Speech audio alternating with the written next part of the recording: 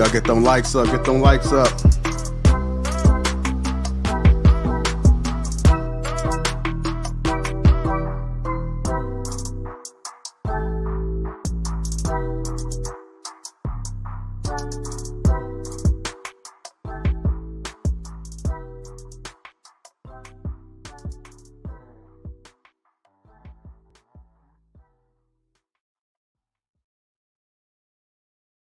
Make sure y'all get them likes up. Get them likes up. Let's just had a conversation.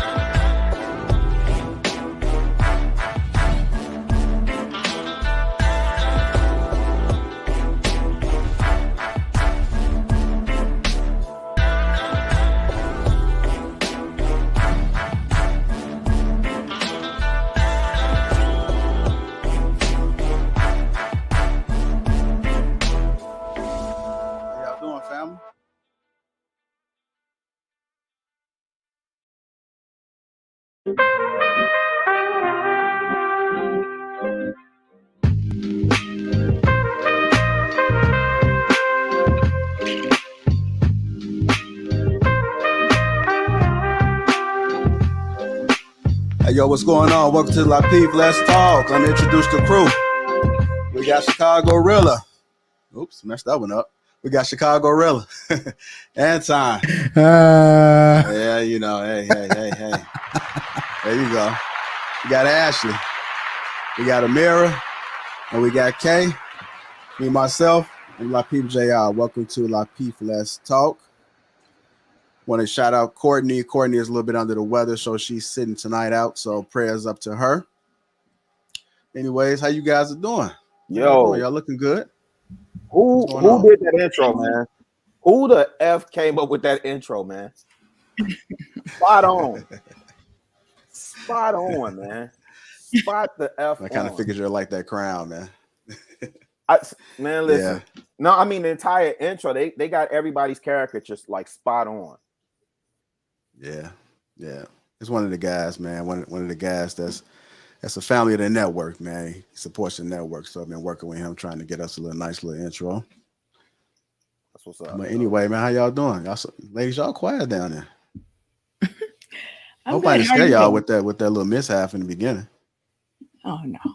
Okay. We was on point until the mishap. We was like right in the I know, right there in the middle of it. I know. As soon as that music cut off, man, it was like anyhow, we definitely appreciate you guys for tuning into Lapeef Let's Talk. Before we get this show started, make sure you guys like and subscribe to the channel. Also, we do have the memberships open. Memberships are open as well, so feel free to subscribe to the memberships. Why it's hot. Special perks and more perks will be coming within the membership. Also like to shout out our sponsor, which is Teach Hanley. And because T. Hensley is sponsoring today's video, our live, they're offering viewers a great deal. Just click the link in the description, and not only will you get Teach Hanley for the best possible price, but they're also giving away a free gift with the first box. So click that link, and you can just start off today with just $29. There you go. Shout out to Teach Hanley. All right, back to business. Y'all say y'all good? Y'all good? Y'all I just want to give a shout out to all of our faithful viewers and our listeners that rock with us across the board. Rock with us on Instagram. You rock with us on our separate different channels and shows. You rock with us when we on different platforms with Kev, everything. I just want to say I love you guys. You guys are the most awesome people ever, and I appreciate y'all wholeheartedly. Yeah, salute to everybody that support us, man, across all platforms. What's going on? Amir, you want to say something? Amir? Don't leave me hanging now. Oh, okay. Thought you wanted to say something. No, the mood got thrown off after the music cut off, so I don't know. Okay, I guess you're going to hold me there for the whole night then, huh? Kay got me messing up the budget, asking for Christmas gifts. You know what I'm saying? Yep. I'm going to keep asking until Christmas Day, Anton. I expect it in the mail. All of us. Yeah, Hey, so light bossy. skin. Hey, I like your shirt. Thanks. Look, 3 of us are matching. Ooh la la. There you go. There you go. I see y'all. If y'all want to cop that shirt, man, it's also in the description as well. Don't be And shy now. Don't be shy. this shirt is like really high quality, like the actual material of the shirt. Yep. I'm like, I just want several shirts made of this material. It's really nice. Hey, that ain't that Gildans. Right. Not at all. That's that Egyptian cotton. All right, well, there you go. Again, if you guys are just tuning in, welcome to Lapeef Let's Talk. Make sure you subscribe to the channel. Also, make sure you hit that like button while you're at it. Moving on to our first topic of the night, which is when things fail in a relationship, who do people lose respect for? When things fail in a relationship, who do people lose respect for? So hypothetically, let's just say that you guys are splitting things 50-50 and you guys lost your house. You lost the house. Who do people lose respect for?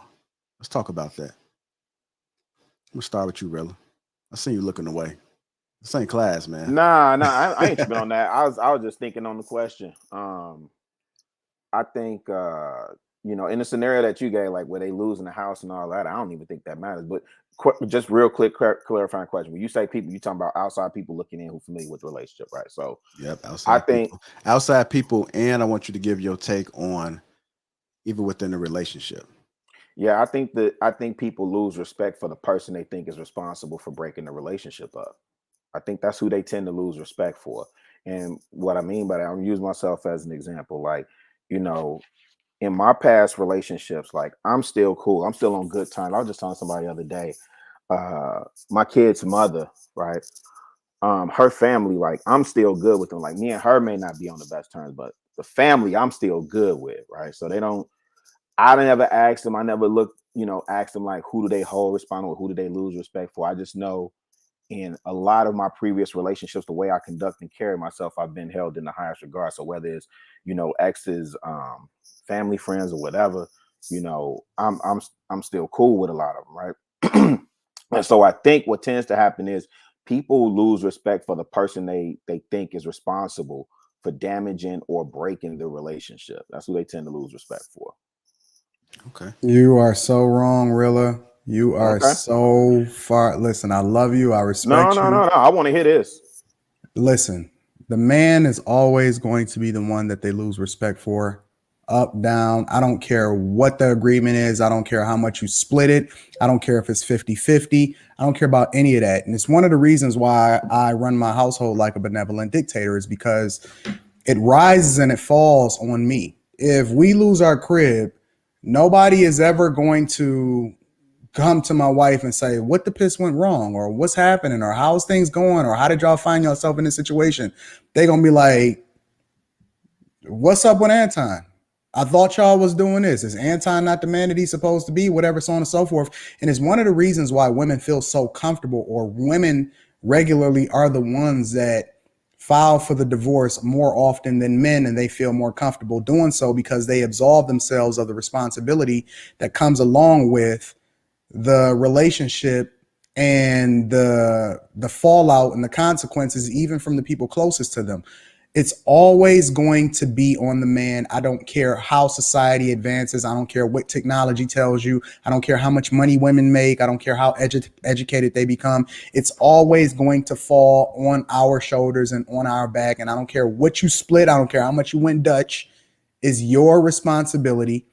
And often at times, men historically has always carried the brunt of the failure of not only the relationship, but their inability to be able to be successful when it comes to being financially secure, how well you raised your daughter and your son and your kids and all that other type of stuff. It's always going to fall on the man. By far, 1,000%, not even a little bit, is it going to fall on a woman.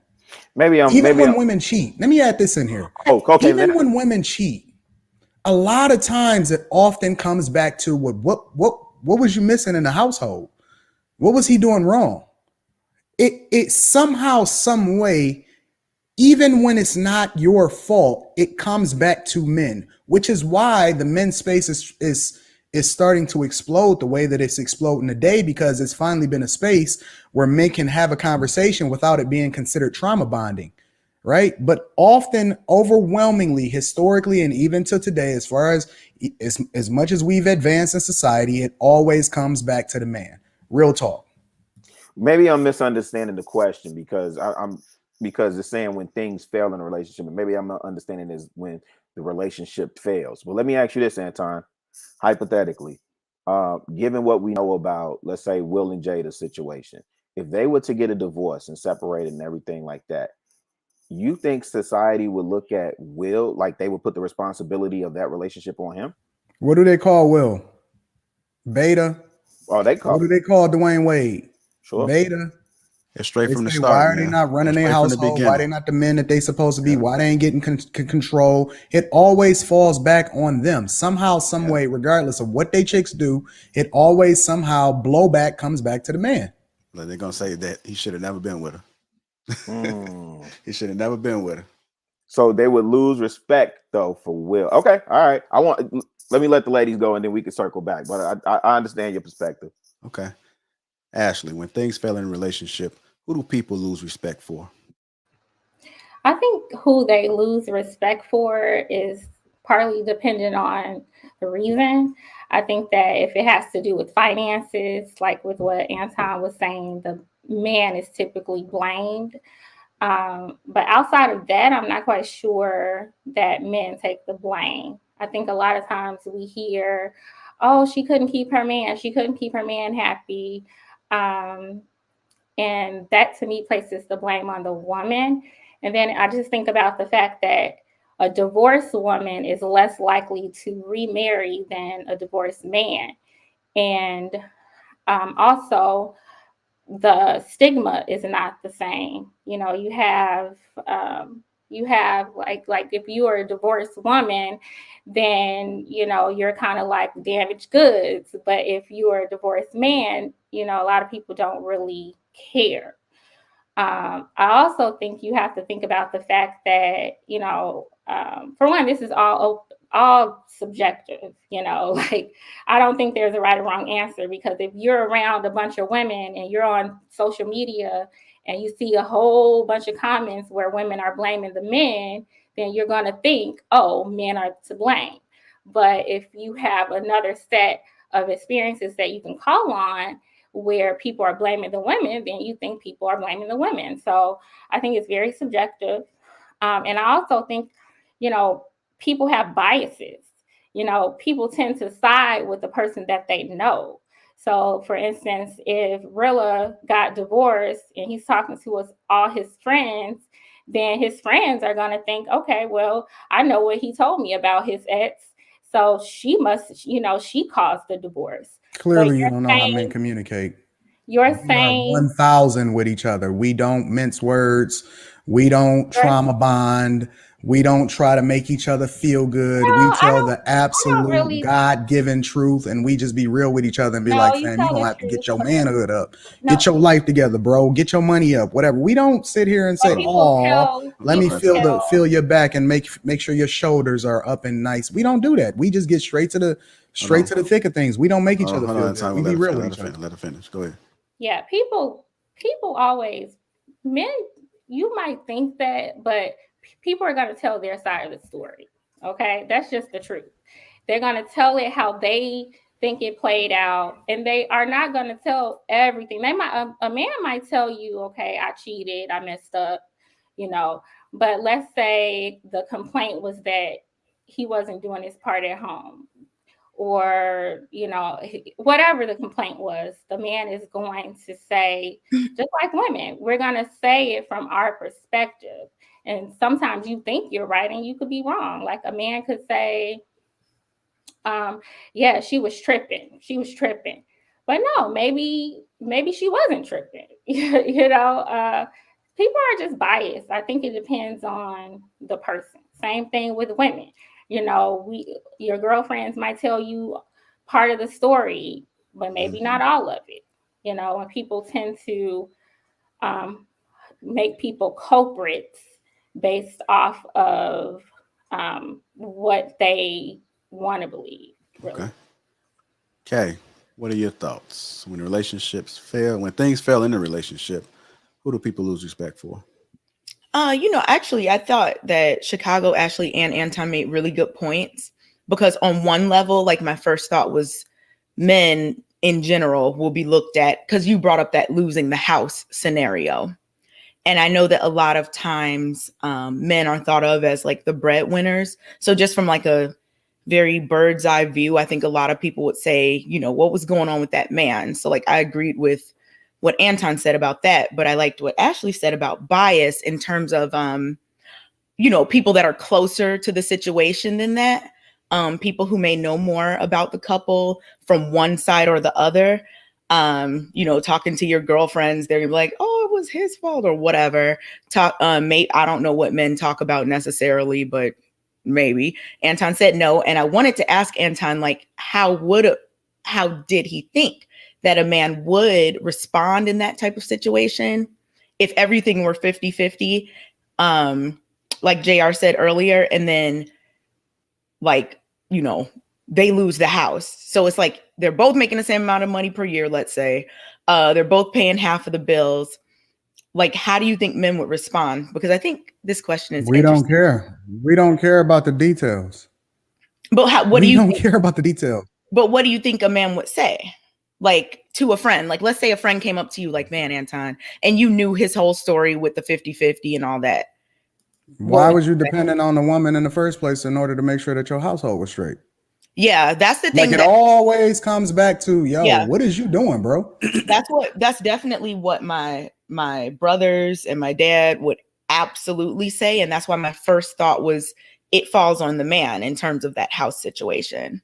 But I definitely understood what Ashley and Chicago said too, because it's just different levels to it. Yeah. So honestly, I don't know what kind of guys are having conversation with other guys in Ashley's purview. I'm not sure who these gentlemen are or what their conversations are, but I don't know guys. Listen, guys will hold each other down when it comes to the competition. Like, let's just have a hypothetical situation, right? Let's just say me and Rilla, right? Me and Rilla are going to hold each other down when it comes to, don't be playing my man, whatever, I'll be your wingman, whatever it is, however we got to move. But when it comes to me and Rilla having a conversation behind the scenes, I'm gonna be like, yo, what you doing, fam? Just get your bread up, get your life together or whatever. And I'm not saying this specifically to Rilla because obviously it's just a hypothetical situation. But my point is that we don't mince words. We don't make each other feel good. We not here for, to give you a pat on the back and give you a participation trophy when it comes to having real conversation amongst each other. We like, yo, why you always broke when we go out, bro? Like, ain't no sharing, ain't no figuring it out. We on some, let's get our bread up. We all should be moving in the same direction. And why you slacking, bro? And it's the same thing when it comes to our households. It's the same thing when it comes to relationships. It's the same thing across the board. Yo, be accountable, get your bread up, get your money up, get your manhood up, start being stronger. Why you being a simp? All of this other type of stuff. We don't give a piss about that woman. Like, because we understand that the woman moves according to how the man operates. So, and if you dealing with an unruly chick, the question is, why is she even in your space in the first place? It's not hey, what's wrong with her? We're not trying to figure out what's wrong with her. We're trying to figure out what's wrong with you. Why you even let her in the house in the first place? Yeah, it's understandable. I'm going to get Amir's perspective. Amir, when things fail in a relationship, who do people lose respect for? I think it depends because culturally, I don't know if it's the same in your guys' style, but culturally for us, we call women the glue of the family. So if the women are not being the glue that's needed and the family falls apart, a lot of times they look at the women like, why didn't you keep the family together? Why weren't you what you needed to be? Why did you run the man off? Because men don't leave typically easily. Usually men will stay through thick and thin. It takes a lot to make a man run off. So typically we look at the women and say, what did you do wrong? How did you run off this man? But Anton also has a point with men. They are the ones who run their family. So if things aren't taken care of and the whole thing falls apart, Yeah, people will look at the man bad, but as a woman and understanding how women talk to one another, we get hit with heavy guilt trips for letting the family fall apart. I would say that women don't hold each other accountable enough. Every single woman I know, whenever I'm trying to understand why she hanging with that scallywag that don't fit in with the crew, I'd be like, yo, what's wrong with your chicks? Why is she for the streets? Oh, that's just the way she is, and we just accept them where they at and all of this other type of stuff. Guys don't do that. We don't do that. I don't know if it's because we've conditioned ourselves to just be survivors or just grind or whatever like that. But I believe that women often at times, and I'm not sure about what happens, in your family or whatever, Amira. I think that women, and this is largely the problem that we see in today, fail to hold each other accountable, especially when they're as close to each other because they're so busy trying to make each other feel good about the situation that they just got out of. Versus, man, listen, women are the only ones that I know that have divorce parties. What the piss is that? What is a divorce party? Divorce party. You know what I'm saying? Like, I've never heard of that until I seen that junk online. I've never seen men hold a divorce party. That is crazy. We be trying to pick up the pieces and figure out how we can keep it running. Ain't nobody trying to celebrate. A lot of times, Anton, men and women, and this has been proven, like this is well documented, that men and women often don't measure the health of their relationship the same. A lot of men think their relationship is better than what it is. So, by the time a woman decides to divorce, she's like, oh, I'm free. Like, I'm free. And they're happy. I don't like that. Only because, I'm pro-marriage. I want marriages to last. It's sad when I see a marriage not last. But that's why they do it. Men don't do it partly because maybe they're not as tied to it emotionally, but oftentimes women are the ones who walk away with the heaviest burden. That's whoa. One at a time. This has been proven. You said women walk away with the heaviest burden? Yes, the heaviest financial burden. Women, I know you all pay alimony, and you need to go and look it up. I'll look it up and I will put it in the comments. It is proven that women are more likely. It's nothing to disagree about when it's been documented. Women are more likely to be in poverty once they divorce. They are also more likely to make less money. Yes, but they don't have debts to the person that they just divorced from. Men do. I know that's unfair. I'm not a huge proponent of alimony, but you asked me my opinion, and I'm using fact to support my opinion. I believe that a lot of times the response is a little bit different. Women walk away from marriages and they do feel free. They have to take care of themselves. Wait. Can I Hold on, one at a time. I'm sorry. I just want to answer. I want to understand something real quick, Ash, because you were saying that women walk away with the heaviest burden, but they're divorcing because, right. But they're divorcing in the first place because they're not happy. So they're breaking up their families, and then you're saying they're walking away with the heaviest burden, but they get rewarded for breaking up their family. I brought that up because I was just saying that women, when we walk away, I don't think women just want to walk away. We actually do, like financially, we suffer the most. This is just fact. You all can look it up. You all can look it up. I'm sorry. That's my messages. We're not talking about who make the most money. We're not talking about financially who suffers the most as a result of your actions. You say women walk away with the heaviest burden, correct? We're at the most disadvantaged financially. We are.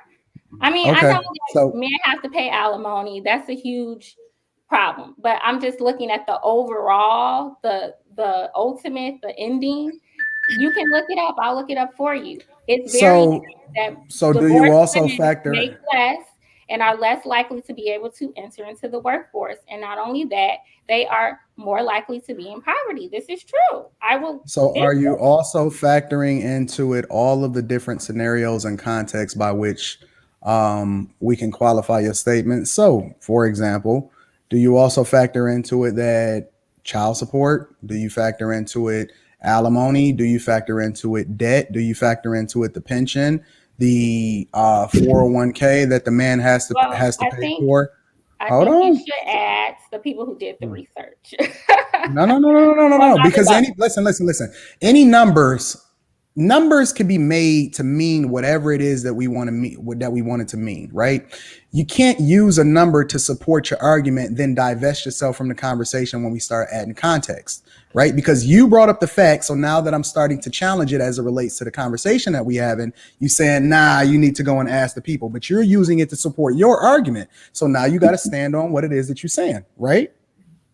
I did say that you have to factor into alimony. I agree with that. But over the long term, men who are divorced do better. End of story. They do better. That's just the truth. Hold on. For whatever reason. But the point that we're making is that you're saying that women walk away with the heaviest burden, and you're using the idea that they don't then in turn, long term, become more successful than the men become. But you can't say they walk away with the heaviest burden, because that's subjective. Because if they felt like they was going to walk away from the heaviest burden, and they felt like the happiness factor, which is the thing that you just used in order to support your argument, was the biggest factor, and being happier wasn't necessarily tied to the financial resources. So then how can you make the argument that they walk away from the heaviest burden when happiness is the primary thing that they're using? So I am looking it up. It actually was factored in. What I said. Happiness? No, I didn't say anything about happiness. I'm talking about you said that women get divorced because they're not happy. No. Right? I'm referring to the question you asked me. You asked me, does the statistic that I brought up about women carrying the biggest financial burden factor in child support, alimony, and something else? And welfare. And it does. It does. No. Hold on, Ashley. When you first made this argument, you used a blanket statement and said women walk away being the most burdened. And then you added additional context by adding the finances, right? Yes. But being burdened comes in a lot of different forms, and it contradicts, or it's an oxymoron to a larger extent, to say that they walk away the most burdened, but then they're the ones that file for divorce most often. How does that make sense? Because you should ask the divorced women. No, I'm asking you, because you're the one that made the statement. Listen, every woman has a reason for why they get divorced. From what I have read and from what I've heard from divorced women, a couple of them admitted they were not ready for marriage. But a lot of times, they're unfulfilled for whatever reason. It's not always the husband's fault. But yes, they're unfulfilled. So women let me have tell to you make what the truth choice. is. Please don't cut me off. Women have Oh, to make I'm sorry. a choice. Go ahead. Women have to make a choice. Do I want to stay with this man and be unhappy for the rest of my life? Or do I want to cut the ties and face what comes next? So in your mind, you might think, well, that's stupid to leave. That's why a lot of women stay as long as they do, because they're afraid to leave. They know that when they leave, they're going to be on their own. They got to probably get a job. They got to deal with people, they're answering to their mom or their dad or whoever about their divorce. I don't think women are just so happy to say, oh, I got a divorce. I know somebody who's planning for a divorce now. She doesn't want anybody to know, So when people divorce, for whatever you think the reason should be, like, they have their own set of reasons, and they have to decide, okay, do I want to divorce this man or stay with this man or deal with the consequences of divorce? Like, I agree with that, Ashley. The truth is, no. The truth is, and then y'all can rock however y'all can get y'all ends. But the truth is that women think that it's going to be greener on the other side in more situations than not. Then they find out that it's cold outside because they've been covered. Oh, I'm sorry. Please don't cut me off. Let me finish making my statement.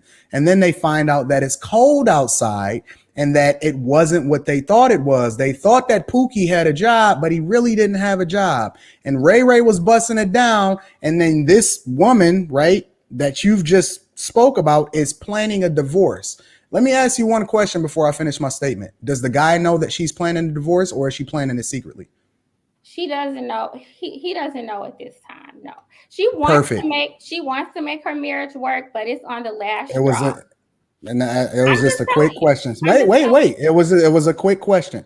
If she wanted to make her marriage work, then she wouldn't be doing it in secret. And the truth is that most women that are operating in the mindset of the woman that you just mentioned, because I asked you a follow-up question, is that they're selfish.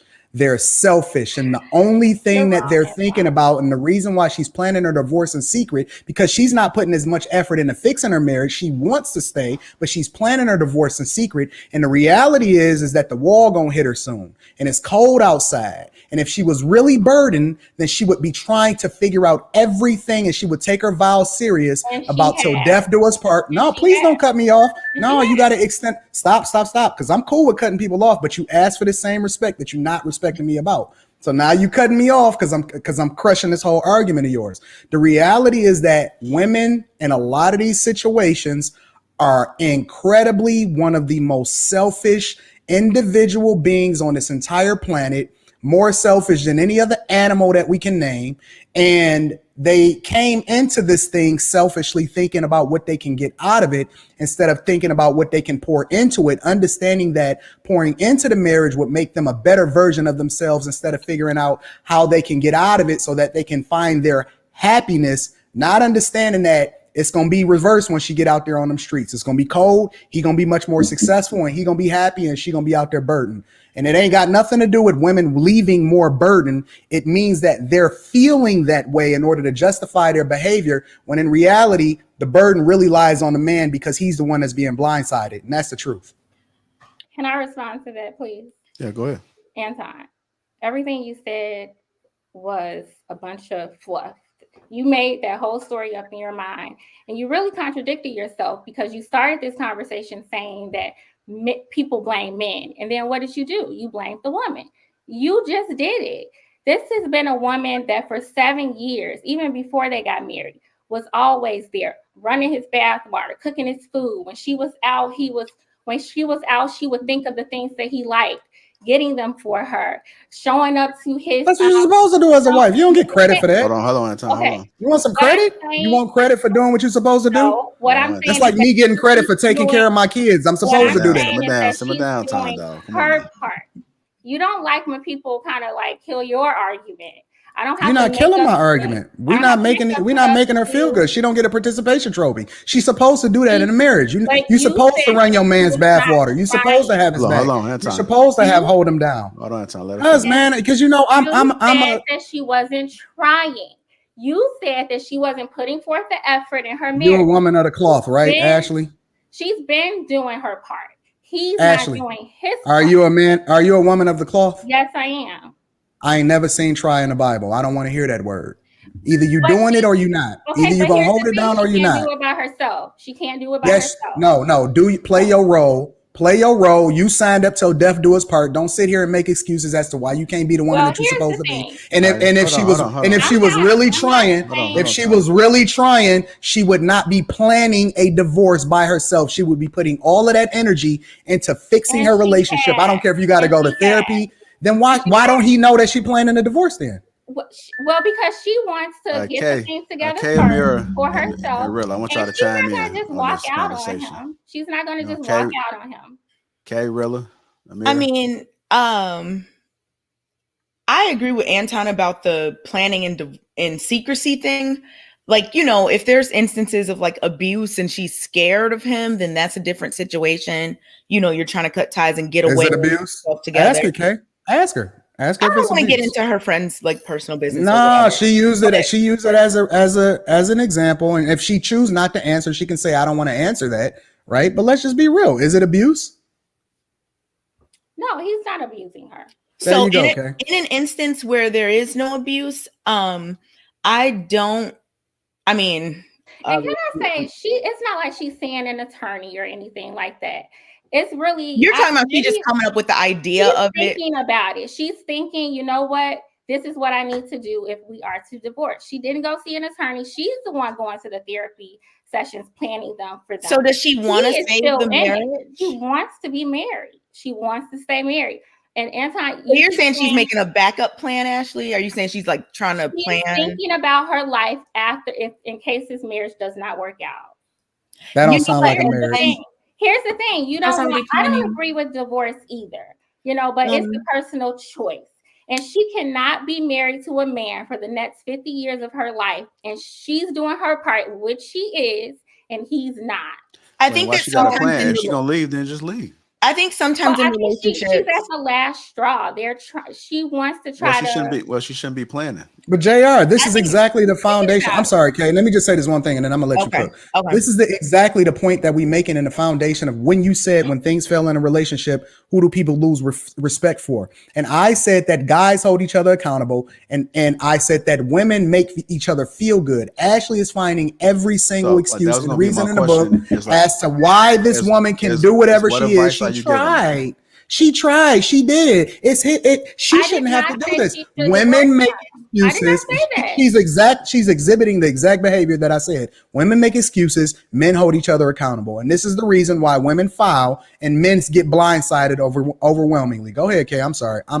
no problem. I think that that in the situation that Ashley brought up, if she is that unhappy to the point that she's like thinking about like, let me get my ducks in a row just in case we divorce, that some of that energy should be directed and communicated. And I'm not saying that she hasn't, because I have no idea, but it just seems like, if you're getting your ducks in a row, like trying to figure out, okay, what am I going to do? Like doing all this stuff, that you would communicate that directly and say, you know what? I am planning my exit. Like, is there anything else that we can do? Because I really don't want to end this. But I mean, if we are, I want to have things situated. So what can we do together to figure out what will be the best situation for us in terms of keeping our marriage together, if possible? And then if not, what do we need to do to make sure that the situation is optimal for both parties involved? She has absolutely done everything she knows to do. Did she tell him that she was about to get a divorce, or she wanted? She told him she cannot do this anymore. She said, but did she say she wanted a divorce? She's brought it up. Yeah, she has. She's brought up moving out the house. So wait, you know that she's planning her exit. You know that. Wait. You know that she's planning her exit, but her husband. Wait. You know that she's thinking, planning, whatever. You know that this is taking place, but he don't, right? He knows that she is on the brink of like being done with the relationship. Yeah, but on the brink is different. You said that she. You said that he don't know. You said that he don't know. Okay, so why is she having all of these conversations with you instead of her husband? I mean, she has had tons of conversations with him. And I keep telling you, it doesn't matter how you say it. She has talked to them. She's talked to him about divorce. She has literally said, I don't think I can do this. I don't think I can do this is a lot different than I'm not doing this anymore. But and I'm planning my exit. She has not said that she's not doing it anymore. She's still trying. She's still doing her part. Actually, why is she talking about divorce? Hold on, Amira. Go ahead, Amira. Like, hold I on. Amira want to say something confusion about the language here. Like, I didn't say she is going to get a divorce. She wants her marriage to work. I said that so many times. If she did, she wouldn't be. She wouldn't be talking to you. That if she did want it to work, she wouldn't be planning it. So I think I know where the confusion came in. You said that she was planning. Well, okay, thinking about it. Those were my. She's putting visuals in her head. Plotting, planning. I think the confusion came in because Anton asked, he said, so does her husband know that she's planning this or whatever he said? And you said no. And I think that's where the confusion came in because I, at that point, started to she communicates. That's where the clarity came in, okay? That's where the clarity came in. I think that Ashley might not have been saying that based on what she's saying now. Maybe she didn't mean that. No. That's called moonwalking. Guys, can you guys let me ask her something? Hold on. It's called moonwalking. Go ahead, Amira. Moonwalking. Go ahead, Amira. Actually, I want to ask you, since she's told you so much, do you know what the exact problem is? Is it something small? Is it like cheating or? I do. There are quite a few problems, but basically, they don't have a relationship. Is he not getting it up? Anton, what is your face looking like? Like, why? Because JR is asking funny questions, and that's JR's fault. He does. Okay. They This have. is They don't this have a is relationship. Men but this and is the women part that's confusing. I Though, don't know. Ash. This is the part that's She confusing. didn't even answer. You guys didn't give her a chance to Oh, okay. answer. Hold on, really. I thought she Go did. ahead. My bad. Go ahead. They think they have it all figured out. They've been married for not that long. I think like 3 years, but they've been together for like about 7. And so they don't have a relationship. Like they might say 10 words to each other all day. And she's trying. Like he's not much of a he's not much of a talker, you know. He didn't really grow up. He didn't really grow up in a family that was very close knit, and she did. And so, you know, he got married for whatever reason. He got married, and she really wanted family. She wanted companionship. So she just wanted to be married, gap? got married, Is and it a just huge kind of gap regrets between it. age? She wants to be married with a woman. That's 3 what or 4 it is. years. Yeah. She married to Ashley. She married to her girlfriends instead of being married and having conversations with her Yeah. actual husband. Listen. He If she had as much, it's so hypocritical. You're not even holding him accountable. It's all the women. Well, we don't know what to hold him accountable for yet, Ashley. You didn't say the relationship. She's the one who wants to leave, not him. Okay, So what why about would the she- why relationship? would we What is he hold doing in him the relationship? But Ash? this kind of goes back to the first One at a time, question. y'all. One at a time, so they Of can hear course us. he doesn't want to leave because everything good on his end.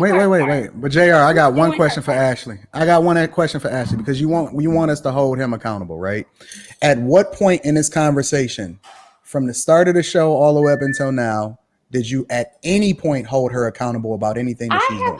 I have told her, make your marriage work. I have told her when he does something that you really, you know, that you've been wanting him to do, show your appreciation. You know, be Ashley told us positive. past tense. Are you Keep telling praying. her currently?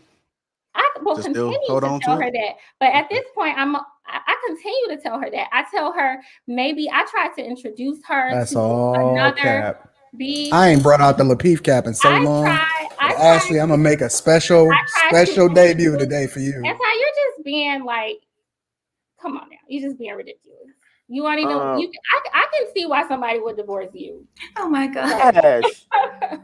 Hey, yo, Ash. I mean, You can see why somebody would divorce me. All the things I'm the king. she has done. She's done so much. You can see why somebody would divorce me. Yes, absolutely. Why would they divorce me? Tell me. You are impossible. You need to figure some things out on your own. You're hypocritical. Like there are so many. You don't. Why? Because I hold women accountable and I don't make y'all feel good about yourselves. I'm an equal accountability partner. And I am too, but you aren't. No, you're not. No, you're not. Okay. I'm not gonna argue. Let's just have a conversation. No. Hold on, JR. Hold on, JR. Let's explore this. You haven't asked what he's done. All you talked about was, well, JR done asked 90 questions about what's wrong with him. Can he get up? Can he get it up? JR done asked 100 questions. He's not there. He's not attentive. They can't talk about a lot of things. He forgets. But is this new behavior, or she married him knowing all these things? Marry him like that, which is her fault. I want to know why I'm gonna get divorced. Why I'm gonna get divorced? Why would somebody divorce me? Into marriage. Answer that later, but that's not. No, let's talk about it now. I want to see what I want to know. For 7 years. I'm sorry. What do you say? Did you say they were together for 7 years before they got married? No, they were together for like 3 or 4, like engaged. You know what? And if you're together for 3 or 4 years, and he was like that, and she realizes that she made a mistake. She does. So then she needs to directly communicate that to him, take the blame, and say, you know what? I was just so ready to be married, and just ignored. Well, then she has done so for everyone's much. Best interest. They probably should.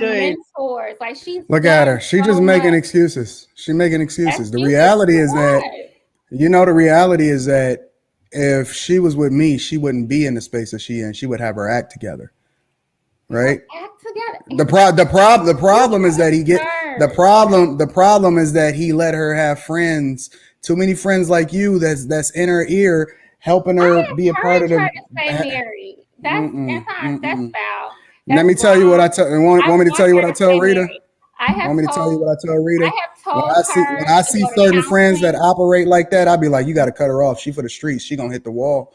I don't let Rita get involved with women that allow her to be a part of the Victim Olympics. And this is why I'll never get divorced because the relationship is only one way, my way. We go down this street. It's a one-way street. Ain't no friends participating in the conversation. One of the problems with these marriages is that they got everybody else in their relationship instead of just being focused on what it is that they supposed to have. Listen, Ashley, I told you my course is available for you. When you get done, come and kick it with me. I'm gonna get you married, baby girl.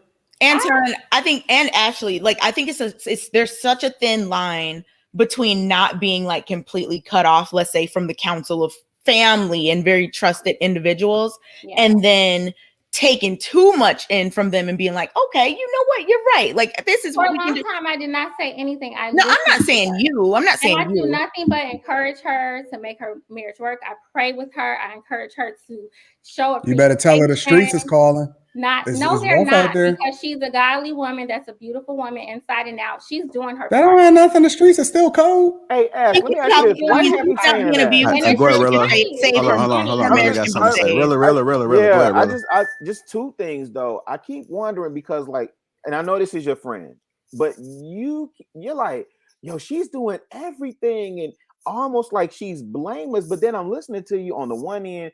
You made reference to women having divorce parties and they're like, well, they're happy because they're free. That's what you said. And then on the other end, you said, well, you know, your particular friend is, I think you said in general, people are unhappy about planning divorce. So I'm still trying to reconcile that. But then as I listen to you talk about your friend, I'm hearing everything, like she's doing everything she possibly can. She was with this man for what, 3-4 years? So she didn't know him before then. So would it be safe to say that she's willing to wreck her family and break her home up because she's not happy? Then at least she knew him, but she went on ahead and got married anyway, even though she was unhappy. But who's dealing with some? Wait, just really quick, Ash. But who? And I want to take this away from your friend because it seemed like it's really personal for you. But who's in a relationship with somebody like me and my boo thing, right? This lady's not going to be in a relationship with me if I'm exhibiting behaviors 3 to 4 years. Limit her friends. Agree. Limit her friends. I don't have to do that. She does that on her own, bro. Told her that. I don't protect her from herself. Rilla. Some of these women, Rilla. Some of these women need to be protected from themselves. They think that these women are their friends, but these women gonna have you in these streets divorced at some former New Edition concert saying that we getting it in, and they gonna be out here with these Build-A-Bear bodies, and they basically gonna be married to each other because that's all they got. They not gonna have no man. They man gonna move on. They gonna be phenomenal. They gonna be in a great space. I'm telling you, ladies, stop taking relationship advice from other women that are not married. That ain't no shot at you, Ashley. I'm just saying in general. Stop leaning on your friends and having conversations about your relationship. They're gonna have you single by yourself. You was happy, baby girl, at that. Remember, y'all been together for 7 years. I'm talking to your friend right now. You was happy with him. You loved him. Ain't nothing different about him. He didn't devolve. He didn't become a worse version of himself. He's still taking care of you. He still love you. He's still pouring into you. But now that she married him, now she got to deal that with shit gonna have you divorced. I think sometimes people think that after they get married, all the things that they wanted to change just magically will. And I don't know how much people need to see the mistakes of others before they realize that that is literally just not the case. You don't get married and then all the things you complained about before suddenly disappear. Those things continue to be there. And if you choose to get married to someone despite, oh my goodness, I'm complaining about this, complaining about that, I don't like this, he doesn't treat me this way, and blah, blah, blah, and you still get married, marriage, you know where they get that from though, right? They get that from their friends. They get that from having conversations with their friends. What, the thing about things just change? All of this other stuff that's in their head about what they man, not all of a sudden. That man been that same man when they got with him. He did not change. He didn't evolve. He ain't cheating. He's still busting it down. What changed? What changed? When they got married, I kept my opinion to myself because she had already said yes. I didn't think that she should marry him because of the history of their relationship. He's always. You probably told her that before too. I didn't think you should have married him in the first place. She admitted. Girls do that. Wait, have you ever told her that, Ashley? Have you ever told her that? Told her Be honest. That I didn't think you should have married him anyway.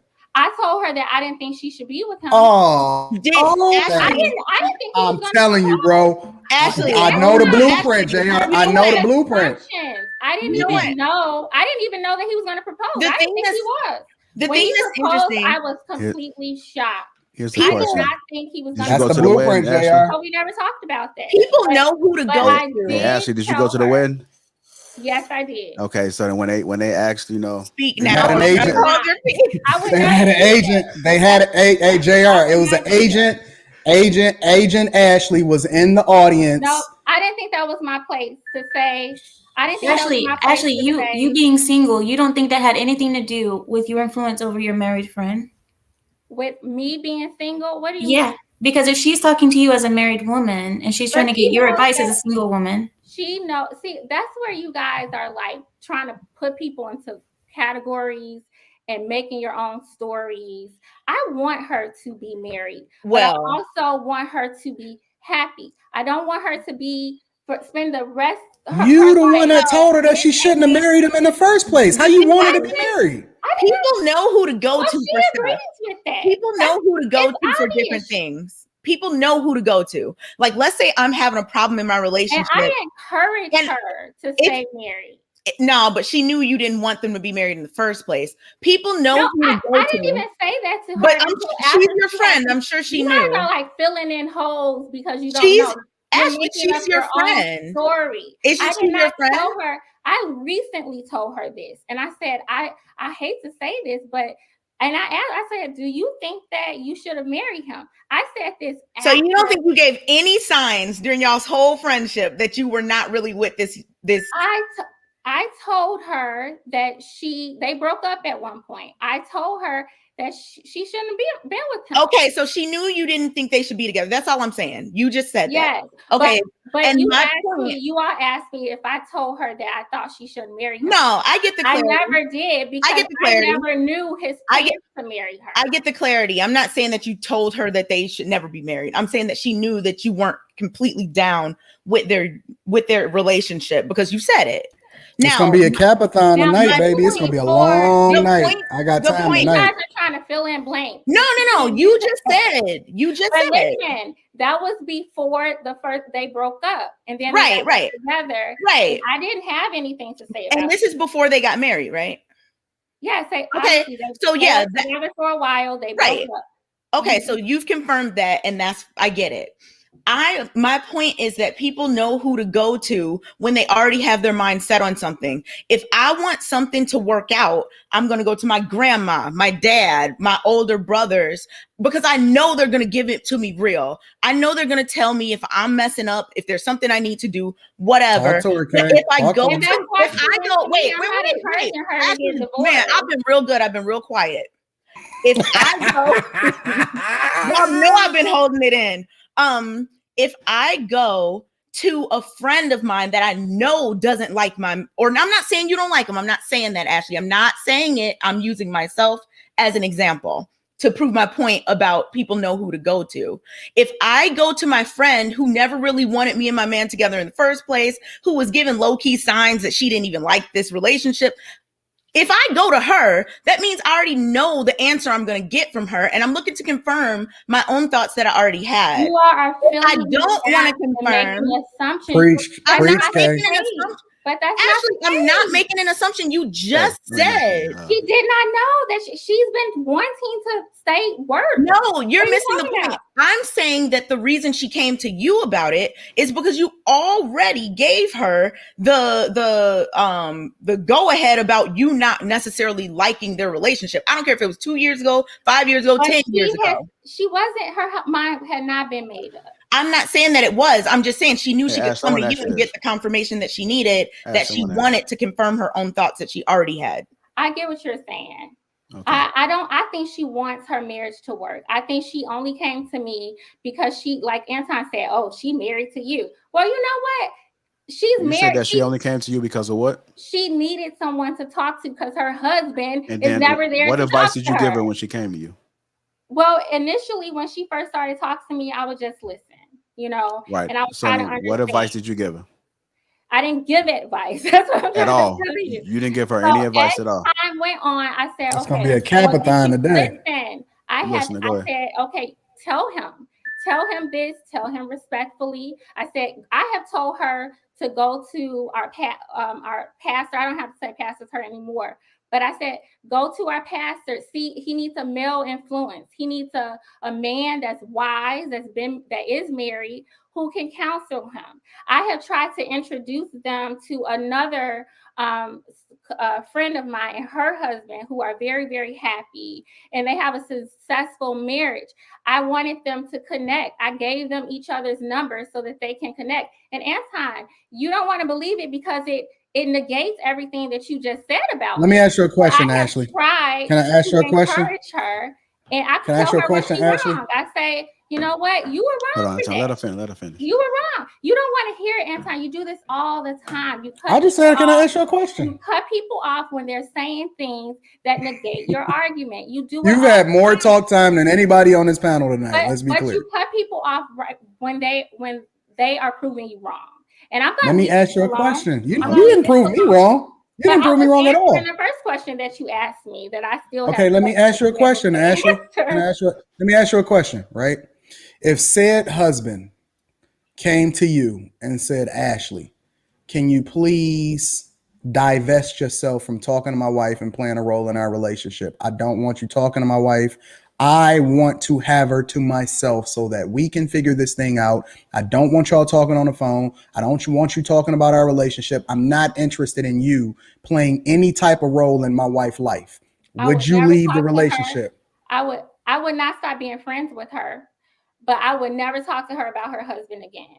No, he said, I want you to completely remove yourself from her life so that I can figure out what. No. He came to you. No, listen. I would not. No. Okay, that's all I want to know. And I shouldn't. Because here's the thing, Anton, here's what you're missing. This is where that selfishness comes into play. She is there. She's doing her part. There is no reason. You are not in her marriage. You are not a part of her relationship. You have no bearing whatsoever. Hold on. Let's be clear, because you said you're a woman of the cloth. They are one. They are one. It's them.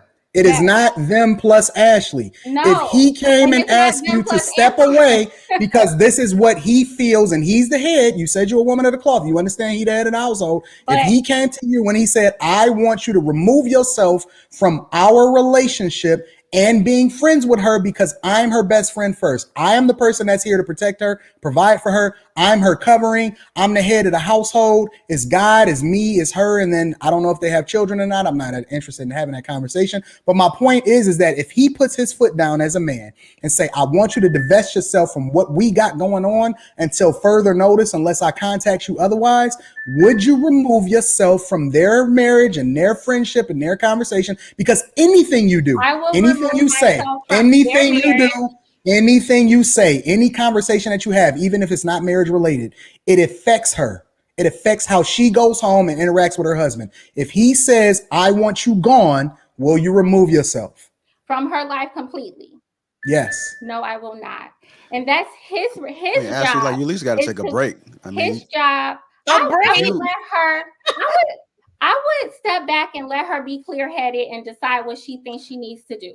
Maybe she feels like, let me cut Ashley off. First off, Anton, I don't really care what you have to say about me. Hey, Ashley, like, I don't want you to take anything. I didn't say anything about you. No. I don't want you to take anything personally. I mean, this can actually I didn't say anything about you. Yeah, this can actually be like a learning experience for people that's watching right now. So I don't think that nobody is saying anything wrong that's speaking to you. Like, they're not speaking to you per se, you know, even though you have said that you've done this. But I think this is learning that if other people are in other people's business, you got to sometimes step away. Even if you're friends with her, you got to step away and allow them to get things together.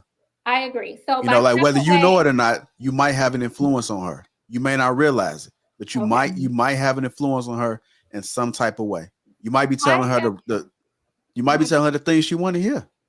No, but here's the thing. See, this is where you guys are making so many assumptions. It's so easy to say, oh, the single friend, she wants you to divorce.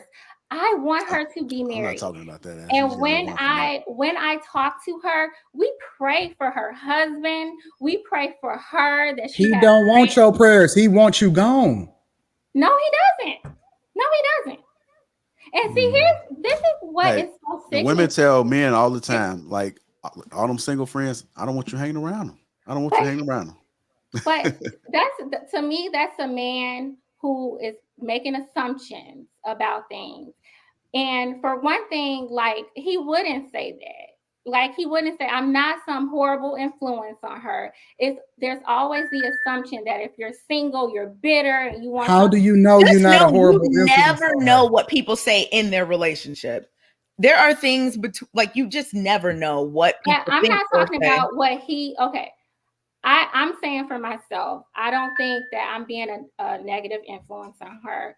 I tell her things that she can do to make her marriage work. I never say divorce. How can you give somebody advice on marriage and you're not married? First off, so that's a fallacy. Let me tell you why. You cannot wait until you get married to start having conversations about marriage. You cannot wait. How can you give a married couple marriage advice and you're not married? It's a simple question. I can, because I have a certain level of wisdom that I can offer about just relationships. And how? What do you mean how? Because like that's like somebody that's 20 years old giving me life coach advice. But see, that's where you're wrong. You can't wait till you're married to start preparing for marriage, Anton. Come on. There are some things that you should understand before you get married. Come on. And I think that you guys are like really kind of assuming that I'm playing a role that I'm not. I'm on my own, Ashley. Don't. Do I listen with everybody else? I listen to her. And for the longest time, I listened to her cry in my ear, and I just listened and I prayed with her. I said, you should have said, go cry with your husband. Anton, I have. But here's the thing. Her husband is just like you, selfish, and think he has nothing to do. But now the real feelings are coming out. I didn't even say, listen. I didn't say anything about you personally. You don't like him. And you know you're not really down with him. So you know. I really got the last question. We're gonna move on to the next topic. Hold on, Rilla. Ashley, go ahead and say what you're gonna say, and then go to Rilla. I mean, you keep saying, I have, and she has. What you're missing about relationships is that it really does take two.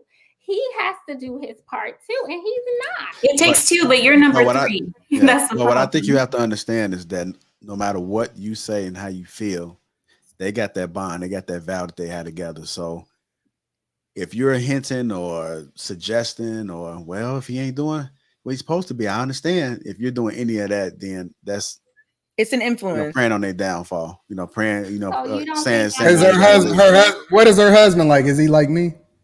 What do you mean? You said he just like very me. Well. He's by you all's definition, a high value man. You about to get her whole life messed up, Ashley. He fits the mess her whole life up. He fits the resume of a good man.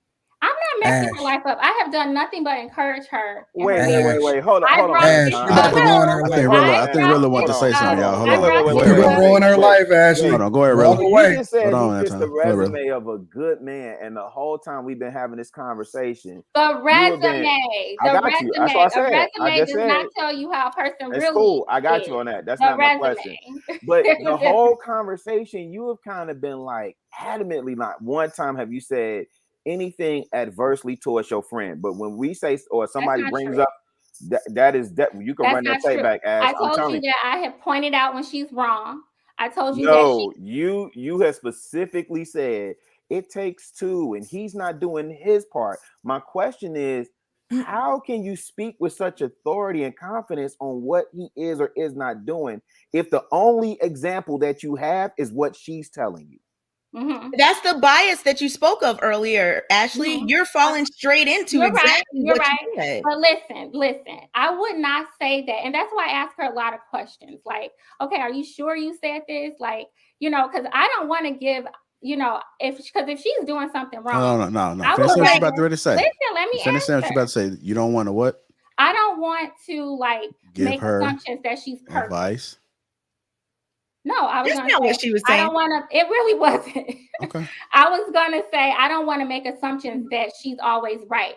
I check her too. I say, okay, well, did you show him that you were appreciating his gift? If she didn't, if she kind of downplayed something that he did, and And I'm like, well, why, you said you wanted him to do this, then you should, show your appreciation. That's but actually, even with all that being said, we on the panel can tell that you do not view this man favorably. We can tell. So I know that your actual friend knows, no matter what you're telling her, oh, keep it together. She knows you're at the end of the day very much okay with her leaving this situation.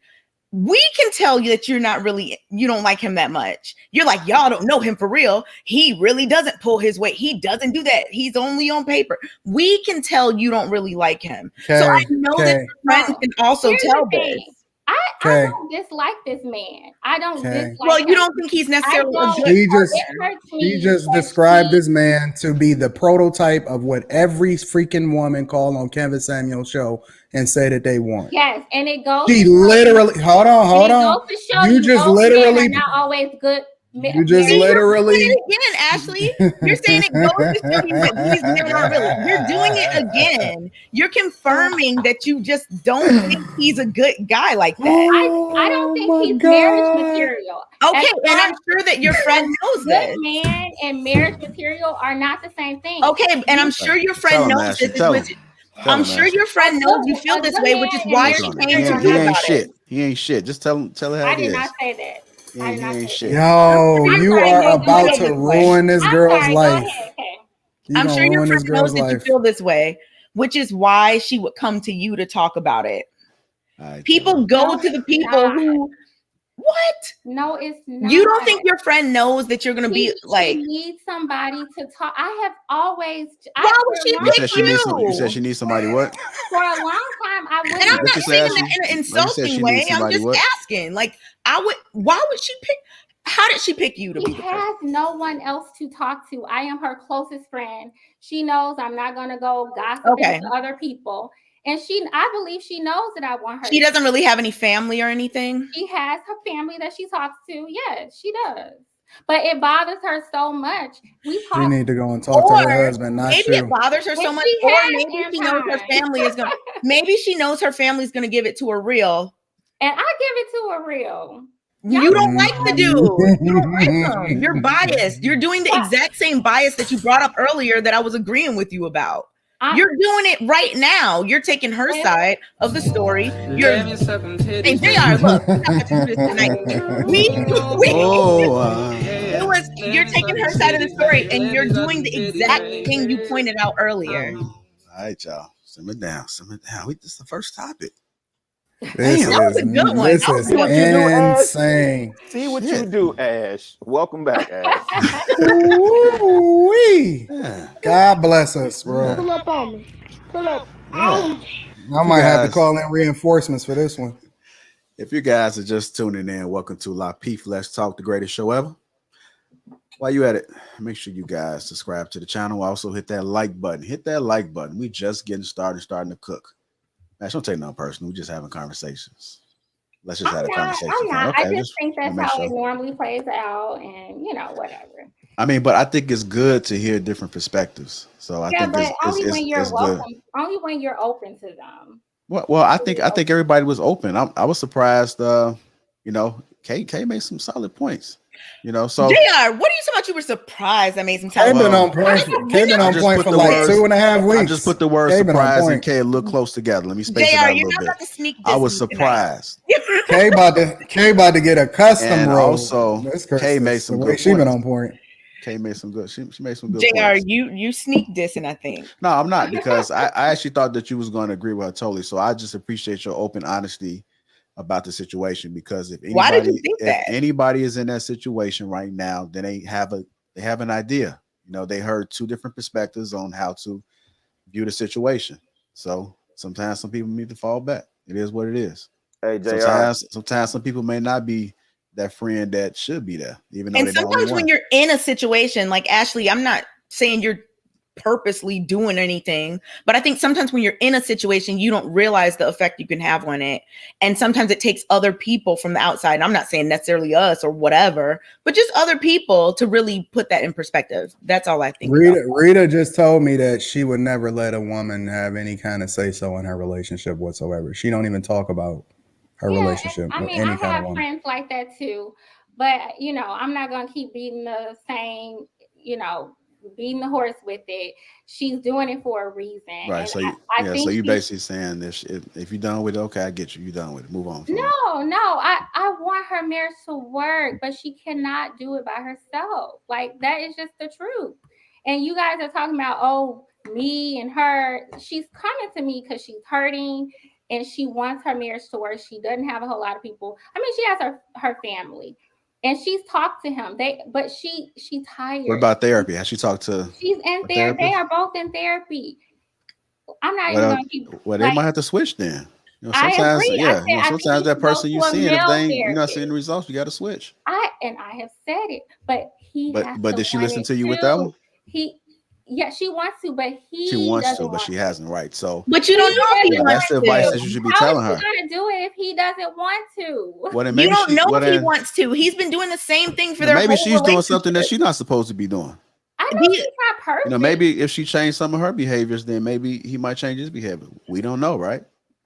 You're only hearing one version of it, Ashley. You can't complain about somebody being the person they've always been. And if you haven't, right, Kay, but they can't. If you haven't talked to, either. If you haven't talked to him, then you're only just hearing her side. You're right. If you decide to enter in a lifelong union with somebody who you were unsure about, that's something that you have to deal with. You are absolutely right. But can you go backwards? No, you can't go backwards. You need to go forward and figure out what you're going to do to make it work. But she can't do it by herself. Ashley, it's not that she's doing it by herself. It's that she got with a man who had a whole personality, habits, everything that he did that she didn't like. Maybe she looked past all that because he was quote unquote high value. That's her fault. She needs to be the one that needs to deal with that. She needs to suck it up and deal with it. That she should stay married to him is what you're saying. Absolutely. Okay. She knew who he was when she first. It would be different if he started. It would be different if he started abusing her later or doing something just off the wall. But these are the same things she was unsure about before, and she chose to marry him. So yes, she needs to stay with him, and she needs to figure out what they need to do to come to some sort of compromise so that they can work together cooperatively to have the best marriage they can have under said circumstances. Maybe as more time passes, things will get better. They haven't been married that long. 3 years is nothing. God bless you, Kay. And Kay just gave me chills. God damn. God bless you, Kay. God bless you, Kay. JR. I'm serious. I felt the chill, and it wasn't a cold chill. Just forget that. Just throw that one out. Queen Kay is in the building. I'm gonna have to get. I'm gonna send you a crown with your robe. Please do. Thank you. It's been a long time coming. You made Rilla. Damn, Rilla. Hey, Rilla and was it the internet? Maybe. I don't. We're gonna find out. Oh. I'm gonna go see Rilla on Saturday. I'm gonna go see him on Saturday. If you guys haven't, Teach Hanley is our sponsor for the live, and they're giving a free gift with your first box. The link is pinned to the top. It's also in the bio. Just tuning in. Welcome to Lapeef Let's Talk. It's getting a little spicy, but that's okay. You never know what you're gonna get on here. That's why it's the greatest show ever. You did bring the spice. Yeah, you brought the spice, Ashley. Appreciate you. Shout out to your friend. She made that conversation very interesting. Yeah, she did. Hit the like button while you guys are at it. Also subscribe to the channel. We do have membership open. When I seen some of you guys that became members, we appreciate that. Appreciate all the super chats. I know I wasn't able to acknowledge each and every last one of them, but we do appreciate them from the bottom of my heart. I'm trying to stall a little bit to get Rilla back on, but we're gonna move on to our next topic, and we'll just fill them in. Get amen. Amen. That's what I'm talking about. I mean. Amira, I knew you were going. I knew it. Ow. There you go. I'd always got a little I'm gonna put the bonus in right now. Bonus in while we wait on Rilla. So our bonus topic is Brittany Renner. She came in and said, you imagine someone 18 or older wanting to F me and me wanting to F them. So we F. Very outrageous. Call Chris Hansen now. And she responded and said, hey, Jackson State, had your sons. If you guys don't know, Brittany Renner is the one that preyed on the NBA player, the young NBA player. She was showing up to his games And the issue that I have is that she's not getting the same smoke as some of these other predators that's getting out here. Is it because was he showing up to his games when he was like a little kid, like in freshman or something? He's in high school, right? High school, right? Well, college. Yeah, he was in high school. She was hunting in high school. Yeah. Yeah, hunting in high school and college. So let's just talk about that for a second. Why isn't she getting the same smoke as some of these other predators? Let's start with you, Kay. Well, personally, I don't know what I saw that picture with her at the college or whatever, like, you know, and I've seen some people saying things like, you know, why does she get to say I'm at college and hide your sons, but why can't men say it? My thing is, if you meet somebody after they're of age and you're not like creepily stalking and grooming them, those are like two completely different situations. Like if she was out scouting people when they were freshmen, sophomores, juniors, and seniors in high school, and then like that's gross. But if somebody is grown, like after you meet them, even though I still think it's gross to entertain people that young regardless, like I don't think that's what she should be doing. That's my opinion. But that's not illegal. But I just think that it's really strange to scout out people at high schools. Is that what was happening? I don't know. Yeah, that's what has happened. Really, you know about this, right? Did you see what I posted up there? Okay, we're talking about Brittany Renner. Brittany Renner. She said, yeah, imagine someone 18 or older wanting to F me and me wanting to F them. So we F. Very outrageous. Call Chris Hansen now. And she also responded, I guess she showed up to Jackson State and said, hey, Jackson State, how'd your sons, with a smiley face? Sarcasm at its best. So the question that I had was that why is she getting the same smoke as what's his name, Glendale? What did he do? Oh no, we can't go back down there. We can't go back. Anton, chill, Anton. My favorite. Chill, Anton. I don't know. You know the thing about Glendon is that he came with smoke. His very first video that he had for me was like, yeah. Anton, is that the person you said you wouldn't do an interview with or something? Or somebody asked me a question about that on like the last show, I think, or something. Yep, absolutely. Yep. To be honest, okay, so with the Brittany Renner situation, let's be clear, man. Baby girl is a predator. She a super predator. And this is one of those double standards that we see in society. And it's acceptable for an older woman to prey on younger men, partly because... Younger or underage? I don't think however you want to listen. Prey on underage men. It's not acceptable. Okay, it's not acceptable. I'm about to tell you, Kay. Fringes of society, like I'm talking about in just the major. Really, stand up for yourself. Okay, so listen, it's 3 men on the panel, right? It's 3 men on the panel. Okay, of the 3 men on the panel, okay. No, I wouldn't date nobody that age. No. Would you drill somebody? What age? Would you drill somebody? Are you talking about young?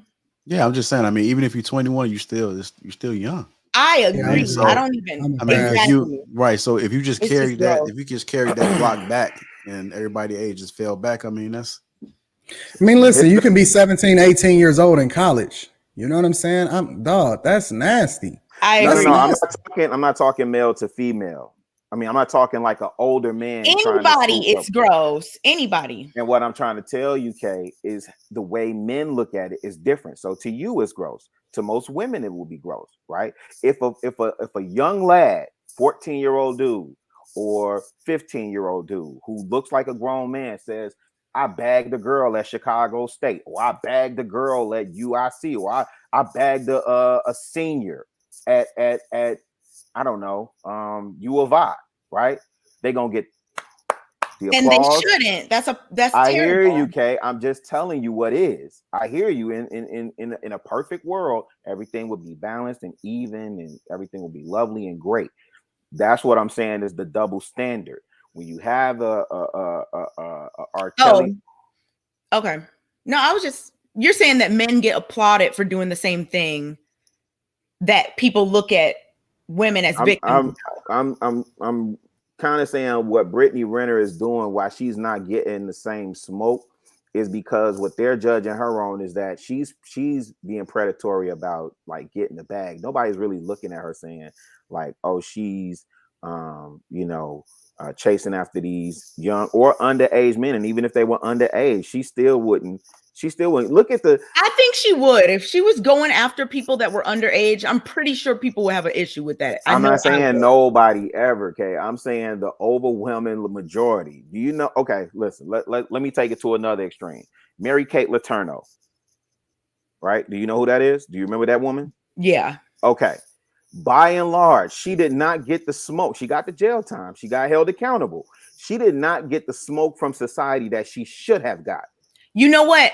I think that she went to jail and all this. She was gross and ridiculous, and I don't disagree with you. I don't even know what y'all talking about. I think the thing about the that teacher was that slept with the young boy and got pregnant by him and put him on child support and all this other stuff. She was a disgusting human being. I think the reason why, you're thinking like, oh, she didn't get the smoke is because social media wasn't out back then. People were like 5 years old back when that happened. I think I was a very young child. So people weren't having discussions about this when they were little kids. But I think that an adult, like if I talked to my mom or my grandma about that, they would be like, yes, everyone was outraged. Like, I think that it's just viewed differently from people who were kids at the time. And without social media, you got to think about it. We wouldn't even know about Brittany Renner if she wasn't on IG doing all these things all the time. That makes a huge difference in how much publicity and or smoke or whatever that something gets. If she were out here preying on underage boys, and I'm not saying what she's doing is right at all. I'm not condoning it or anything. I'm just saying if she were doing something illegal, like going after people who were in high school and all this, I'm pretty sure that people will have a lot to say about it. Now, like JR said, it's a no-go because that's just too young. I agree with that.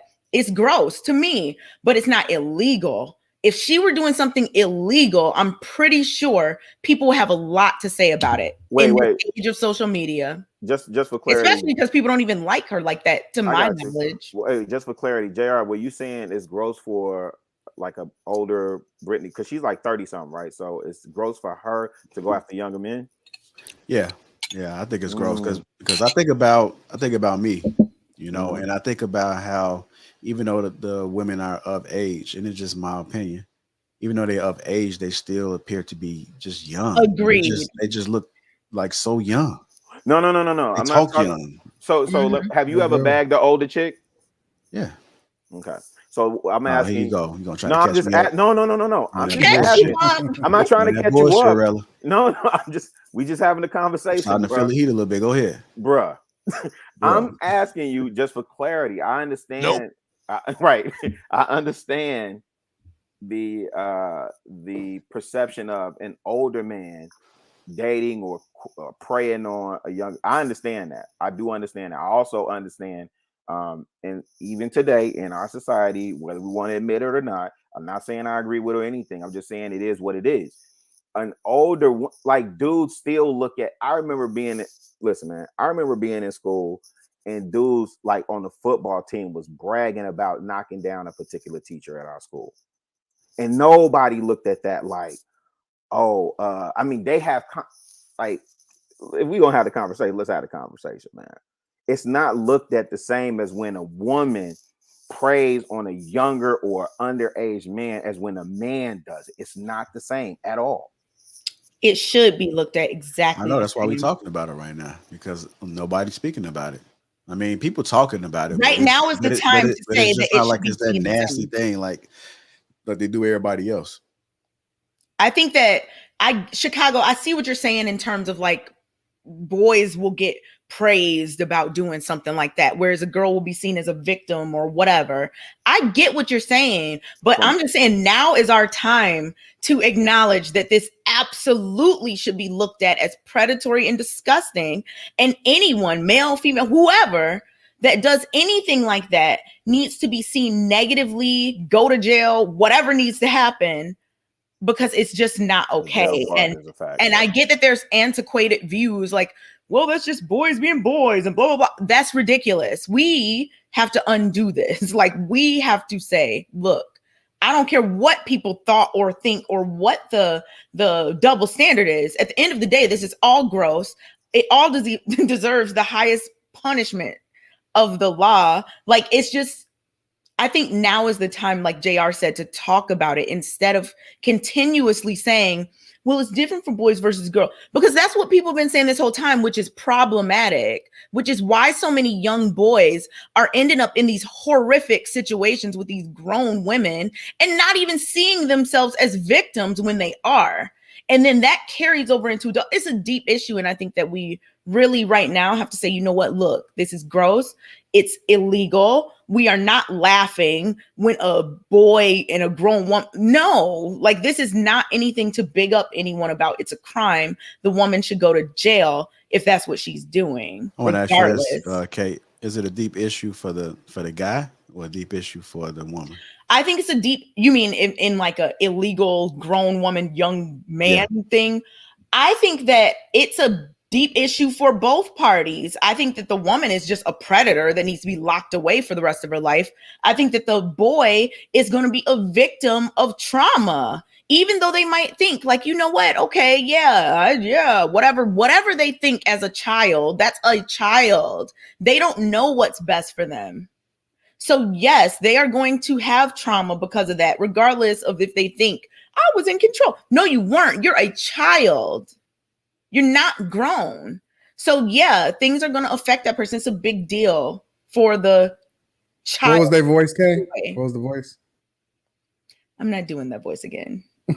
But it's a big deal for the child. It's ridiculous. And they need to get the help and support that they need, to work through that trauma, because it's just very unfortunate. Okay.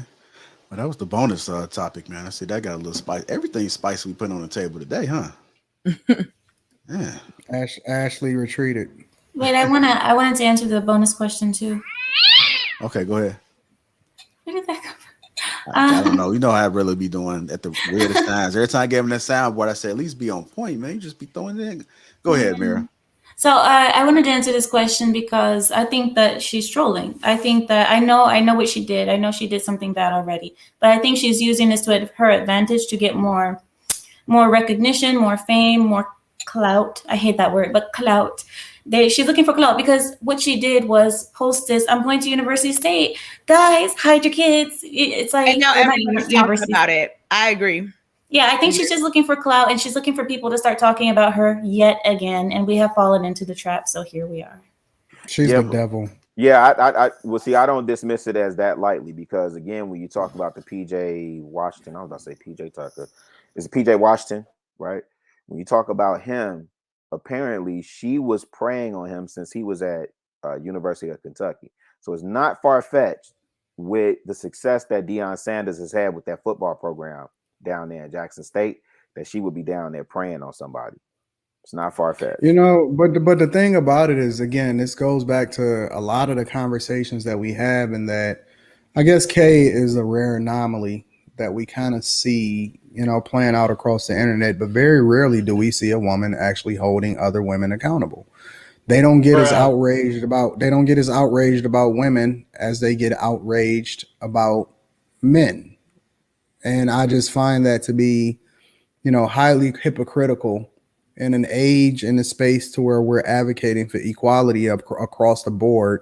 Kay, I'm actually giving you credit. I know. I was just thinking in my head, like, I wish I would hear a woman saying that it's okay to be at high school basketball games looking for. I wish I would hear somebody say something like that. Like, what? Yeah. You're gonna put the pause on, okay? Yes. And it's just funny because time, and I don't, I'm pretty calm and collected most of the time, but that is something that I think would warrant me to step out of character.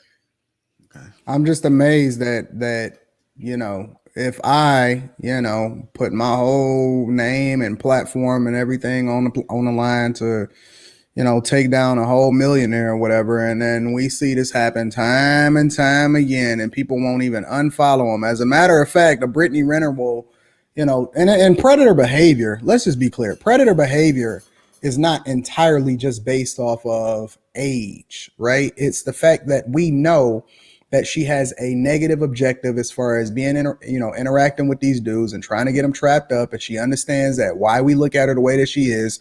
and she's perpetuating this behavior and she's celebrating it, and there's no women that actually divest from her. As a matter of fact, her followers go up, and then on top of that, they'll turn out and get a waist trainer and start selling that on the internet or Does something she like that. do And anything? women will Like, start doing that crap. does she do? think it's true. Is she?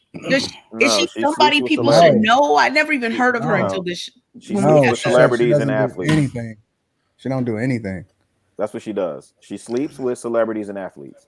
I don't see no women. I mean, obviously you'll hear a K here and there or a mirror here and there or whatever. And I haven't actually had a conversation with Ashley about this at all. But in general, and a general consensus, you see women that start, this is just, man, I just feel like this world is coming to an end. It's just got to be the end of days. I think a lot of everything young is boys, backwards now, I bro. agree. a lot of black Okay, go ahead, bring boys, us to a close on this. a lot of black boys, black men have had a woman, do inappropriate things with them, say inappropriate things to them as their first introduction into relationships or sex or whatever. And that's a cause of a lot of issues. Like, those women need to be stopped. I think we need to talk about it a lot more. I don't think that it's talked about enough in our community. I think that it happens far more often than people think, but like Chicago said, it just becomes a thing like, oh, okay, well, whatever. And it's like, no, we cannot continue. People can't continue being like, oh, whatever, and letting it be a double standard, because that literally ruins lives of children, of young boys, of teen boys. Like, how can we not care what happens to boys as it relates to this? I think it's really important. I think it's a thing that needs to be talked about a lot more often, because I do get what Chicago's saying, that it's almost like some people think it's no big deal, and it is a huge deal. Huge. You remember Antoine Fisher? Mm-hmm. Remember watching that movie? Mm-hmm. You remember the entire journey, like he was trying to find his family, but he was also unpacking the trauma of that woman that violated him. Yep. And this is what I'm saying. As men, we go through those types of experiences, and we don't even realize how that affects us with being intimate. Exactly. So I don't disagree with you. What I was saying, what I was really pointing out, was really just kind of like the double standard, the reality of what people think. Right. And so and so the other part of that is, man, we got to continue having these healthy conversations around like this type of topic. But, by and large, we need more women to step up too. And more women. And also on top of that, and I know we got to move on with the subject or whatever, but we also on top of that, why do we always got to why do all of the guys sleep with the same girls? That's what I'm trying to understand. Like, well, that's just a celebrity. Why is that Brittany Renner? That's just like what? It's like all of the same women is getting passed around amongst the same people. And I don't understand. Like, it's 1,000 different, it's 1 million bad chicks out here.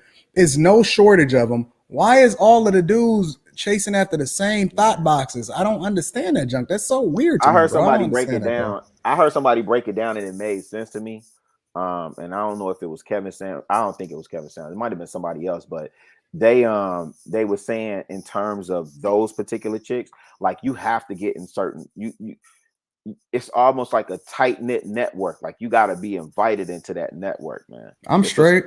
It's a small circle, but are you saying that they're like the sought after people because they're? No, it's not even that they. Come on, bro. It's not hard to spag these chicks. Yeah, some of these chicks that a lot of dudes is championing today, and they may have a little bit more visibility than their IG model today. I know some dudes that bust that down.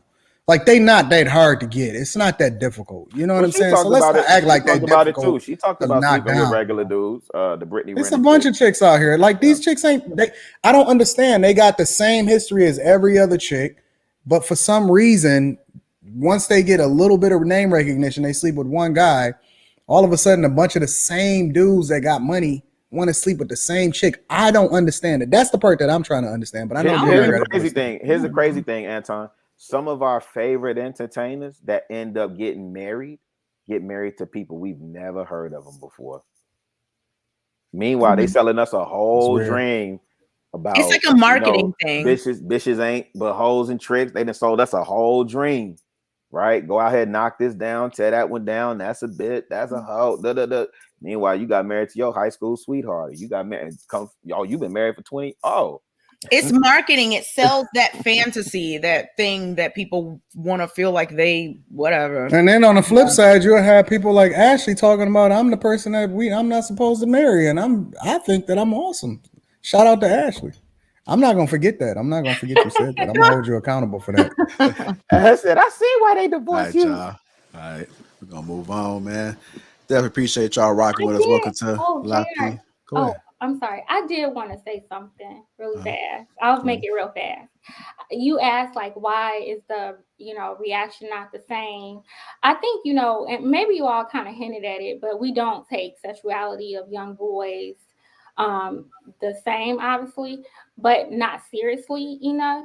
And I think that it all stems down to that. I guess you guys kind of already said that, but I did just want to reiterate that, like, we just see it differently. Like, we laugh at it. And I think the difference, like, people are trying to make it seem like, it's different because she's really praying for their money, right? What she thinks she's going to get their money. And then, usually men are with younger girls, for sex, right? But she's still preying on them and she's having sex with them. So I think, not only is she foul, we can talk about how foul she is another day, but it's like why the response is different is because, like Kay was saying, we just don't treat it the same, and we should. Sexuality does affect young boys in ways that, we just act like don't exist. And I just think that's really sad. Now, I do think men play into this now. I know people ain't gonna like that part, but I do think men play into it because they, it's like, man, I got with an older woman, they do that.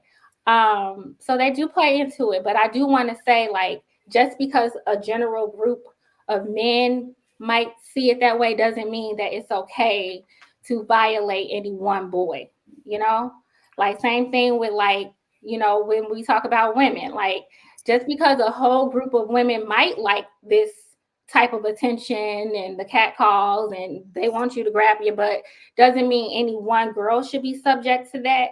I think the same thing. Maybe there are some men who like, older women, but that doesn't mean any one young boy should be subject to that. And Can my I ask you whole something, thought, Ash? Because I'm listening to you and you started out great. You were talking about, this is bad behavior from women.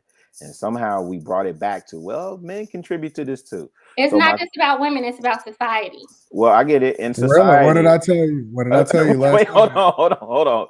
So it's my about question society. is, so let my our fault, no matter what. Yeah. No, it's not.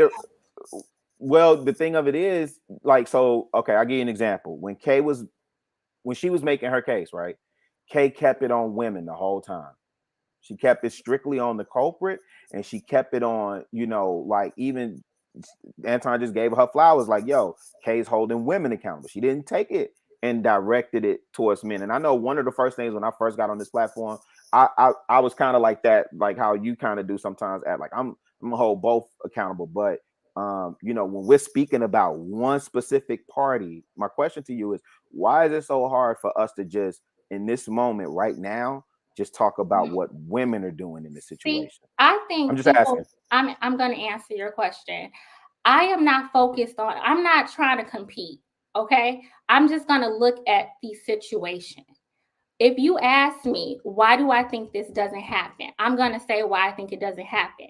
And if men and women play a part of that, it doesn't matter, well, let's just focus on the women. For the sake of your egos or your frustrations, I'm going to say what it is. Like, I'm not. We have to look at who's wait, Ash, wait. So did you have the same amount of balance and holding women accountable that may have contributed to the R. Kelly situation? I absolutely did. Really? I absolutely did. Oh. And don't assume that I don't. I'm not talking about Sparkle and the immediate player. No, I'm not talking about the family. I'm talking about society. I'm not talking about that. I'm talking about society at large, right? Because you said this is about So you said No. Forget that, Rilla. Forget that, Rilla. Do you have the same type of accountability that you had for the girls that R. Kelly was actually with? Did you have accountability for them? The girls, for one thing, they're little girls, okay? And I think that not all of them. Now, listen, I know for little girls, you know, and little, like they made those decisions. You know, I'm around kids all the time, and a lot of these girls are purposefully going out there. It's like I hate to say they know what they're doing because their brains aren't fully developed, but they are like they're making bad choices. But these are little girls that we're talking about. I'm not saying that the girls should be held accountable, but I'm pointing holes in your argument. The point is that when you have to be consistent on both sides. I'm not if talking you're about going boys to say playing into it. I'm talking about grown men who play into this. And you do. And that's the truth. And I think what I see with a lot of men, y'all talk about accountability, but I see it all the time. It's okay when we're talking about women, but then when we talk about men, there's a problem. This isn't to me, it's not a competition. Like, do you consider yourself a feminist? No, absolutely not. At the end of the day, like, I don't even understand this thing that people. That's always the argument. I don't understand this thing that people want to start doing. It's never a child's fault, responsibility, whatever, as it relates to grown people. I don't care if you're 14 and you're throwing yourself at a grown person. The grown person is the one who needs to say, you know what? No, you are absolutely right. Never blame a child. You should never even say, well, they were just, you know, they knew what they. No, they didn't. They're a kid. But the point that the problem. One at a time. Somebody got to be quiet. That's why they're not legally able to do things because they're children. The problem, Kay, with Ashley's argument is if you're holding women accountable, how do we somehow get back to men if it's a woman that you're because we were talking about Brittany Renner and women being predators when it had to. I always say let's focus on the criminals. Why just right? That's what I'm saying, Kay. Let's focus on the criminals, the predators. If it's a grown woman, focus on her. If it's a grown man, focus on him. Hold on. Go ahead, Ashley. If you ask me about Brittany Renner, I will talk about Brittany Renner and women like her. The question was, why is art as a whole, meaning like society's responses, different? I answered the question. You didn't like that I added men into it, but men are a part of the reason. And I'm not saying boys are a part of the reason. Men are a part of the reason too in the story. But I also noted that doesn't make it okay because you all are the ones who see sexuality differently. You all are the ones who think, oh, let's sow your wild oats. You tell your sons, sleep with them. What does that have to do with kids? What? What are you talking about? Hold on, wait. That's not being promiscuous. Hold on, and this is the problem. This is what I wanted to get to because I seen the hole in her argument, and she tried to conflate it by throwing it in because the whole society. What does men being promiscuous have to do with children? Encourage promiscuity in boys. End of story. You That's do. Nonsense. But what does that have to do with you? Wait. JR, is that what you teach your boys? That's not true. You encourage. You all don't. Do you all tell your boys? I don't either. So please. That's a lie. It's two fathers on the panel. I don't know. I don't know no man. No. My father told me to wait till I was married. My father was a man of the cloth. No. Not only that, you heard JR. No man is pushing his kid unless you some wild celebrity like Boosie or something. No man in general, right, are normalizing pushing their little sons to go out and just sleep with a bunch of chicks. No man is doing that. What are you talking about? Any chick. That's not what I said. But you all are not being honest. You all treat sexuality. Look at T.I. He didn't care about his But girl. actually, the differentiation is it's kids. I'm not saying that all men think like that, but I'm just telling you that it's not all men. So that's not normalized. So if you all that's not normalized. I don't think. Oh my God, that is a lie. Yeah, I don't think that's normalized. How do we get here from talking about this woman to now we're talking about because she was trying to hold on Lapeef Let's Talk. You never know. She was trying to hold men. She was trying to add men into the conversation that men had nothing to do with. Men are when it's not true. It's not true. It's so you not don't true. think that men have a role in the fact that Final thoughts. boys Right that here. we don't treat boys' sexuality the same? You really think that? Men are not pushing their sons to just go out here and just be crazy.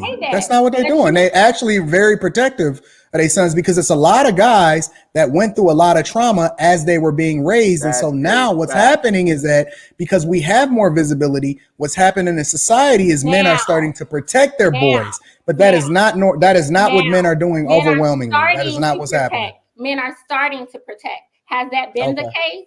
No. I understand what you're saying. You're saying that boys are encouraged to get notches under their belt when they're younger. But that has nothing to but that is not encouraged that's not encouraged by their fathers. That's encouraged by their homeboys. That's different than grown men pushing their sons to just sleep with a bunch of chicks. That's not what they're doing. No, they're not. No, they're not, Ash. You might not do it with your son per se, but you do it with other young boys in different ways. And music, it's not you always said direct. men. It's not always direct. Come on. It's not always direct. No, but you know what I really see? I see women saying you need to sleep with that older guy, that my boyfriend ain't even in high school. He at college and he got a car. That's what you need to be having a conversation about because men is holding men down. Men is holding men accountable. Men are holding men. Men are holding men accountable, and I think that you need to tailor your argument more towards the women because those are the ones that really need to have that conversation. Women are not holding women accountable in the same way that men are holding men accountable, and that's real. All right, y'all. We gotta move on. We gotta move on, y'all. We gotta move on. We're just cooking, man. We still got a little bit more time left, man. That sidebar topic was a whole topic, JR. Okay. Now we're not gonna continue. We're not gonna continue, y'all. We're gonna save that energy. Hey, shout out to the sponsor, man.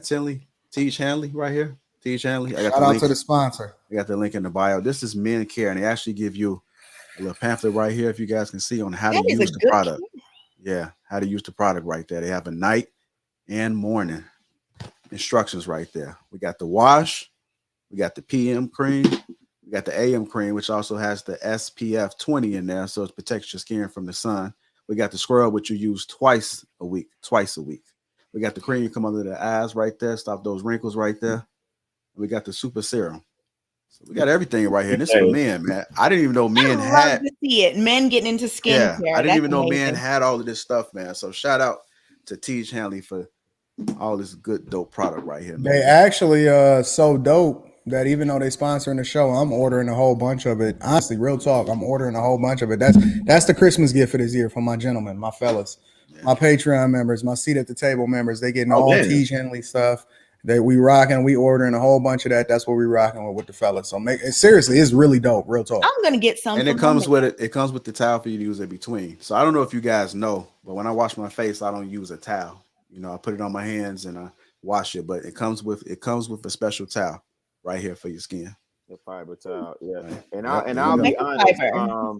I told JR, like, I actually been rocking with Teach Hanley. I'm probably on my 6th month. I get the subscription, so I'm like 6 months. Oh, it's a subscription service.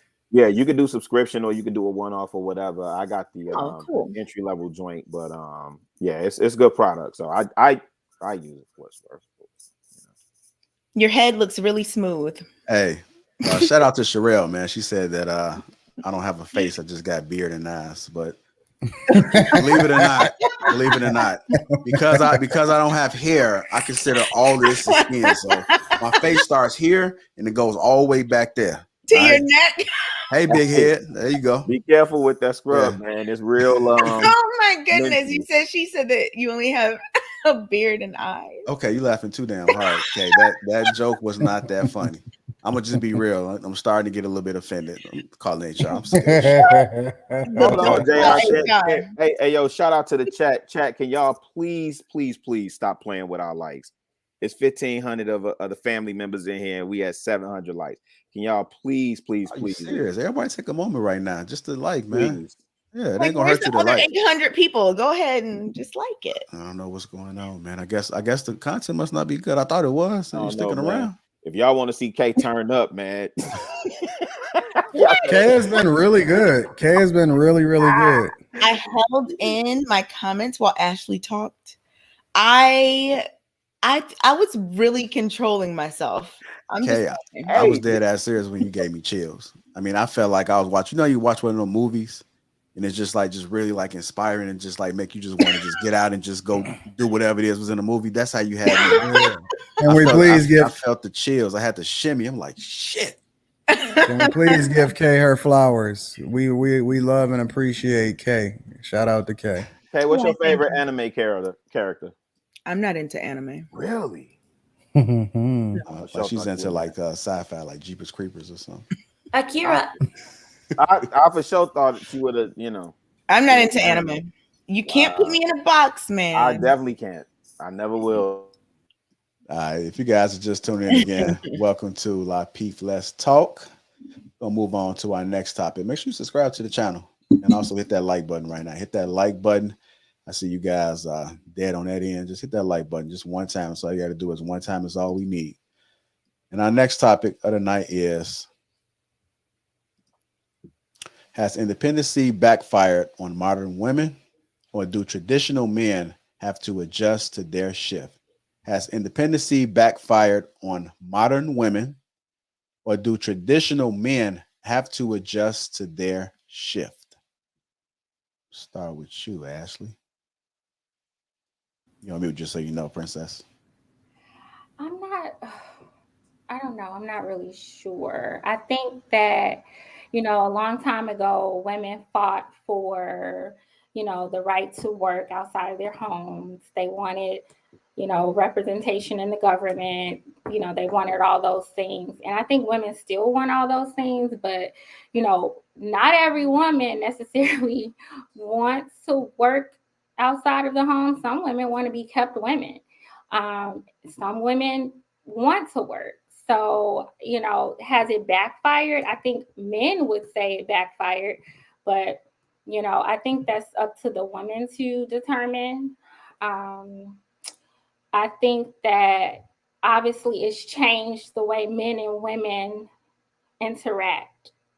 It makes things more difficult. I think men don't have to adjust. They can choose to be with who they want to choose to be with. If a man doesn't want a woman that, is not trying to play the traditional wife role, then they don't have to choose that, but it complicates things. I think it complicates things because now, like me personally, I believe that a woman's primary role is to take care of the house. Like that's her primary responsibility. But then a lot of women feel like, okay, well, I'm working too, so I need a man that's going to be helping out at the house. And it complicates things. And men can choose not to deal with it if they want, but I don't think we're going backwards, though. We're not going backwards. What does not going backwards mean? Meaning we're not going back to a place where women stayed at home and, didn't go after their women are not going backwards, or society not going backwards? Society. We're not going backwards. Well, that's a shame, isn't it? I don't think it's a shame to not go backwards. I think that people have to, like me personally, I grew up with my mom. I call her my mom. She's really my grandmother. And she stayed at home. She never worked. She never had to work. The house was tip-top shape. She cooked every day, full-course meals. She did that traditional role. My grandfather worked, but, that worked for them. And I think that in today's society, that's not the norm. Some people want it and some people don't. And we try to force that ideal onto other people when really I think we at this point need to be focused on finding somebody that you're compatible with. Because believe it or not, some men don't even want a stay-at-home wife. Some men, like y'all talk about high value men and all this, but and I don't want to revisit this whole conversation, but the friend that I have who's that I was talking about, she said I don't want to revisit the conversation, and she revisited the conversation right after that. It's not the same conversation, it's something different, but I'm referencing her. Oh my God. So I'm saying, All right, you want to go down this dark path again? Let's he go. works, and he wants her. He does very well, but he wants her to have ambitions and goals too. So every man is different, and I think women are different, and we need to stop like forcing our ideals onto people, and just accept that times are different. And you have to find somebody that you're compatible with. If you're a traditional man, you need to find you a traditional woman. If you are a modern woman, don't be out here trying to look for a traditional man. Like, people try to make people do and be what they were never raised to be. Okay, so has independency backfired? Yes or no? I would say no. And do men need to adjust? Do traditional men need to adjust I to don't the think shift for women? Yes or no? I don't think they know. I don't think they have to. Okay. All right. Yeah. Amira, has independency backfired on modern women, or do traditional men have to adjust to their shift? Independency is working just as the women wanted it to work, but now they don't like it. I think that's the issue that we're facing. Don't shake your head, Ashley, because women are very unhappy. And I'm speaking as a woman, all woman. I see it every day. Women are very unhappy here. And the fact that they can't even get men most of the time now, especially in Western nations, is evidence of that. So, and as for traditional men having to adjust, there aren't that many traditional men available anymore anyway. There are more traditional men than traditional women, yes, but nobody has to adjust. Let them just walk off a cliff. Let them keep going into their independency and unhappiness. Amira, I want to say two things. One is that you're talking about women fought for independence and they're unhappy now. I don't think you are taking into consideration that Black women have always worked. Okay, we've always worked outside of the home, whether we were paid for it or not. Working is not what I'm talking about. Don't make it a Black issue. About working. Talking about women in general. But no, women in general. No, but our experiences are different, Anton. You can't say it's not, because dudes are having problems with women across the board. White men are having the same issues with women as Black men are having with women. Asian men are having the same issues with women as Black men are having with women. Men are having problems with women across the board. It's not just a color issue. Modern women today. Have you ever heard of some of these content creations? Entrepreneur in Cars. They saying the exact same thing as Kevin Samuel. They saying the same thing across the board. So men are having problems with modern women. Please don't make this just a color issue. So, but what I'm saying, the reason I said that is because you're acting like we had an option, and our experiences are different. So I am going to bring in race, and I think that, you know, if we're going to have to work, we might as well be paid for it. Work isn't the issue. Actually, you're missing the issue. Working is not the issue. It's the mentality that comes along with it. The mentality that women have today is different. It's the mentality that's the issue. But you cannot assume that every working woman has that mentality. I don't assume. I see. I use my eyes and I look. Many do, but there's a reason why they do. They have that mentality because they're not being taught that even though you work, even though you're independent financially before you get married, doesn't mean that once you get married that you should be running the show. Like, people, the problem is not that they're working. The problem is that they're not being taught. The values are not being carried on from one generation to the other. It's being promoted. This kind of lifestyle is being promoted. Now, where do we stop? If you want to talk about who's teaching them and who's not, whose fault is that? But at the same time, this is being promoted. It's the mother's fault. But I live in reality, and it's not going back. It's not going back. Well, that's a shame. That's a shame. I think so too, Amira. I mean, I think so too. But what are you going to do? You're going to force your way of living into our No. The men that want traditional women, they will find them and they will keep them, and the other women will just die alone. That's all that's going to happen. And that's the other thing that I wanted to talk to you about. You're contradicting yourself, and it's so easy for you to say that because you don't experience these issues. You yourself said that there are not that many traditional men. Okay. Mm-hmm. So I know you all probably don't think so, but I'm very traditional. I mean, I do work, but I believe in coming home, cooking, taking care of the home. I want to rub your back, rub your feet, get your food ready. I want to follow your lead. I want you to hear what I have to say. Are you married? Can I please finish? But I'm going to follow your lead. I believe in that. Trigger word. I believe in that. But at the same time, I need a certain type of man. You do not see a lot of men. What type of man you need, Ashley? A smart man, a sound man, A traditional man, a Christian man that lives the Christian word, somebody who is clear-headed. I look at a man based off of his, like, I look at him based off of his past, his experiences. And Amira, you don't date American men, so you can't speak for this. You can't sit here and say, oh, they can't get men.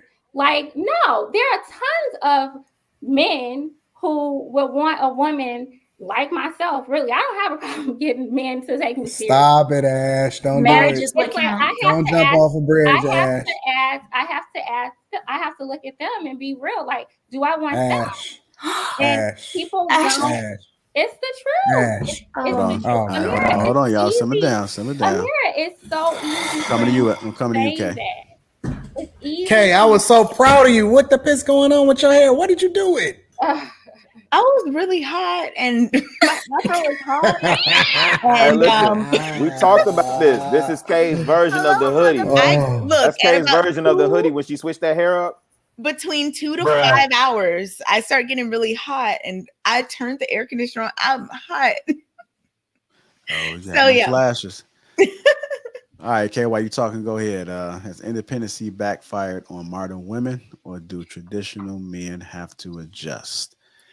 I think for some people it has. I think for the people who wear it as like a badge of fronting, if you will, it can backfire because it's like you're doing this act, right? Like if you're genuinely a woman who wants a marriage or wants a relationship, and you also, want to have your stuff together before you enter into this, I don't think that necessarily will backfire.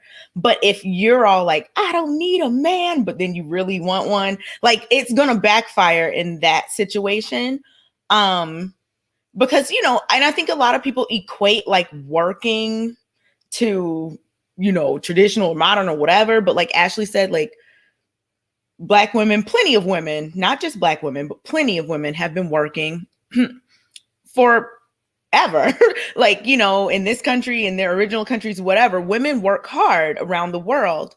My grandma is very traditional, and she worked, while she was married to my grandpa till she retired and all that. She was a nurse, but she still cooked dinner. She still raised, still did all the things. And I look at that. I look at it like you can absolutely still tend to your family and do all the things that you need to do and work. And I personally, of course, winning the lottery or something would be the goal, but I like my job and I like to work. I like to, contribute. I like to be able to, do things that I love and all of that.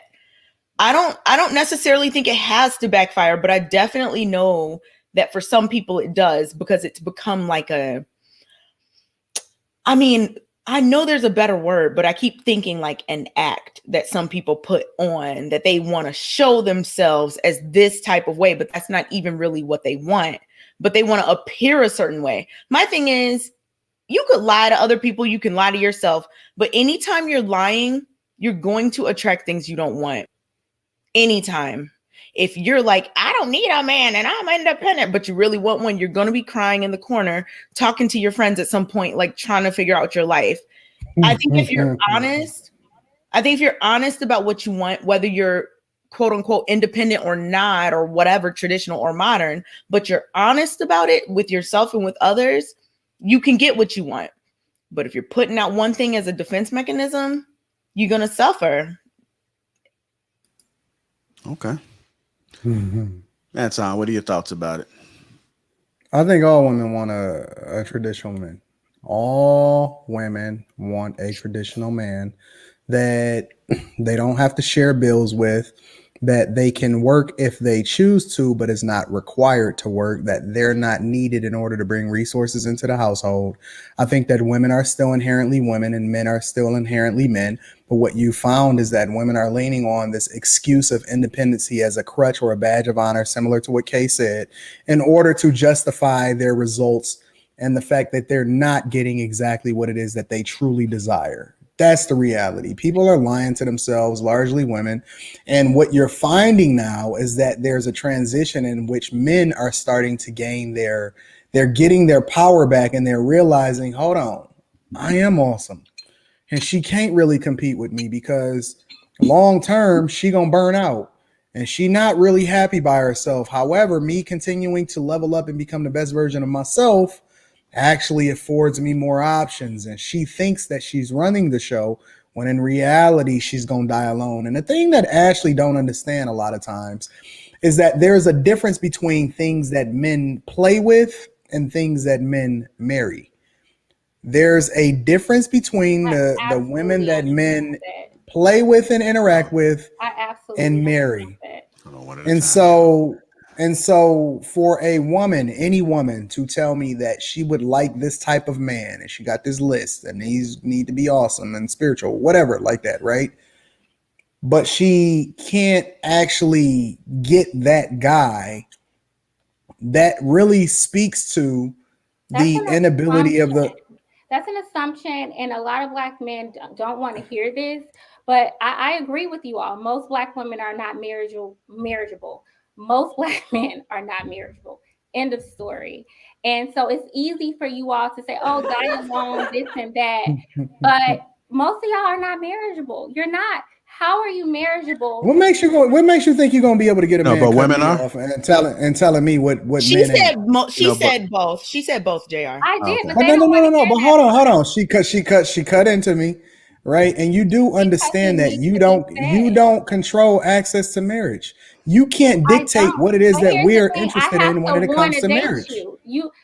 I have to want to date you and give you a try. There's some men I wouldn't give a try. No, you don't. As we continue to level up, you couldn't have married your wife and asked her to marry you if she didn't say, "Yeah, I'll go out on a date with you." A lot of you all actually, that's not what happened. That's not what happened. Oh my God. Continuing to go out with you. Continuing my point. The point is that men, they control access to marriage, not you. You don't determine what our choices are. We determine what the choices are. As we level up, we have more options. As women get older, you have less options. But you are not competing. Options. You guys complain all the time. You have all the options. But you guys complain all the time that they're not good enough women to marry in America. And that's why men are not marrying. So no, ain't no you all. Women, again, you're missing a key word. Men that continue to level up. I'm not talking about guys that's complaining, right? Men that continue to level up have an abundance of options. And we see that's men the truth. all the time. And we see men all the time with tons of money, with girls who don't have a whole lot of substance. So, I mean, you can get the because that's the plaything. That's not necessarily the person that they want to marry. Well, we see they have the option to do it anytime they want to. You keep talking about like men who have a certain amount of money. Okay, I'm talking about. I didn't say that. I said men that continue to level up. Men that continue to level up. That's what I said. How are you leveling up when you don't make good choices in your life? How are you leveling up when you have to pay child support? How are you leveling up? You're not answering. You're not asking the right question. I'm talking about most men. The average women. That's not most men. Most men don't have a bunch of baby mamas. Most men are not losing. Men are winning. Listen, Ashley. Go to the gym. I'm not and make an observation. And you tell me any gym, pick one. From Planet Fitness all the way up until the highest gym that you can find. Lifetime, right? The Diamond Club. Go in there and tell me the overwhelming majority of the population in there, is it men or women? Mostly men. You can look at any consensus and men out earn women. They are overwhelmingly taking over in STEM You're fields. talking about Men money. are starting to take over nursing. Yes. We know are that. competing harder than we ever have because we're taking our power back. And does The that make point you that I'm trying to marriageable? emphasize to you, we control access to marriage. Hold on, Ashley. You just hold on. I'm gonna give you a real example. Let's use me. I don't mind being an example, right? You said that you can't understand, or men like me would be left in. You don't think that if I was single right now, if I got divorced today, you don't think that I can throw a rock and hit a chick and reel her in without even thinking twice? You will, Anton, but I'd have a bevy of women lined up at my doorstep looking for me to give them a ring. Anton, you A said bevy. yourself. Really? Anton, you say yourself, women don't know what's best for them. They don't know how to choose men. And this is true. And this is why men think that all they have to do is have money. Because women don't. Why do you keep saying that? Nobody is bringing up money. Because I said that a lot of men are not marriage. You brought up money. What are you talking about? You just talking about how men I didn't bring up money. I said the gym. I said level up. I said a lot of different things. I never brought up money at one time. You did. You said we're out earning. We're taking over nursing. Well, You're that was lying, Anton. I think that the term level up is where the discrepancy or misunderstanding is coming, because I think, Ashley, like based on what you were saying, you were looking at it as more like money wise, which I completely agree that just because you have money doesn't mean that you're going to be a good mate, whether male or female or whatever. But Anton, I think, was saying that level up means a lot of different things, and he just listed a few, whereas it's money, whereas it's in the gym or whatever. He just listed several under the umbrella terminology of level up. So I think that's where the misunderstanding is. Look at Kay with the clarification. Well, my I'm coming to you, Rel. I'm coming to you, Rel. I already said Anton thinks he's like a perfect marriage candidate. That's his opinion. Men, just like women, are very delusional about themselves. Men, I personally think men are too.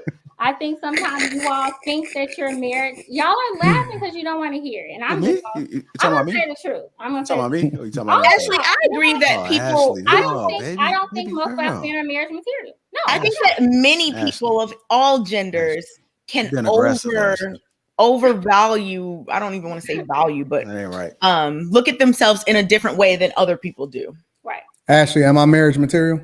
No. She already said you weren't. I think you are not marriage material. I don't. Hey, Amir. Wait. Hold on, JR. Hey, Amir, am I marriage material? Well, we know that Amira married her husband. You gotta ask Rita. I just in your opinion, Amira, am I marriage material? And I'm cool with you saying no, yes, whatever. No, I would say yes, because of the way you think. Your mentality is definitely that of a man who is a husband type. The way you speak about your wife, your business, your life, it's very much you. I couldn't see you single. I wouldn't even say. I hate to say. I wouldn't even put you on the same category. Look at Anton's as a lot of men. I think that you have. I'm laughing. I'm not smiling. I'm laughing at Ashley. Ashley is fighting Amira's opinion. Go ahead, Ashley. What you were saying, Ashley? I'm talking about my opinion now. Okay, go ahead. Let me clarify. I think, Anton, you have a lot of good qualities, okay, that you would look for in a husband. But I think it would be very, outside of having money, I'm not quite sure why else. I'm gorgeous. I know. I'm sexy. I got a lot of money. Now I'm in the gym. I'm spiritual. I should compare you to a lot of men. I should compare you to a lot of men. I think you are light years ahead of a lot of men. Okay, I do. But I'm just not. But however. But listen, can we look at society? Are you all serious? And JR, like, I hate to put you on the spot, but shit.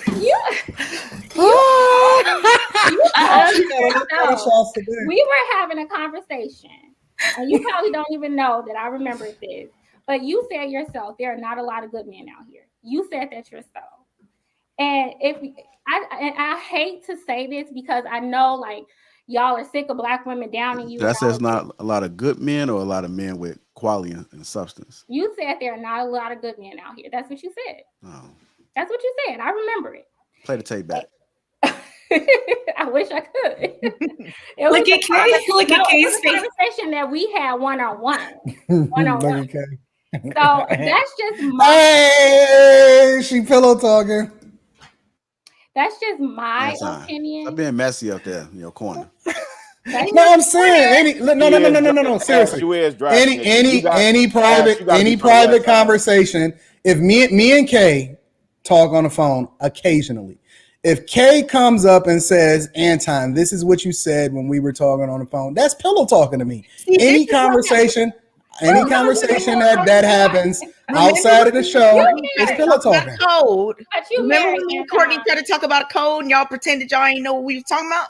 Any conversation that happens not on a platform is pillow talking. If me and Rilla have a conversation and Rilla say, "Hold on, Anton, I hate to put you on the spot." That ain't no pillow talking though. But of course it ain't pillow talk. It's not the same thing. But my point is that the slang applies in that Ashley is using low blows. Ash, you dry snitching. Ash, you gotta be from the west side. You dry snitching, fam.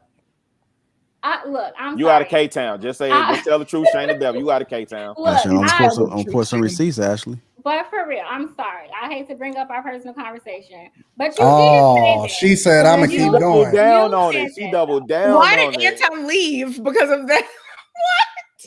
Dry snitching. Hey, Ashley is out here being reckless. She telling on her friends. JR called her to be on the show, and then she was asking some questions like, "What do you think about men?" Now she telling, "Yo, what is going on, Ash?" Listen, look, I'm not gonna sugarcoat it, okay? I'm not gonna sugarcoat it. I think let me let me go get my red cup. Let's get back to the conversation. I think a lot of Black women the damage been done already now, Ashley.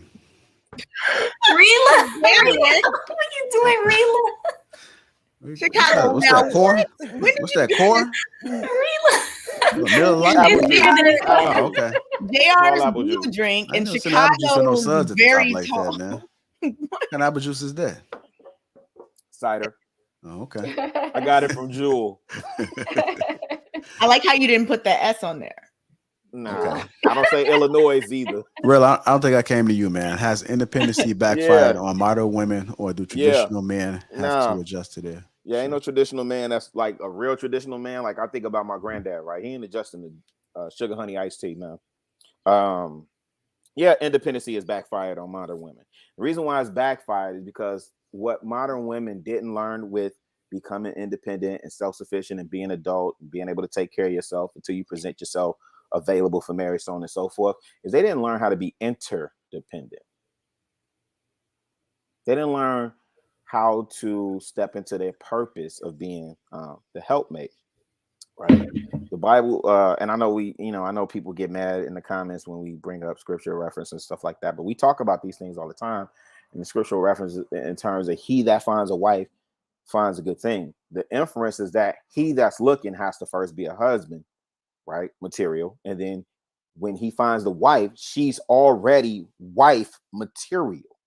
So this concept in terms of what Kay was talking about, which I agree with 110%, in terms of the woman that, I don't need no man. I could do it all by myself and I'm going to go get him, girl, and I'm going to compete. And I'm equal to a man. Listen, let's be clear. Women are not equal to men. Women are not equal to men. There's a symbiotic relationship between male and female that exists. And that's the part that we should be exploring. And I don't think women embrace that part because they have been taught, they have been talked to for so long that, you got to go out here and get it, and you got to make it without a man, and you got to think about, A, B, C, and D, and, and my PhD and all this other stuff. And then here's the truth of what happens. You get into your late 30s, you get into your 40s, you start to realize, oh, I haven't had a child. I haven't born a child. So now we're talking, is it geriatric, okay? Geriatric pregnancy. Okay, so now you start to consider that, right? Then most people, by the time you get to 50, you start looking at the down, like, because you're on the back half. You jump straight from 35 to 50. What happened? Yeah, because you're on the backside. Is like, because this is what we're seeing now. See, the women that were taught like to go out there and get it, and I'm just as good as a man, and I'm competing with a man. I'm all these different things, right? You get to a certain, here's the point, you get to a certain age, then you start to realize, like, man, I don't want to do this alone. You know what? And you know that was like one of the points I was making. So I'm not going against you right now, but I have a question for you. I probably have an answer. Probably. Do you think that is the sole? Do you think that's the main reason why relationships between men and women are in the situation that they're in currently? Do you think that it has more to do with women and their, independence or whatever, or do you think that it's a multifaceted issue that has lots of different parts? I don't think it's as multifaceted as we make it out to be. I think that men instinctively are geared to compete with other men.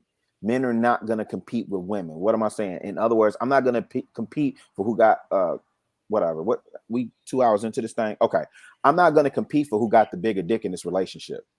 You check the time to see if because after 2 minutes, you can't. I don't want to demonetize. You're like, we gotta be in at least 2.5 hours. You understand what I'm saying? Like, I'm not competing to see who's the leader in this relationship. Do you think that men and women? Do you think that from a man's point of view? And I'm asking you for your male insight. Okay. Really? Yeah. Do you think that from a man's point of view that some men, just some, I'm not saying it's the overwhelming majority. I'm just asking some. A substantial amount of men do actually compete with women and view women as maybe intimidating, or maybe they reach down because they don't want a woman who's in a certain position or whatever, as it relates to life or education or anything. No. Men want what we want, but to the first part of your question, restate that for me, please, because I was asking if you think that there are a good amount, not majority, but do you think there's a substantial, I guess, amount of men who do actually compete with women, and by that I mean they may feel intimidated or they may feel some kind of way? The reason that I'm asking this is because I see a lot of times online, because for some reason these people in my day-to-day life don't exist, but they're everywhere on the internet. But I see a lot of times, like, some men are complaining about, women get this and we don't. How is that fair? Women, and we don't. How is that fair? So they're comparing themselves with women. And then my thought process about that is always like, wait a minute. If you want to be different and you want to be the leader and you want to be the one who sets the standard, you can't be comparing yourself with the one who you feel like you're above. Right. So here's what I think to answer your question on that part. I think when I'm online, I have to take into consideration different age groups. People in my age group are not competing with women. That's why you have that whole dudes would rather walk away. They would rather go overseas and find a woman that will get on their program. So why do you think so many men in your age group complain? I don't think men in my age group are complaining. I think men in Wait a minute, Chicago. That's a fact. Now that is not a fact. That is not a fact, Chicago. No, listen. That is not a fact. I can. Men across the board are complaining, Chicago. You must be in absolutely sleep or something. Chicago must y'all not literally no. Listen, y'all literally think every man is like. Nobody said every man. Now you're changing. Okay, things. well, roll it back. Well, nobody said every man. Hold on, okay, ain't nothing to roll back because yes, I said what I said, and I said no. I didn't say there are none. No. I didn't say there are none. Very specific with and my I'm words, specific Chicago. with mine too. But then now you're talking about every man. No, hold tight. Because when I interject and I say what you ain't got to stop me nowhere. When I say what I say, if you don't listen. If you don't agree with my opinion, that's cool. No, it's not. Don't agree with it. Your opinion. Ashley don't agree with it. Cool. I didn't say there are no men in my age group. Now, maybe in your age group, maybe those 34-year-olds complain. Maybe the 30-year-olds complain. Chicago, would you like me to tag? How old are you? Maybe the 20-year-olds complain. How old are you, Chicago? In my age group, they're not complaining. How old are you, Chicago? Don't worry about it, sweetheart. Don't worry about how old I am. Don't worry about it. Chicago. Don't worry about how old I am. That you're around 40. So if you're around 40, you don't think men around 40 complain about women? Are you serious? Hey, what world are you on? You just said men in my age group don't complain. Maybe the 34-year-old. You just said it. This the thing that bugs me out. Like, we understand nuanced conversations when it's convenient. What? I am not saying every man in my group does not complain. I'm not saying every man in my age group does not complain. Do I know some single men in my age group? Yeah. Do I know some single? So wait, what's your argument then? Oh I'm just trying to see. I couldn't even make it because before I said, once I said one thing, we off to the race. Because when you use this absolute language, like men in my age group do not complain. Okay? If you listen to understand first before you give your response, then you could get the complete argument. But you quick to jump in these days. Because I like to, and you know, Chicago, I know the comments are gonna eat me up about attacking you like they did last time. I could care less what my thing is.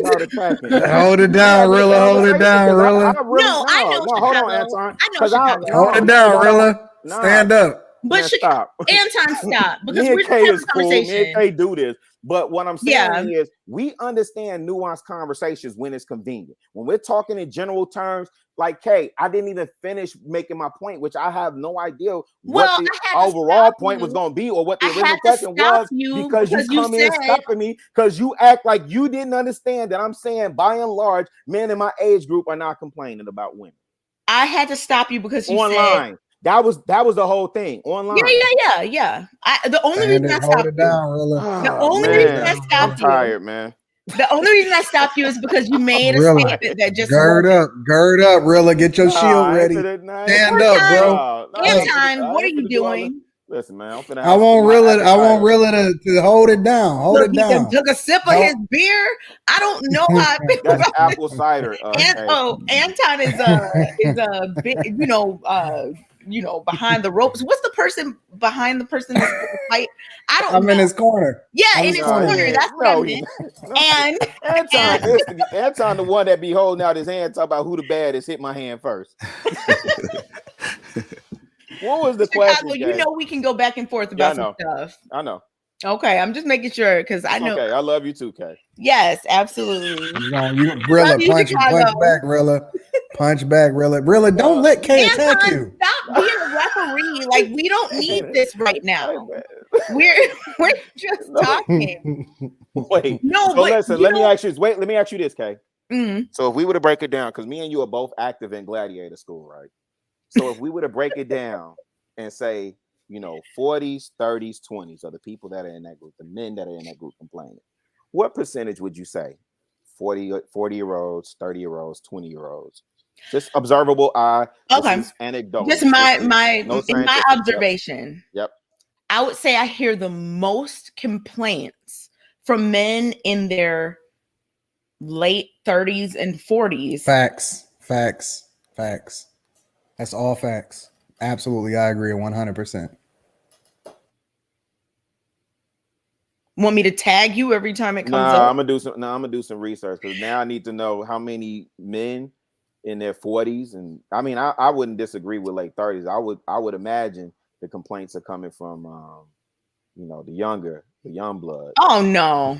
You don't think so? They just rumble tumble. They in the streets. Nope, they got a whole different mindset, like Gen Z and them young millennials and whatnot. No, there's a whole different mindset. The main people complaining are in their late 30s and 40s. All right, let me do some research on this. People in their 50s and 60s. Let me do some research.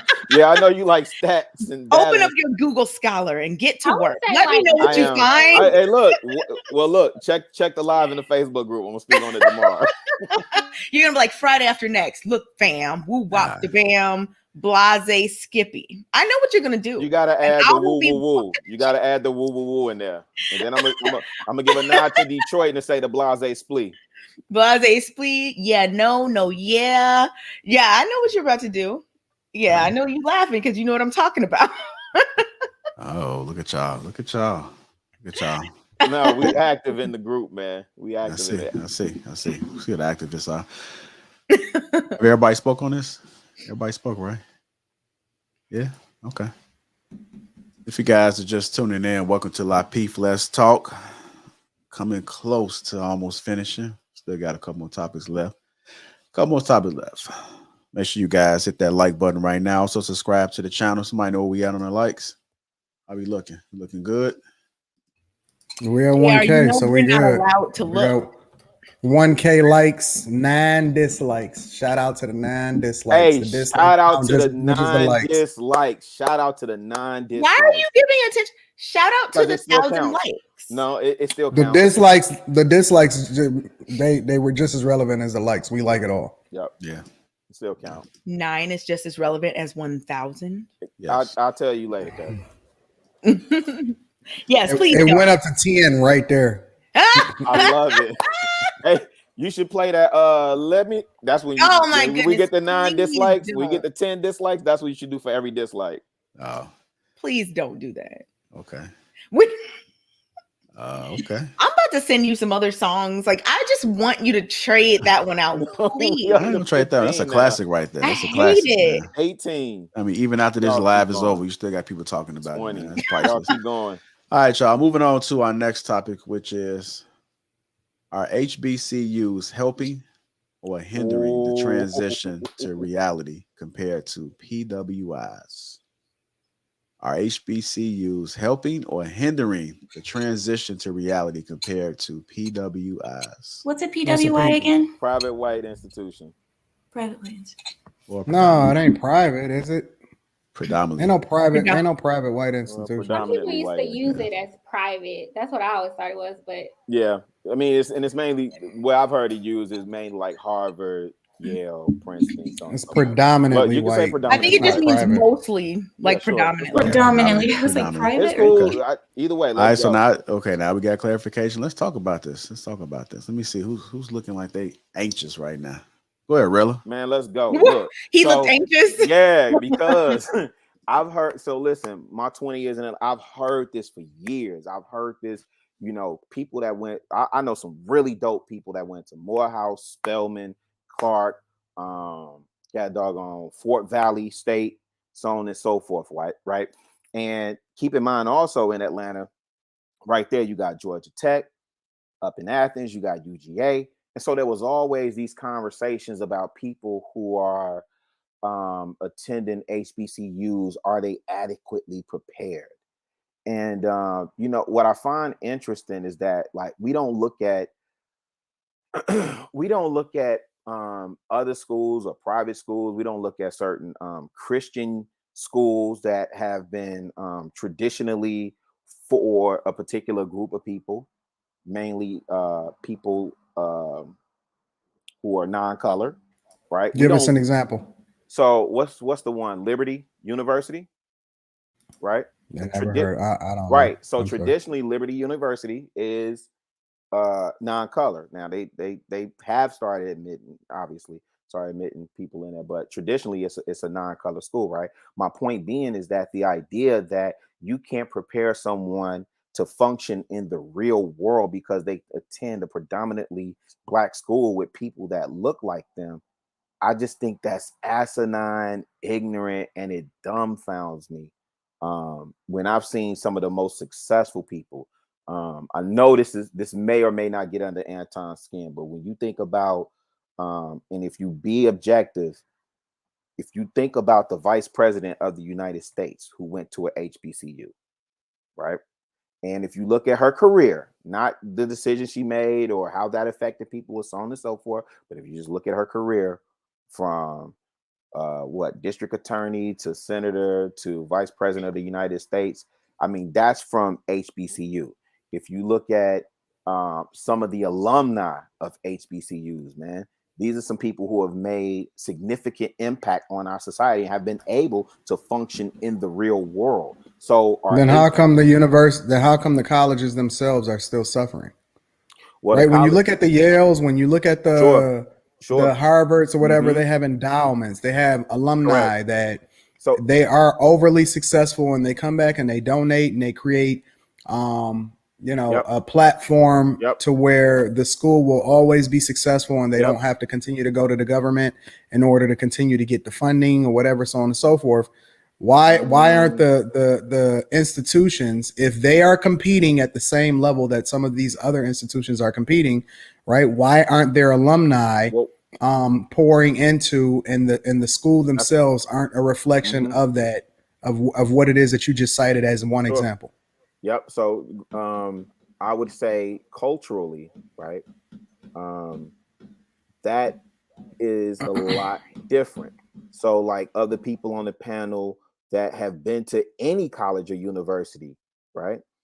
How often do you contribute back to that university, right? Of people that are a part of Greek organizations. And I'm talking about people of color specifically.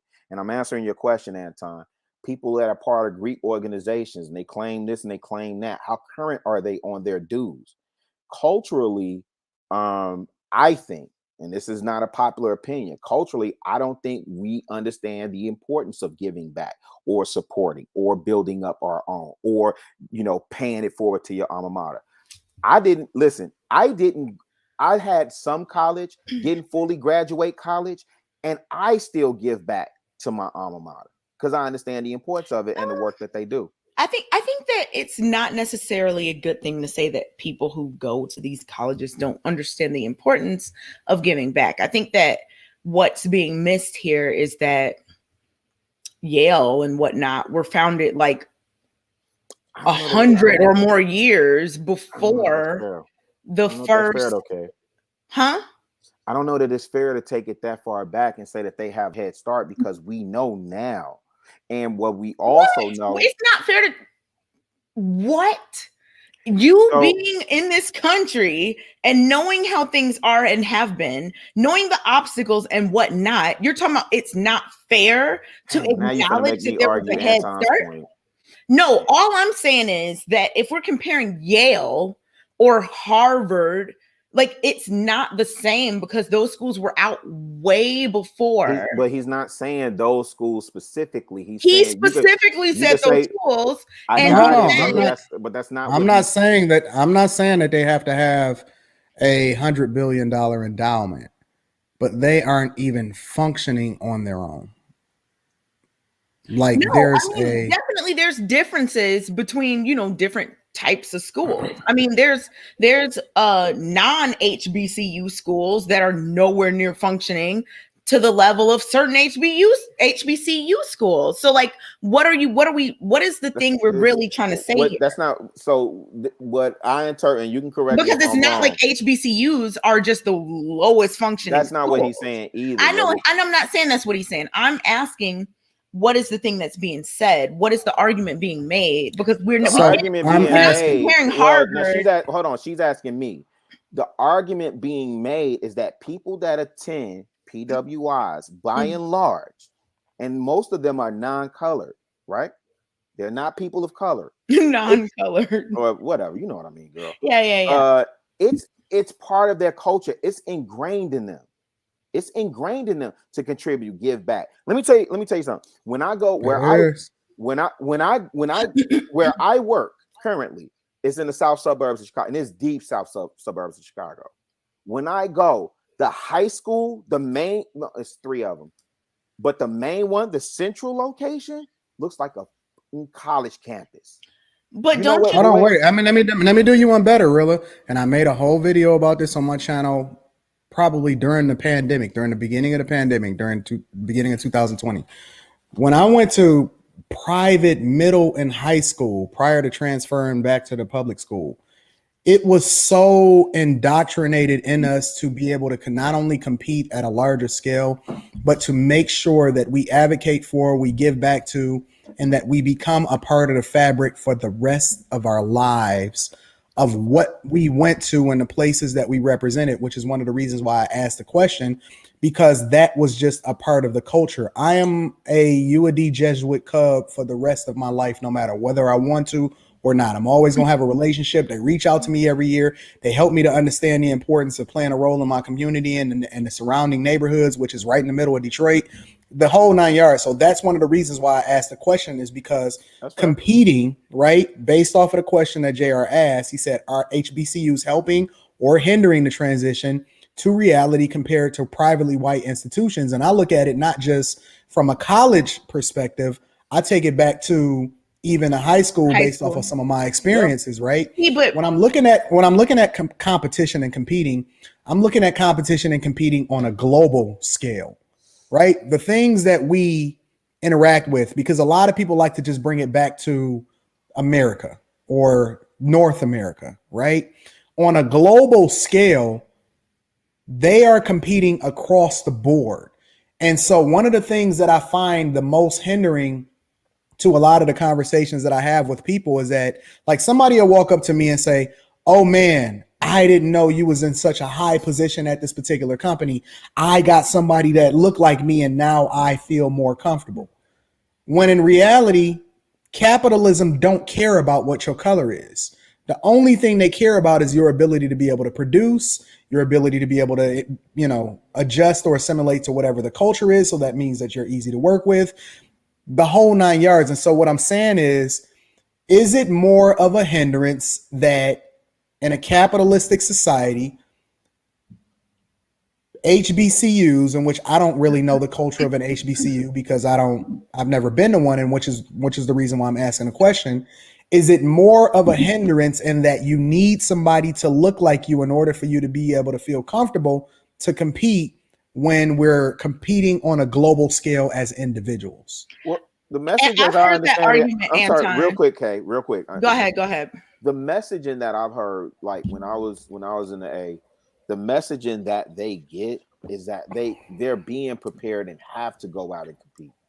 Like they have to go out and compete harder. It's the same message that our grandmother, well, I don't know about y'all, but my grandmother gave me, like, you have to work twice as hard to get half as much or get half as far or whatever it was. But I understood that messaging. And the tools and the resources that they're getting, it's available. It's there. They're and a lot of them are getting there. I know Morehouse has a school of medicine now that's reputable and connected with Emory. I got a follow-up question too. Go that ahead. piggybacks off of it. Go ahead, but I know because like, for example, one of the things that I've noticed about HBCUs is that the culture, not necessarily the culture from the HBCUs themselves, but the perception, because perception very much can feed into the reality of how people interact with you on a regular basis, right? When you look at the Yales, you look at the Harvards, you even look at some of the biggest universities, Ohio State, University of Michigan, whatever, right? They're competing for the best students worldwide. So when we have this conversation, it's not just based off of whether or not the HBCUs themselves are preparing the students to be able to compete in the real world.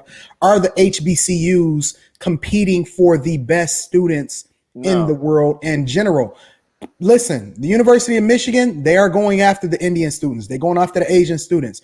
The amount of tuition, right, as out of country students, they are paying to these universities, and the amount of money that their parents are spending in order to send them to these universities are significant as far as plugging holes in the budget and being able to even, enable the university to do certain things when it comes to funding. There's so many different things that goes into competition when it comes to the schools themselves, even being able to compete from a sports perspective, right? My point is that competition from HBCUs, this conversation needs to be all engulfing and not just talking about these students that are going out into the workforce to be able to compete globally. It also has to be the university themselves, and are they putting out the right perception to be able to compete for the best students that ultimately represent them as alumni, which feeds back into their coffers long term, as far as those students saying that this is the place that I graduated from and this is the place I want to pour my resources back into. I kind of want to hear from Amir and Ashley too. Go ahead, Amir. What are your thoughts about it? Honestly, I can't really speak on this topic. I have very little knowledge about the culture. So okay, what about you, Ashley? Are HBCUs helping or hindering the transition to reality compared to PWIs? Well, when you ask that question, you're talking about, are they helping with the transition from college to reality? And I mean, if you look at the data, it says that they're doing very well. Now, I get what Anton is saying. Like, the world people are getting students from all over the world. Now, are they competing with students from all over the world? You don't know that until you look at the data. You don't know. You have to find the data to substantiate that. I think it's a good point. But for right now, like if we're looking, you ask about reality. And right now, Black people who who graduate from HBCUs do better financially. There was a study from Brookings Institute, a fairly recent one, where they studied this, and they found that students who graduated from HBCUs were more likely to be financially well off, almost double the amount of people who are well off from non-HBCUs. I think it's like 17% of our professional. I'm gonna need to see that. I'm gonna need to see that. You know what? I'll put it here. I'm gonna have to put it in the I'll put it in the chat for you. Ashley, I think I read something about how most don't quote me, but I think most Black doctors and like dentists and are from HBCU. They are. Like I have heard that. I have heard that before. I have heard a lot of that before. They do better financially. This particular study says that they have a better sense of purpose and social well-being. Now that's self-reported data, right? But the financial part speaks, objectively. Yeah. And they tend to represent most of our professional degrees. I think, what is it, like 40% of African Americans in the U.S. Congress, came from HBCUs. They came from HBCUs. So, I mean, if you're asking about reality, I think they must be doing something right. Now, I don't think endowments. What about the other question of being able to compete for the best students worldwide? Because correct me if I'm wrong, HBCUs are not supposed to be limited just to Black people, correct? No, they're not. But so are they competing for the best students worldwide? So are HBCUs competing for the best students? Well, they started to, but that's not the same question that JR has. It's very different. Well, I asked a couple of different questions to be able to support the conversation that we were having as far as competition, as a whole. Yeah, but I don't think that was the purpose of HBCUs wouldn't lend to them competing for the best talent globally, to be honest. And really what we see, I believe, when you mention University of Michigan, Ohio State, I think about UGA, Georgia Tech. Even if I look at University of Illinois, those are all research schools, right? And those are all also funded they get funding from government. And so there's incentive for them to compete. Whereas HBCUs really kind of hold true to their purpose. And that's why, to Ashley's point, that's why I perked up when you said that people that attend HBCUs, and we do see this by and large, do have a greater sense of purpose and a greater sense of what they need to give back to society and contribute to society than people who attend other institutions. Okay. Are HBCUs helping or hindering the transition to reality compared to PWIs? Transition to reality. The thing is that reality is that we live in a very Eurocentric situation. So you're not escaping that. Whether you go to a HBCU or PWI, you're not escaping the workforce. You're not escaping all of these things that are just part of the fabric of American society, right? And I know Anton spoke about globally, which I get what he was saying in terms of that. But if we're talking about, here in this country, I don't think that I don't think HBCUs hinder. I think they help because they give a space where you can, receive the support and the education and everything else, and then go out into the world with those connections, like Chicago, I think, was talking about earlier in terms of Kamala. I think he was like pointing to that, like, look, she came from an HBCU, and I'm not a, whatever about Kamala, but just building up these networks where you do have this support. This is something that's it's like a marathon, it's not a sprint. And that's why I brought up earlier the fact that HBCUs are not as old as the Harvards and Yales of the world. So as time goes on, hopefully these institutions, the HBCUs, can build build more and more, I guess, as time goes on, to better equip people for, you know, whatever's going on in the world. I don't think it's hindering, though. I definitely think that it's helping, because just based on facts, like Ashley said, there are lots of very successful people that come from HBCUs.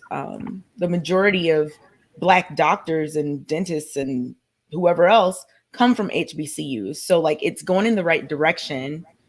I think we just have to give it more. I don't know. I mean, it's almost like, because I thought that the majority of Black doctors, for example, or whatever, I thought that they were actually foreign, like they were actually immigrants.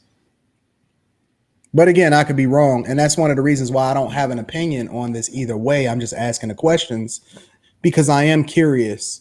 And I think that there's certain questions that haven't been answered as far as maybe not necessarily from this panel. Maybe it's not a popular topic when it comes to global competition and, you know, tuition from foreign students and all that other type of stuff. I think that that's a conversation that a lot of people don't take into consideration when they have these. But I don't have an opinion either way, because I don't know enough about the culture about HBCUs to be able to even have an opinion. But I am curious about certain questions. I'm curious too, to look deeper into that, because you bring up an interesting point.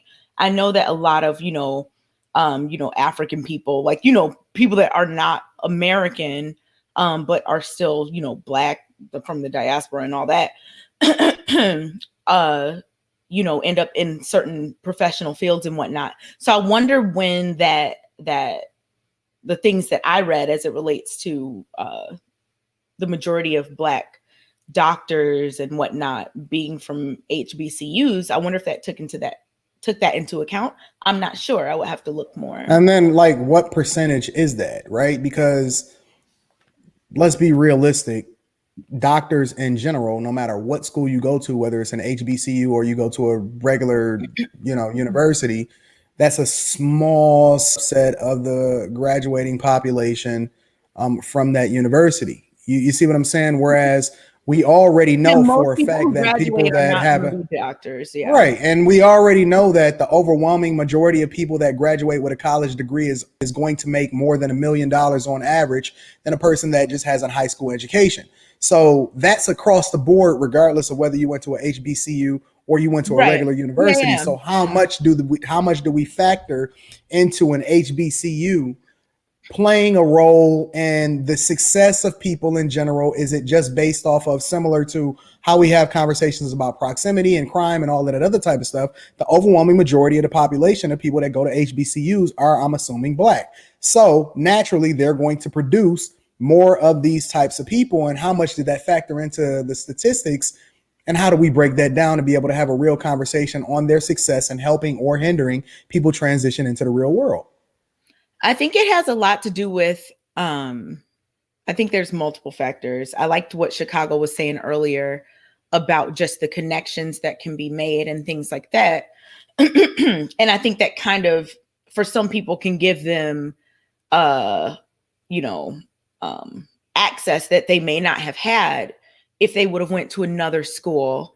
So I think that for a lot of people a lot of Black people going to HBCUs, they end up connecting with people who can put them in a position that they may not have been in the position to get that opportunity if they were not at the HBCU, if that makes sense. Yeah, but we see that at PWIs all the time, right? It's politics and network. It's not even the brightest student or the most adept student that gets the role. Is the connections that you make. But I want to ask you ladies, because I think all of you are college graduates, because Anton did ask a really good question in terms of why don't we see participation in terms of giving back and alumni donations and so on and so forth to keep schools funded, right? And so my question to you ladies is, do you And if so, how often do you contribute to your alma mater?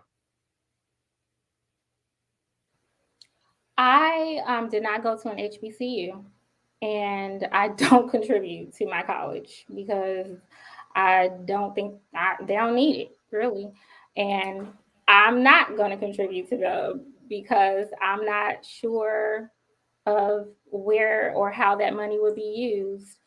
So I just don't at this time. You know, you can literally designate or allocate exactly where it is that you want your You money to can, go but to, just because right? they say they're going to do that doesn't mean they do. I just don't. What do you? I donate money to in other places, and I feel more confident in where I donate money. I don't donate to my university. I just don't. But that's a personal choice. I don't have to do that. I asked you from Humboldt No, Park. no, no. I was Humboldt saying Park? that, you know, where you was talking Yeah, you about from you Humboldt don't know where the money is going to go. You can literally designate exactly where the money is going to go. I'm just making sure you was clear on that. Okay. I think. did. Oh, go ahead. No, you go ahead because he asked us all a question. So I was going to say this earlier because I I think Anton was touching on it in terms of the funding, like the giving back to your school and whatnot. I think that people who just in general, like not on an individual basis, but looking at it from the whole population point of view, excuse me, I think that people who have more money, more net worth, higher incomes, whatever, will be more likely to give back to their schools. People who don't have as much financial, don't have as much of their finances tied up in other things will be more likely. And as we know, Black people are, you know, pretty low on the totem pole as it relates to races and net worths. So, with that being said, I think that that's a major reason why more Black people might not give back to their PWI school or their HBCU school or whatever. Whereas if you come from a long line of Harvard graduates, like y'all probably have money because you could be a C student at Harvard and you're going to be chosen over someone who was an A student somewhere else just because of the name Harvard. So just having those resources will put you in a better position to donate to a school. I just think that that type of thing needs more time because I know y'all don't think that the Head Start matters, but it does. We as Black people are still not competing with like white people and Asians as it relates to net worth and all of these things within this country. So it would be expected that the people who have more money would contribute more, therefore, you know, propelling their school in a different type of way or whatever. Like that just makes sense logically to me. you also have to remember we give less. Black people give less across the board, you know, not just Yeah, that well, I was That's going to what make he that was point, but asking. I didn't want to I don't think it has anything to do with net worth. I think that people find money to do the things that they want to do in reality. I think that people put their money where their mouth is. And I mean, I've honestly, like, for example, here in Detroit, I've seen an environment in Hamtramck, and I know a lot of y'all not familiar with Hamtramck, but it's an environment that is not predominantly Black, but it is in the middle of Detroit. And it's two different cities in Detroit that okay, so Detroit had, let's just say you got a square, and it's two cities that set directly inside of it that you kind of go around. It's Highland Park, which is predominantly Black, and it's Hamtramck, right? Hamtramck is what much better off than Highland Park. Okay. Highland Park predominantly, this is inside of Detroit. Okay. Mm-hmm. Right? Hamtramck is significantly better off than Highland Park, right? And Hamtramck, for example, the people went and we got a local soccer team that's super duper dope. The people, and they not well off, not rich or anything like that, but they all came together. They donated their time, they donated their money, they donated their resources to completely renovate, support their team. The whole stadium is just redone completely. Whereas you can't get people to even pick up their trash in Highland Park. So my thing then is that I don't believe that it has anything to do with net worth. I don't think that it has anything to do with resources. I think it has everything to do with culture and selfishness. I agree 1000%. Kay and Ashley, y'all familiar with Leo High School on the South Side? Y'all not familiar with Leo off of 79? So it's a Catholic school on 79. Been there for years. One of my guys that went there, right? He was telling me about their budget and what they receive in donations every year. Because of course he graduated from there and he still gets letters for him to contribute, right? But he said, and that school has long since been abandoned. Like, y'all know how Chicago is. It's one of the most segregated cities. And so Leo used to be predominantly white Catholic school. When I was coming up, 80s, 90s, or whatever, it, migrated predominantly black. The thing that he was telling me is that the reason why that school still stands and like Academy of Our Lady doesn't is because they have alumni that graduated in the 50s and 60s that still contribute to that school. And they have a multi-million-dollar surplus in their budget every year because it's ingrained in them. And these are blue collar workers. These aren't multi-CEO millionaire. These just blue collar workers. If it's $10 a month, $20 a month. Anton talked about being, the Jesuit Cubs, U of D, Jesuit Cub for the rest of his life because of what they instilled in him. And because of what they instilled in him, that compels him to make a donation regardless. Now, my question to you, Anton, and I'm assuming, is that regardless of whether you were a millionaire or not, you would still find a way to contribute to your alma mater. I 1000%. And as a matter of fact, interestingly enough, I found that the people that actually spend their time and resources contributing one way or another, honestly, and I don't have any data to correlate this or anything like that, but I found that they tend to be the most successful people. Because they push you in a different and I'm not talking about they got there and then start contributing. You don't get somewhere and then start to get a giving mindset. Most of the time you just become more of what you already are. But you can't assume that people who are not giving to where you think they should be giving are not giving. Like, I give a lot of money away. I always have for like. Well, I'm not talking about you personally. I mean, in general, I'm just saying you can't, like, I don't give to my university. And when I graduated, I used to think, oh, once I, make it, then I'll start giving. I say absolutely not. This is not where I want to put my money. But I didn't go to an HBCU.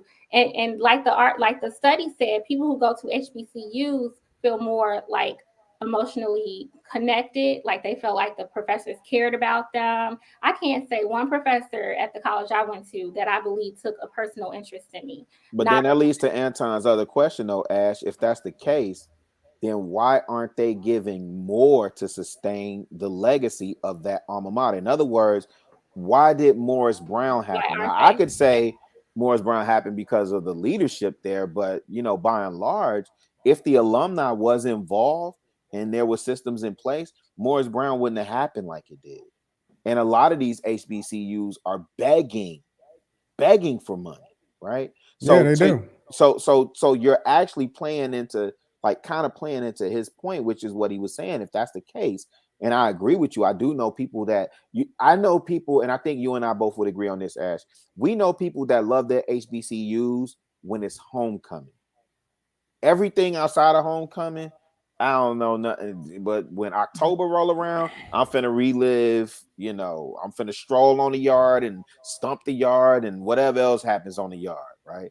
But when it comes to sustaining the legacy of that school, honestly, in HBCUs, we don't see, by and large, people contributing. Well, HBCUs are usually smaller. Let's not act like they're the same size as some of these other schools. They're just not. HBCUs specifically, or schools. I'm talking about HBCUs. If a school has more students, it is more likely. What does it matter? Well, you're playing the law of averages, is what you're saying. So you're saying on average, if a school has 1,000 people, if a school has 1,000 people, and I'm not saying this is the right proportions. I'm just saying, if a school has 1,000 people and another one has 10,000, like there's probably going to be more But funding. what I'm saying, Kay, to your point, And right, public schools get more funding than private ones. Because you just said like Harvard, the Yales, the Princeton had 100-year head start. Okay, cool. I'll give you that, right? So when we look at most HBCUs, they're centennial now, right? Most of them was founded in the 1800s. How much alumni came through those groups, right? Those families. To my point that I was making earlier about the ability to be able to do that. Think about why HBCUs were even created. Well, hey, we just went over the stats that they are doing fairly well. Yeah, but they're going to compare. Mm-hmm. Go ahead. I was going to say, I think it's telling. I don't think it means the universities are bad and not preparing people, but I ain't trying to tell nobody where to spend their money, but something's going on that they're not donating. I think it's the money cultural. back. They are capable. Okay, you don't have to be a multimillionaire to give back. No, you don't.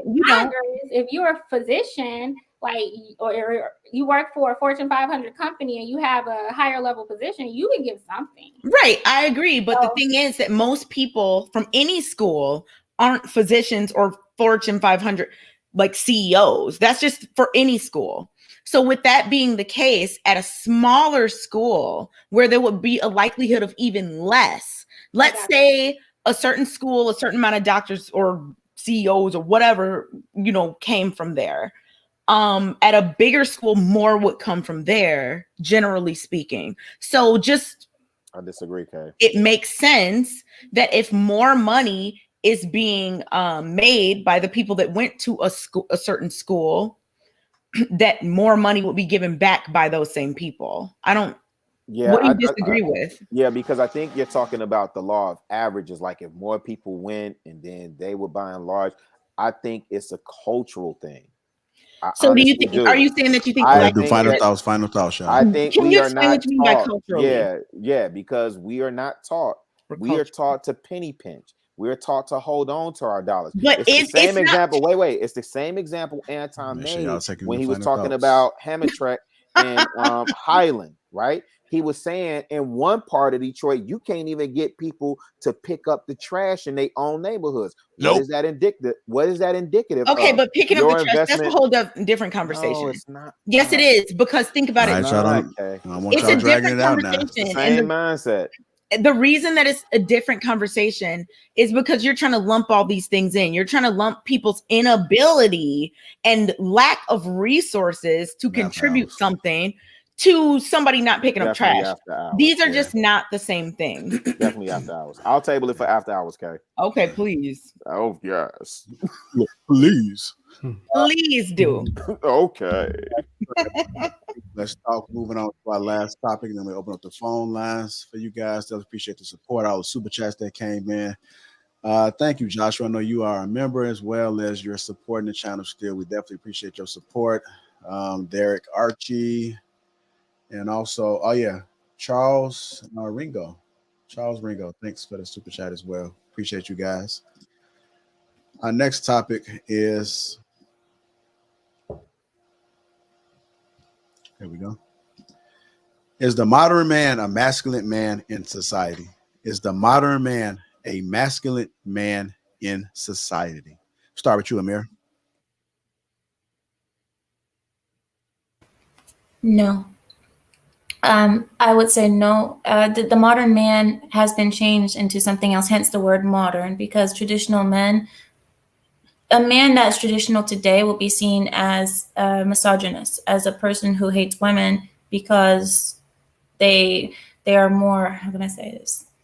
They're more willing to lead their families. They believe more in the gender roles. They just act differently. Modern men, what I've seen today is how they're trying to change men to be more feminine and more like women. They're trying to make the modern man today, especially like the modern husband. When you think about the modern husband, you think about a man who takes the baby and he straps the baby on his chest and he walks around with the baby. This is the modern man. And that is not, I'm sorry, it's not masculine. It's not masculine because when I think about men, especially culturally, when I think about men, if they're going to hold the kid, they're going to hold the kid. They're just going to hold them with their own hands. They're not going to strap them to their chest and push a stroller. That doesn't happen. So no, I don't believe that modern men are masculine at all. And I think there's a reason behind that. I do think that this is something that society is pushing on men, and a lot of men don't even know what masculinity is anymore because masculinity has been deemed as toxic. So yes, it's hard to be masculine when you think that everything that is masculine, everything that you do is toxic. I want to ask you guys. I see you shaking your head. I'm going to ask you guys. This might be off topic a little bit, but man, when you're in a grocery store, do you push the cart or pull a cart? Hey, real talk. I push and pull. I pull, man. It's just something about pushing the cart, man. I just pull that motherfucker. Said that, man. I'm like, dang. But I push. Not me. I jump on the back and I'm like, you know how you jump on a cart and you just keep going. You run real fast and you jump on it. Imagine you be grabbing that motorized cart. Those you be grabbing. Pushing the cart. I just don't feel like it's my people. I just like people that can online. I just don't feel like it's my place to push. That's just me, man. I say, no, you fill it up. You fill it up with groceries. Just fill it up with groceries, and then you run real fast, and then you jump on the back of it, and you just. Anton's like, wee! You be terrorizing Walmart. Okay. If I see a man pushing a stroller, I'm sorry, I do giggle a little bit because it doesn't look right. I'm sorry. I think that strollers are meant for women, and men with the baby carriers and all of this, it doesn't look right. Okay. We're gonna go to Kay with that one. I see you shaking your head. You got some pushback on that. What's your thoughts about is modern man a masculine man in society? Yeah, I absolutely think that modern men are masculine men in society. I would never say that rearing your child and taking them on a walk in a stroller makes you less of a man. I don't understand that viewpoint, Amira, but I mean, you're entitled to it.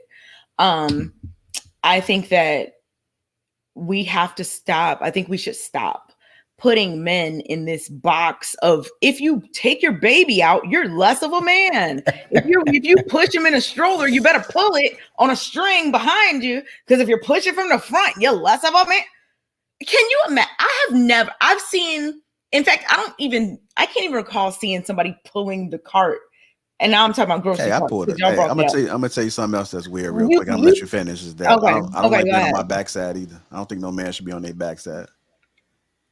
On what backside of what? I'm talking about what they want, man. He's supposed to be on their backside. He's supposed to be laying. You talking about when you sleeping, when you laying in the bed? No, I'm talking about when you engaged.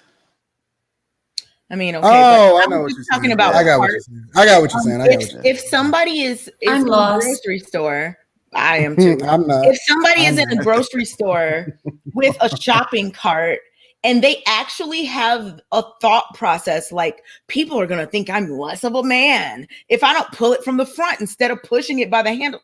What? Hey, just don't push with both hands. Just push with one hand. Like, and then man, just unshackle yourself from that nonsense. Push your cart. Like, really? So really, there are men out here who feel less of a man if they push a shopping cart in the way that it's functionally meant to be used. This is a thing? That's a problem. It's a thing. That's a problem. Like, come on. The cart is ergonomically built to be used a certain way. And the fact that some people, I'm the one that's in control. You're in control if you push it from the front. The cart is an inanimate object. I don't know doing all the work. I don't know what you're talking about. But in terms of carts, you can definitely still be a man, JR, and push the cart by its handle.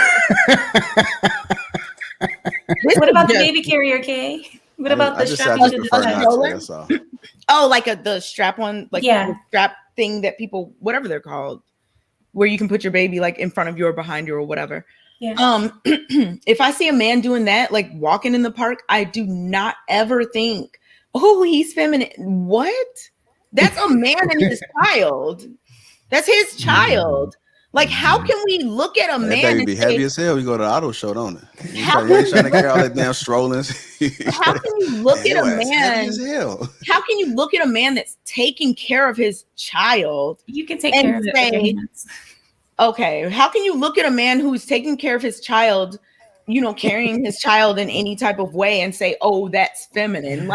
We gotta grow up. That must be buzzed. Come on. Hey, Kay, you know Did how you say you must be buzzed, Anton? Kay, I don't know. Everything is starting to get funny to Anton, me. you're not buzzed. I don't know. I'm not. I don't feel like I am, but stuff is starting to get a little bit more funny. It's just hilarious to me. It's getting late, man. It's getting late. All right, Rella. Is the modern man a masculine man in society? So when you pose this question, I'm looking at it. I'm like, I'm comparing him to like a traditional man, and obviously for me, I'm thinking about my granddad, and you know, my grandma be quick to tell me like, "Baby, y'all not cut from the same stuff we was cut from." Right. And so if I Did they compare, walk 20 miles to school with no shoes? man, listen, man. Hey, listen, let me tell you something. I tell my kids how I walk to school in the snow, in 3 feet of snow, fam, and you gonna get there. Ain't no snow. What the hell is a snow day? Anyway.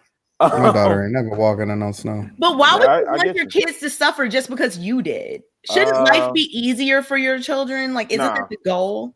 Not for men. Sometimes men. But It's certain Anton, you literally situations. just said my daughter's not walking to school in some snow. He said his daughter. I said not for He said men. not for men. Oh, you're saying boys. Okay, Right. so it's different for boys. Different for boys. Yeah. It's different for So boys. Chicago, are you cool with your daughters? Don't you have a daughter? Nah. I'm cool. Listen, I'm not cool. Listen. Hey, brother, go ahead and finish, Rella. Yeah, because I don't want to get sidetracked either. No, I would not let my girls, but that's any dad. Like, yeah, you wouldn't let your girl, but your sons, yeah, get your ass out there and figure it out. Make your way in the figure 8, get to school. Keep pushing. But I know you, Kay. You gonna fire up the truck and you gonna take. I'm just saying, if you have the drive means, if you don't have the means, fine. I'm not But if you tripping have the on that. means to get your daughter to school, get your son to school the same I way. hear you, but see, this is the other thing that we go back to, and I apologize, JR. I don't want to Imagine your daughter is like in a warm car and your son is walking alongside. Oh, that's really cool. Like what? All right, let me go. That's ahead. just So the modern man. We talk. And then people wonder why people have all this trauma and Because he walked to school. Because he had to walk. If you have a daughter and a son, and you're pampering, and you're telling the daughter, "Hey, you can get in the car, son. You better walk outside because you a boy." Hey, do you really think that's happening? nonsense? Stand down. Hold it down, Rilla. Hold it down. No. I'm asking Kay a real question. You honestly think that's happening? I was asking you, and you just said I'm cool with my daughter being driven to school, and for my boys, I would have no issue with them being like walking to school. But if you have kids, and that's why I said if you have the means. If you have the means to get some kids to school, is the modern man a masculine? You just contradicted yourself. It's fine. I absolutely did not. It's again, I say the nuance of the. And I'm not attacking you, but it's fine. When did I ever say you was? I didn't say. I was just giving a disclaimer. You speaking to the chat? Yes. I didn't see the chat, but I'm thinking about last week. Listen, I was triggered. That's bullshit. Yeah, relax. They're like, you're attacking Chicago. Hey, how can you attack me? Exactly, I agree. I'm not attacking you. This is like the 3rd time you said that, so I'm not attacking you. I don't care what the chat say. The chat can say whatever. But no, hold on, y'all. Hold on. But seriously, I'm curious as to what y'all think about modern men. I'm getting back to masculine men in society. I don't listen. I think and there's been so many conversations and so much that I've been seeing happening in this space. Jesus Christ. The modern man, as if I had to position him and look at him with like traditional man, masculine, what we consider to be masculine, like a man's man, versus the modern man, where we get terms like metrosexual and the concept. Like, I'll give you an example. Like, and this is, man. So even if we look at like when we talk about men being in touch with their feelings and that type of stuff, right?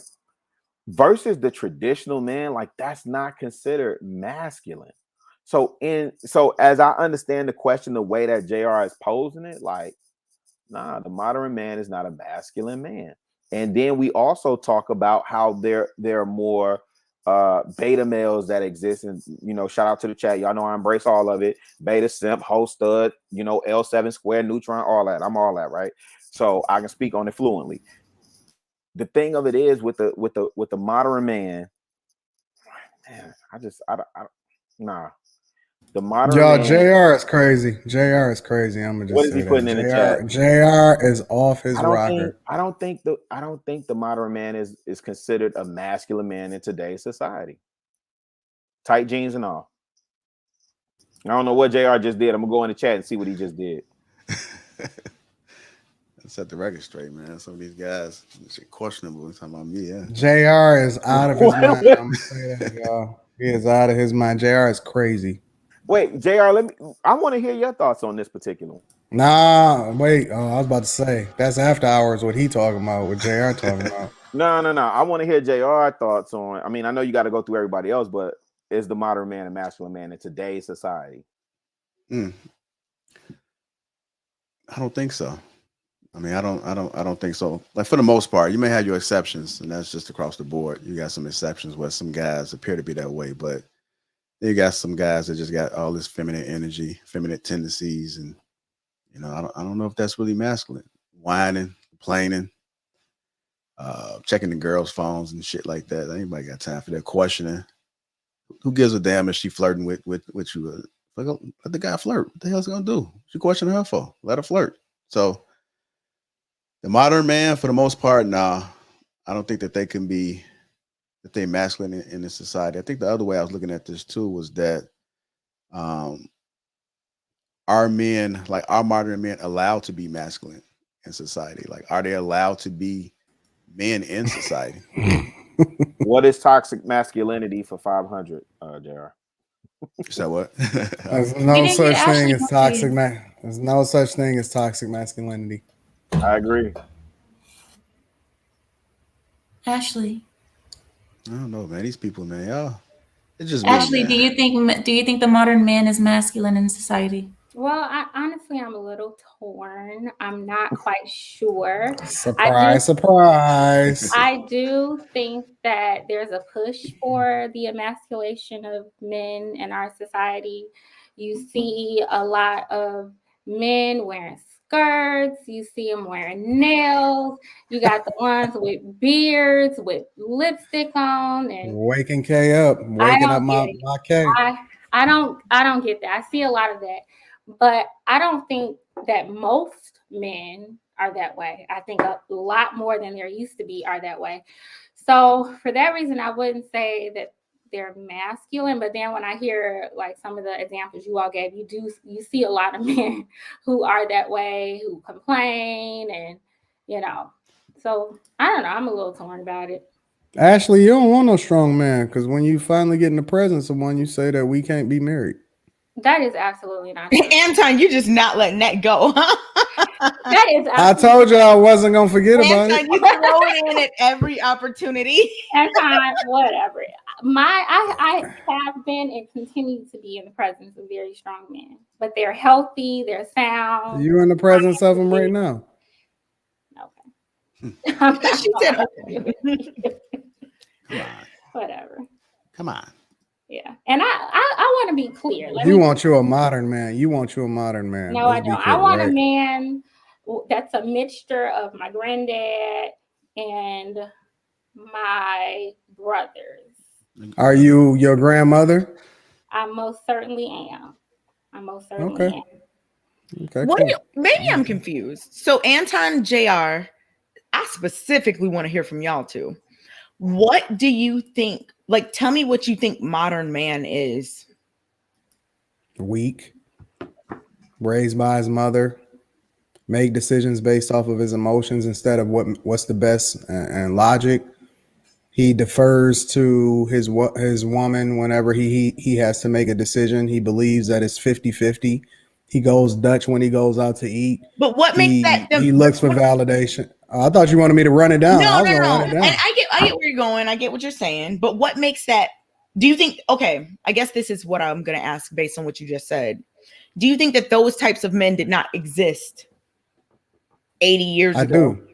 So I then do. what's the however like, I'm trying to see what the term modern has to do. However, the difference is that there was a clear separation, right? It was almost like a rite of passage because technology to a larger extent has covered up a lot of our the differences between us. It's allowed for us to be able to kind of hide some of those things, whereas back then it was very clear between, a guy that was on his purpose. Can be like people can be Man, these women changing now, man. Women are hiring. Like I'll give you an example. There were no video games 80 years ago, for example, right? If something happens today, I don't care what happens. I don't care what the circumstances is. I am never, ever going to let my chick or depend on her for us to be able to survive as far as making sure that every single bill is paid in this house. I'm not looking for a partner. You know what I'm saying? Like, I'm not looking for somebody to split responsibilities with. So it's like a breadwinner mindset that makes people. Well, it's more than that, because it extends into every single thing that you do, right? It extends into your ability to, it extends into your ability to provide and protect. It extends in your ownership and responsibility as far as how it is that you choose to raise your children and the role that you play in a life. I'll give you an example. Even with that, I'm not looking to be my daughter's friend. I'm looking to be her parent. Right? I stand on the idea that it's more important for you to get the lesson than for you to like me. I don't care if you don't like me, right? It's great that I do have a great relationship with my daughter and she likes me, but I'm more concerned with whether or not I'm giving her the tools that she needs in order to be successful as an adult. That's standing steadfast and being a strong man versus making decisions based off of your emotions or letting the decisions be dictated based off of a democracy versus taking into consideration what people are contributing to the conversation and then making an informed decision. It's just a certain type of way you move throughout your life that make you more traditional and steadfast as far as being a man's man versus somebody that's leading based off of all of the things that other women feel like makes the most sense in their life. And that's the way that they determine how it makes sense in a household. I don't move like that. Okay. And, I hear what you're saying. And the reason that one of the main factors of it being modern in terms of today is that, correct me if I'm wrong, you feel like a lot of men can slip through the cracks. There's not a huge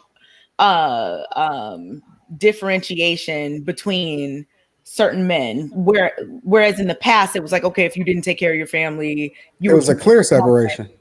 Okay, so the separation is what sneaking through the, it was very clear on who was the strong man and who was the weak man. Whereas now it's a lot of it. They can't survive now. Now they can't survive. And that's the thing. And I think we got different type of women right now in this world. Jeremy, make sure you answer. I wanted to know I just want to know, Anton, thank you for your answer. I understand what you're saying. I find it interesting, something I find interesting that I want to ask about later, specifically to Amir and Anton. But I guess I should, because it's not exactly related to this question, so maybe I should wait. I don't know. Jared, don't forget, you have to explain, regardless of what happens. Huh? Oh. I just told JR not to forget. I mean, just put it down and I'm gonna come back to you. But I think really, was you talking? Was Riddle talking? Nah, go ahead. Okay. I don't know who somebody was talking. Don't try to get out of this. No, I'm just playing. Go ahead. Get out of what? What am I getting out of? Nothing. I'm just playing. Oh, okay. Watch yourself, man. It's getting awkward now. Okay, did everybody finish their points about this? JR, answer the question. Look what's the question? I mean, it was some of the same similar stuff that he said. I don't want to repeat everything. Go ahead. What's the question? What's his exact question? What's his exact question? My question is, what do you consider to be a modern man? A lot of what Anton said as far as them being feminine, not being able to lead. I think just like certain insecurities within themselves, and they can't help it, but if you can't stand up to a woman, she's not going to respect you. So if that woman doesn't respect you, then I consider that being like a modern man. You know, if you can't get the respect in your household, if your kids don't fucking respect you because they see mommy don't respect you, I mean, it's just a different breed of men. And I think that if they look back at how, I won't say most men, but how a lot of men were back in the day, you know, they was just like straight to it. You know, they held down the house. What they do is the results they get, somewhat. Would you say that? I guess you can say something like that, yeah. Okay. Yeah. It's just how they carry themselves. It's just a type of aura. Like whenever a woman sees a manly man, like she doesn't have to question it. You know, she's not gonna like overtalk him. She's not gonna feel like, you know, she's wearing the pants. It's just his whole. So then why do I be over talking y'all? What does this mean? I mean, you masculine, Kay. Is it Kay, because I'm on the same man? We're not your man, as though. y'all? That's the thing. yeah, Kay, you masculine. We're not I your know man. y'all aren't. I've been saying that this whole time. I'm so glad y'all acknowledge that. Thank you. But that you masculine? No, that y'all aren't my man. So it would make sense that.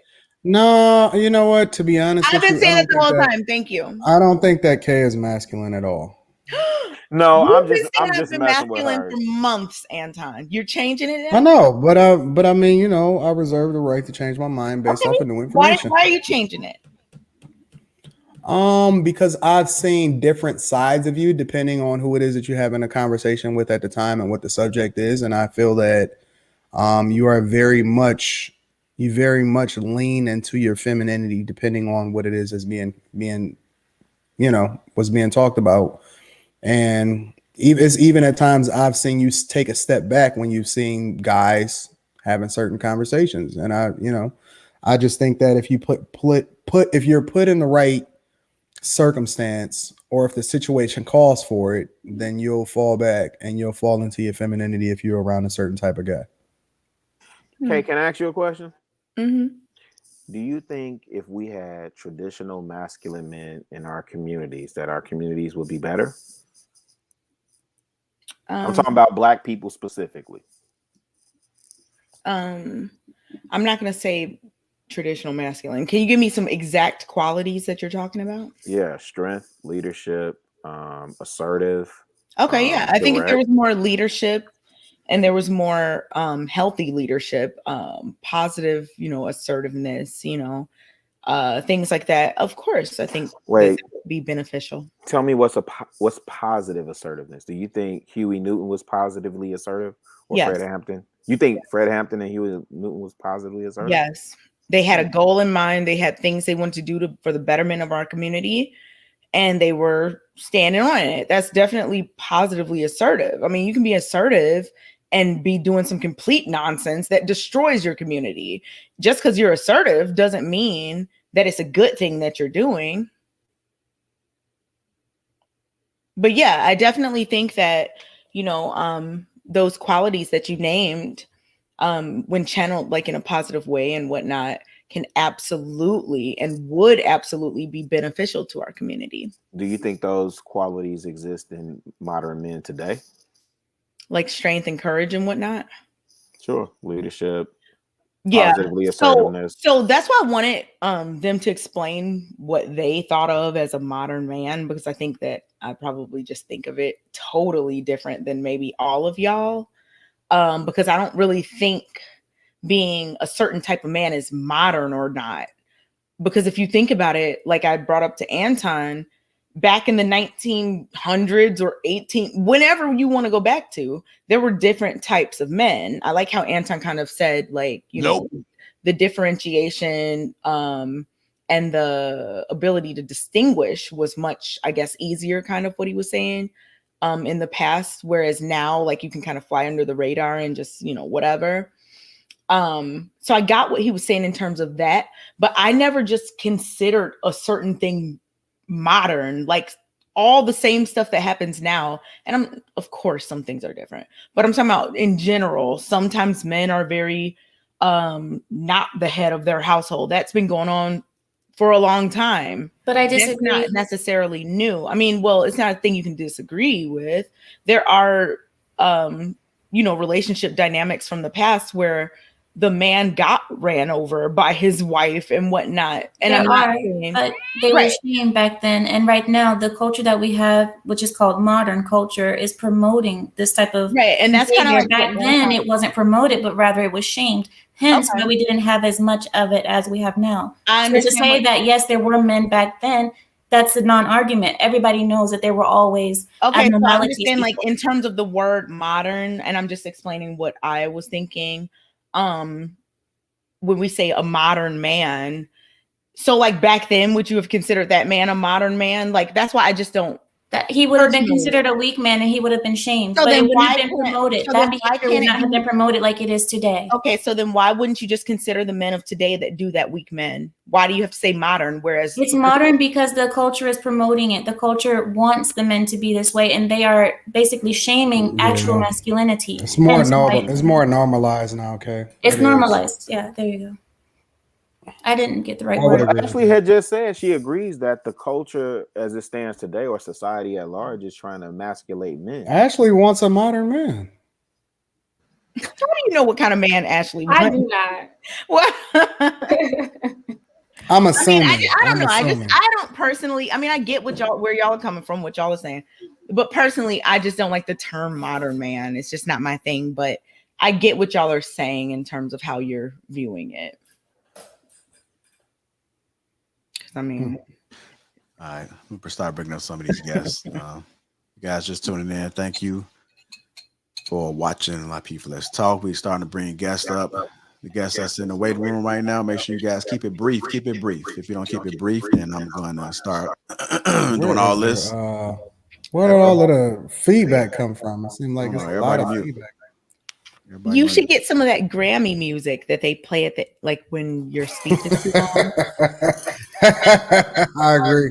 Do it, JR. Okay. I'm gonna have you work on that for me, okay? Oh, I got you. Okay. As I was saying, you guys just wait in the waiting room. Make sure you guys keep it brief. If you start hearing me saying doing all of that, that means you've been talking too long. Just tell them direct. Don't be passive aggressive. Say, look, you've done it too long. Was that modern or traditional? Okay, I'm gonna leave that one to you too. Okay, get out that big masculine energy tonight. Go ahead. Absolutely. Yeah. Oh, I'll do it. Let me keep. There you go. There you go. What's going on, Joshua? Hi, hey, Josh. everybody. Hey, good to see everybody. You finally made it, man. Yeah, Finally, hey, my God. I am literally on this because really you asked. Otherwise, bro. Generally speaking, at night I'm working. doing work. I'm doing work for my company. I'm trying to actually push forward for things that I'm actually trying to do. Hey, look, real quick. Let me shout you out real quick, bro. If y'all don't know, like Josh is super active in the group. He's always pushing back and giving us different perspectives. But he's also man, I think you've invited more people to have the conversation with us on Facebook than any other member of that. Oh my goodness. Yeah. If every 5 minutes, it's like invited by Josh, invited by Josh. 2 minutes, invited by Josh. If it's 6,000 of us in there, 3,000 you invited, man. So salute to you, bro. So in all sincerity, you likely don't know my background. I am a Harvard grad.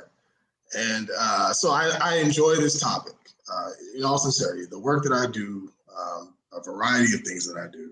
So I enjoy the topic. The last topic was interesting to me. I have conversations with folks who have graduated from HBCUs. I've worked at the tops of organizations, and now I've actually restarted my career in Houston. And so that topic was really, really interesting to me. And so my family is politically connected. They watch your show. They're excited about your show. And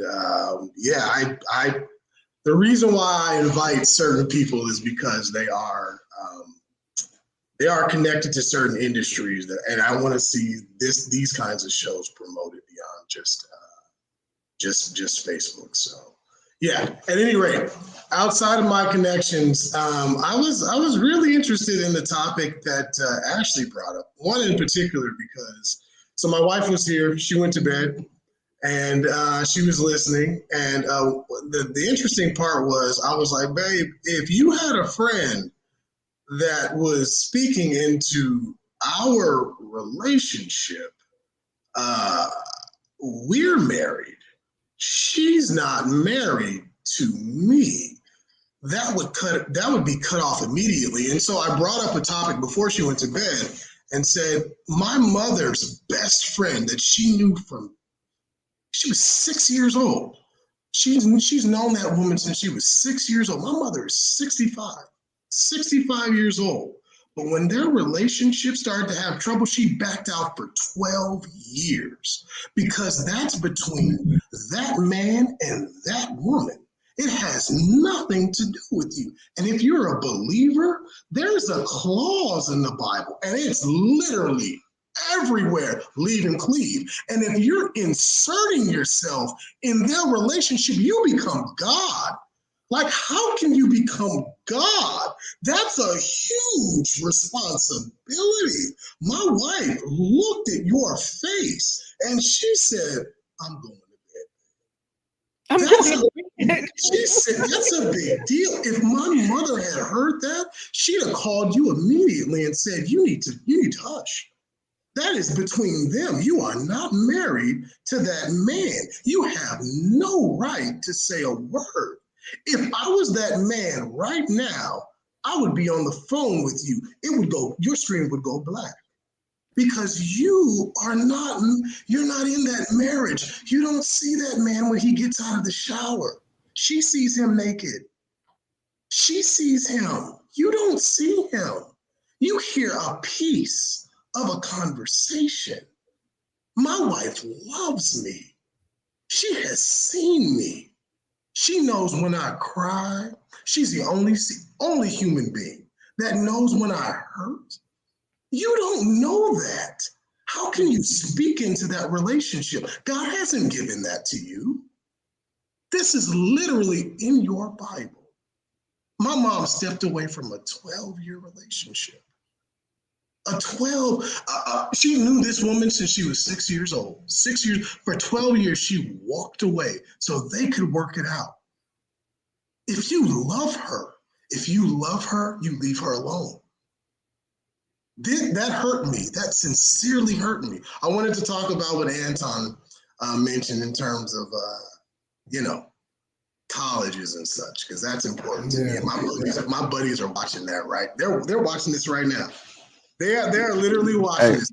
Joshua. Conversations, but that part. Josh, I want to give Ashley a chance to respond, and then I'm let you ask the question about. You good, Ash? Go ahead and respond. Oh, okay. I thought you were saying no. Okay, and then you can ask the question about the HBCU. Yeah, go ahead. Go ahead. I want to say, I receive what you're saying. Like, I've mentioned this to a couple of my aunts who also know, my friend. And they've advised me to stay out of it as well. I agree. I know what you're saying. Most of my friends are married, and I have like one of my closest friends. We talk about almost everything but her husband. Okay. And so I get what you're saying. When I get married, I ain't going to be talking to nobody about my husband unless it's a therapist. Like, I completely agree that you got to be smart with who you talk to about your marriage. I agree. I completely agree. But what I was trying to get you all to see is that even though I need to just exit myself out of it, tell her I don't even want to talk about it, but I wish that you all could stop, assuming for a second and kind of stop trying to put me in this box because of what you've heard about single women being bitter and all this stuff, and just understand that this is a girlfriend that's like my sister to me. And I'm not the type of woman that wants to see anybody get divorced. Like, it breaks my heart when I see people get divorced. And I'm not a jealous woman. I want her to stay married and be happily married. Okay. But it breaks my heart when I know that she is alone in this marriage. And you all can say, oh, well, you don't know. You only know what she's saying. Okay. But if you knew a little bit more of the situation, I mean, you said that, Ashley. You brought up the bias.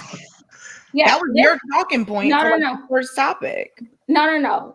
I'm not. That's not. I'm talking about bias versus people assuming that a single woman must mean her married friend bad intentions, must mean her no good. Like, I don't think that's fair. Yeah, people have biases. I understand that. Y'all thinking, oh, she's just gonna take her friend's side. But that's why I was about to say, if you knew more of the that was your point. I don't think anybody on the panel. I hear you, but you understanding. Yeah, Ash. I don't think nobody on the panel has judged anything other than what you said. And I'm not one at a time. It was just what you said. Let me finish. I'm not saying you guys are wrong. That's what people do. I get it. I did bring that up. I'm just talking to you, the six of you, telling you about this situation. I'm talking to you all, and I'm just trying to tell you, don't be so quick to assume. Before you go any further, I have to interrupt you. Before you go any further, because what you're doing is you're indicting yourself, and you don't understand you're doing it. So the reason why you're indicting yourself, and Kay, I understand that you're not particularly a believer, but for those who on the panel who are believers, the reason why you're indicting yourself is because you actually heard the voice of God. God told you through other people to stop. Before you got here, and the entire panel said stop. The entire panel said stop. This is God telling you literally to stop. To literally stop. I am a man who graduated from Harvard, and I actually went to seminary because my mom wanted me to be a Christian. It didn't work until later on in life I became a believer. Like, I went to seminary, and when you hear the voice of God, you stop. You've heard it multiple times. At this point, ma'am, you should literally call your friend and say, I need to back out of this relationship until your relationship is reconciled. I am not the right person because God has told me. And you need to speak to whomever God has told you to speak to, because what you've become, ma'am, what you've become is the hindrance in their relationship. That's what you put yourself in that position. That's a tough position. To be God means you control the universe. The universe. We are on an infinitesimal, small planet. We are tiny. We are here for a moment. Then we go. More people have died than are actually alive. You are not God. God is literally telling you to stop. So stop. Call your friend and say, you know what? I don't care how long it takes. I love you so much. I am willing to risk years of not talking to you because I value your marriage with your husband over our friendship. Yes. The first thing I said to you was that I receive what you are saying. Then stop. That is exact, and it requires no additional words. And I am. It requires nothing else. No, it does. I have no, the right no. See, but I'm not it talking about requires this situation. nothing else. It requires nothing else. One at a time. I think I have the right. I think I have the right to defend myself. I am not disagreeing that I should exit myself, remove myself from their marriage. I completely agree with you. I said that.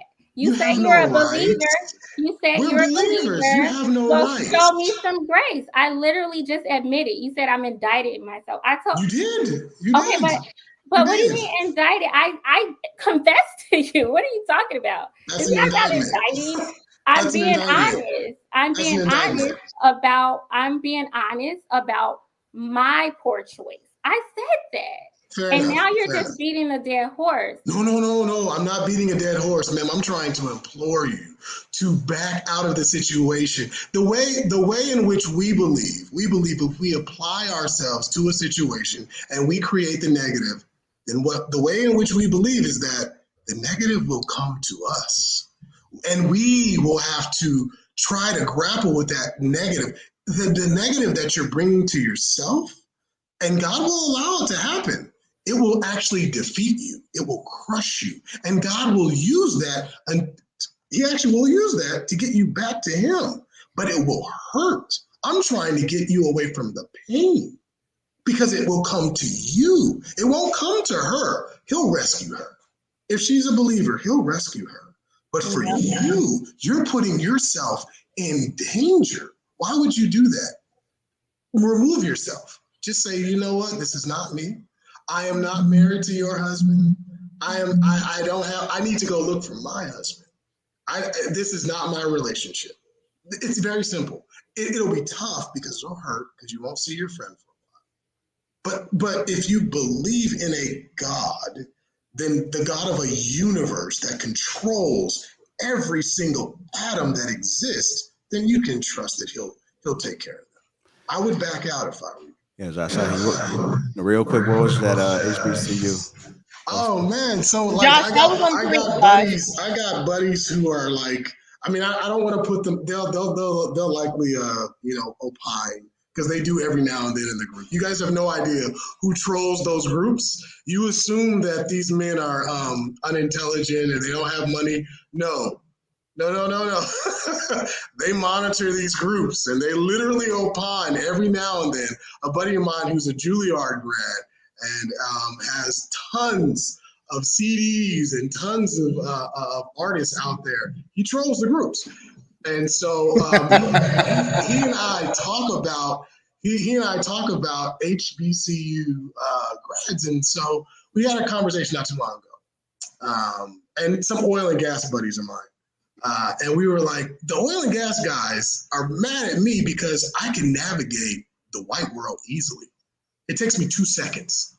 I can knock on a door. I can create a program in 5 minutes in oil and gas, but it takes them like a year because I know how to speak to white people because I did my entire life. I went to private schools and then I went to Harvard.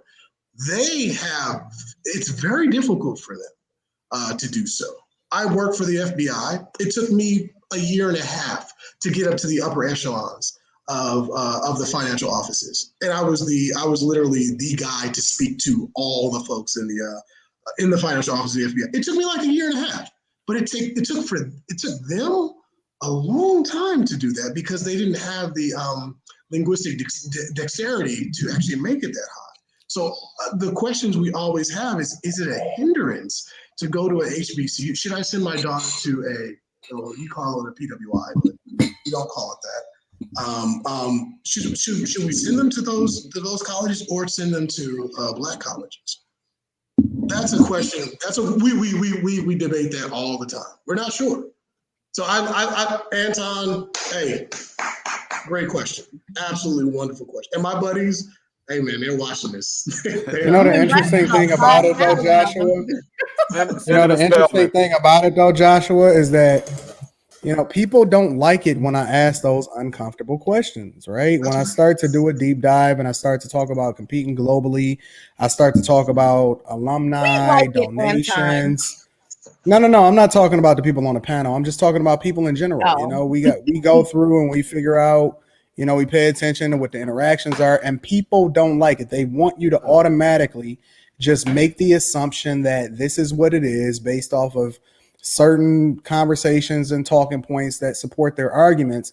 But I think that the thing that we need to start getting used to, which will not happen to a larger extent, but what people need to start getting used to is challenging themselves in order to get a better understanding so we can make a more informed decision. Or if you do support this narrative, right, then you'll be armed with more information to be able to make better decisions or to make adjustments so that you can start to support whatever it is that you truly believe in a more effective way, not just based off of how we feel, but based off of real life evidence and real life situations that allow us to be able to make adjustments on the fly. But people don't like that. They don't like to grow. And I think that the best growth comes from having conversations with people that may have some information that you may not have. They may not look like you. They may not speak like you. They may not come from the same background, but it does not make the question or the information any less valid that they're communicating to you. And I don't understand why people have a problem with that. That makes no sense to me. It's always best to be able to make informed decisions. Right, Josh, we got to keep it moving. Yeah, go ahead. Thank you very much. The show is perfect. Hey. Good to meet you, Josh. Good to meet you. I'm glad you came up, bro. Yeah. It's because of you, Rilla. It's because of you. What's going on, Cole? Let me unmute you. Hi, Cole. Quick. There you go. I got you.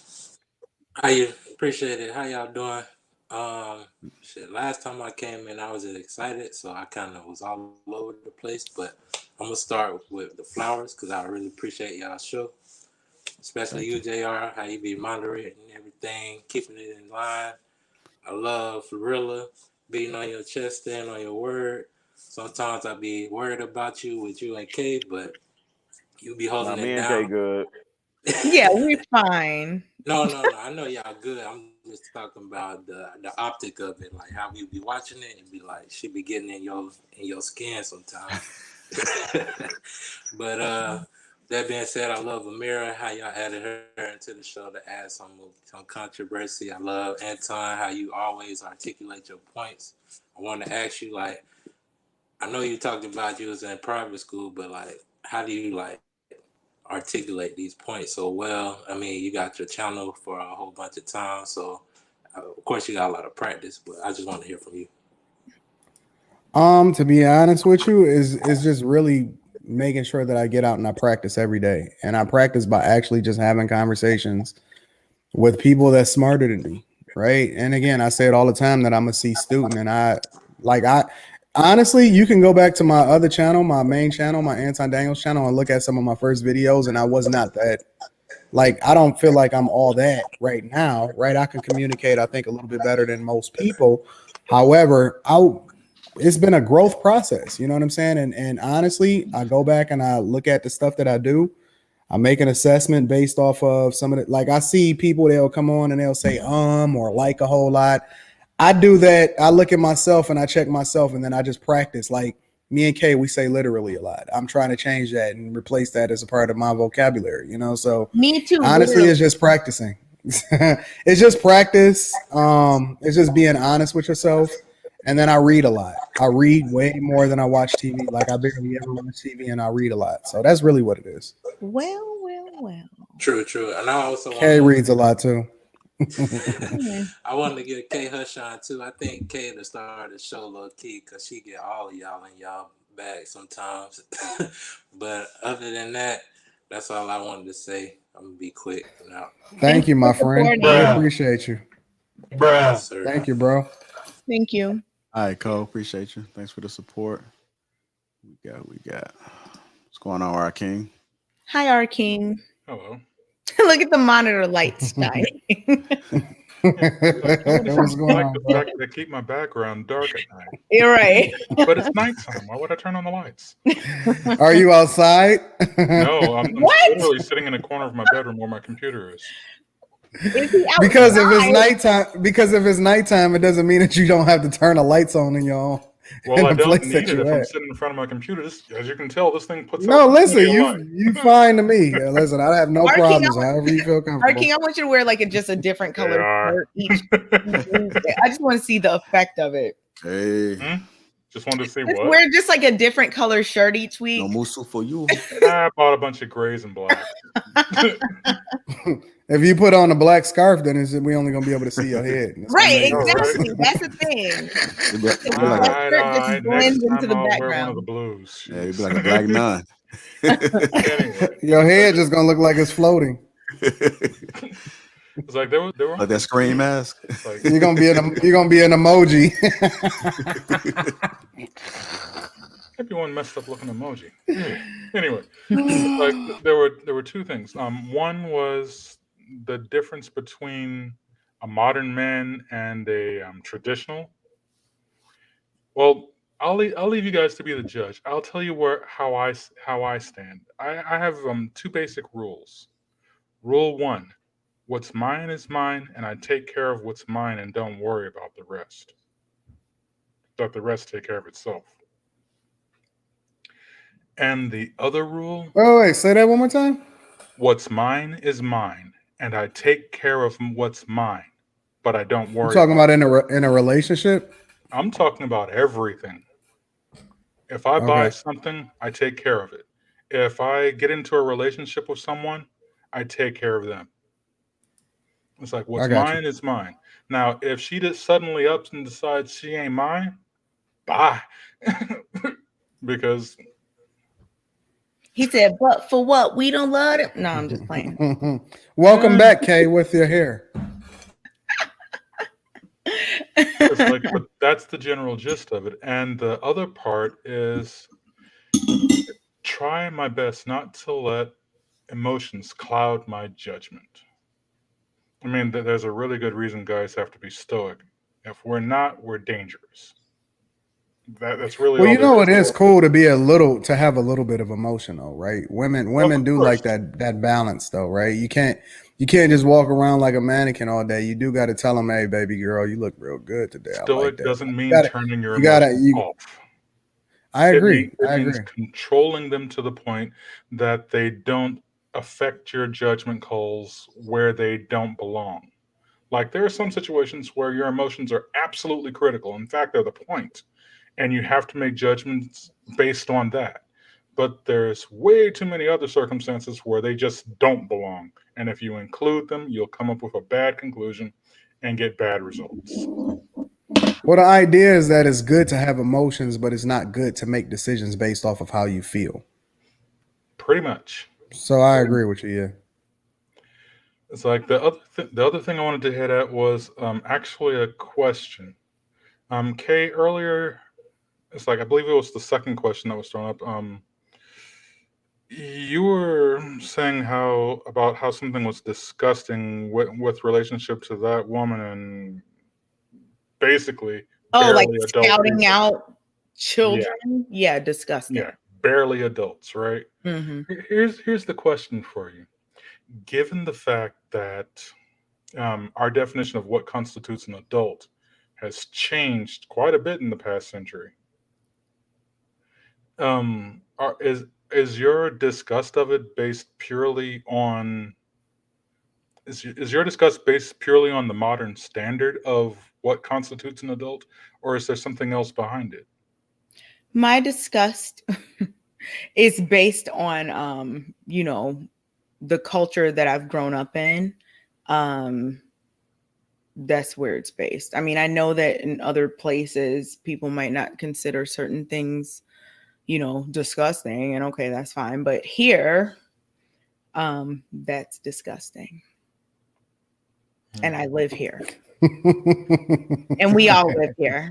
So yeah, that's the standard here. Fair enough. I just think perspective changes a lot of things. So do you think it's fine? You don't think it's disgusting? I don't think it's disgusting. I'll say that. You don't think what's However, disgusting? I don't think it's appropriate either. You don't think what's disgusting?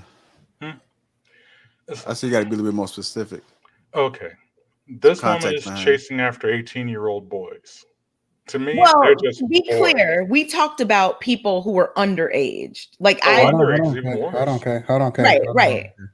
It's like for me, it's like if you haven't reached the age of 25, you're effectively still a kid. That's not true. Just because of your brain development, that doesn't necessarily mean that you're still a kid. Effectively.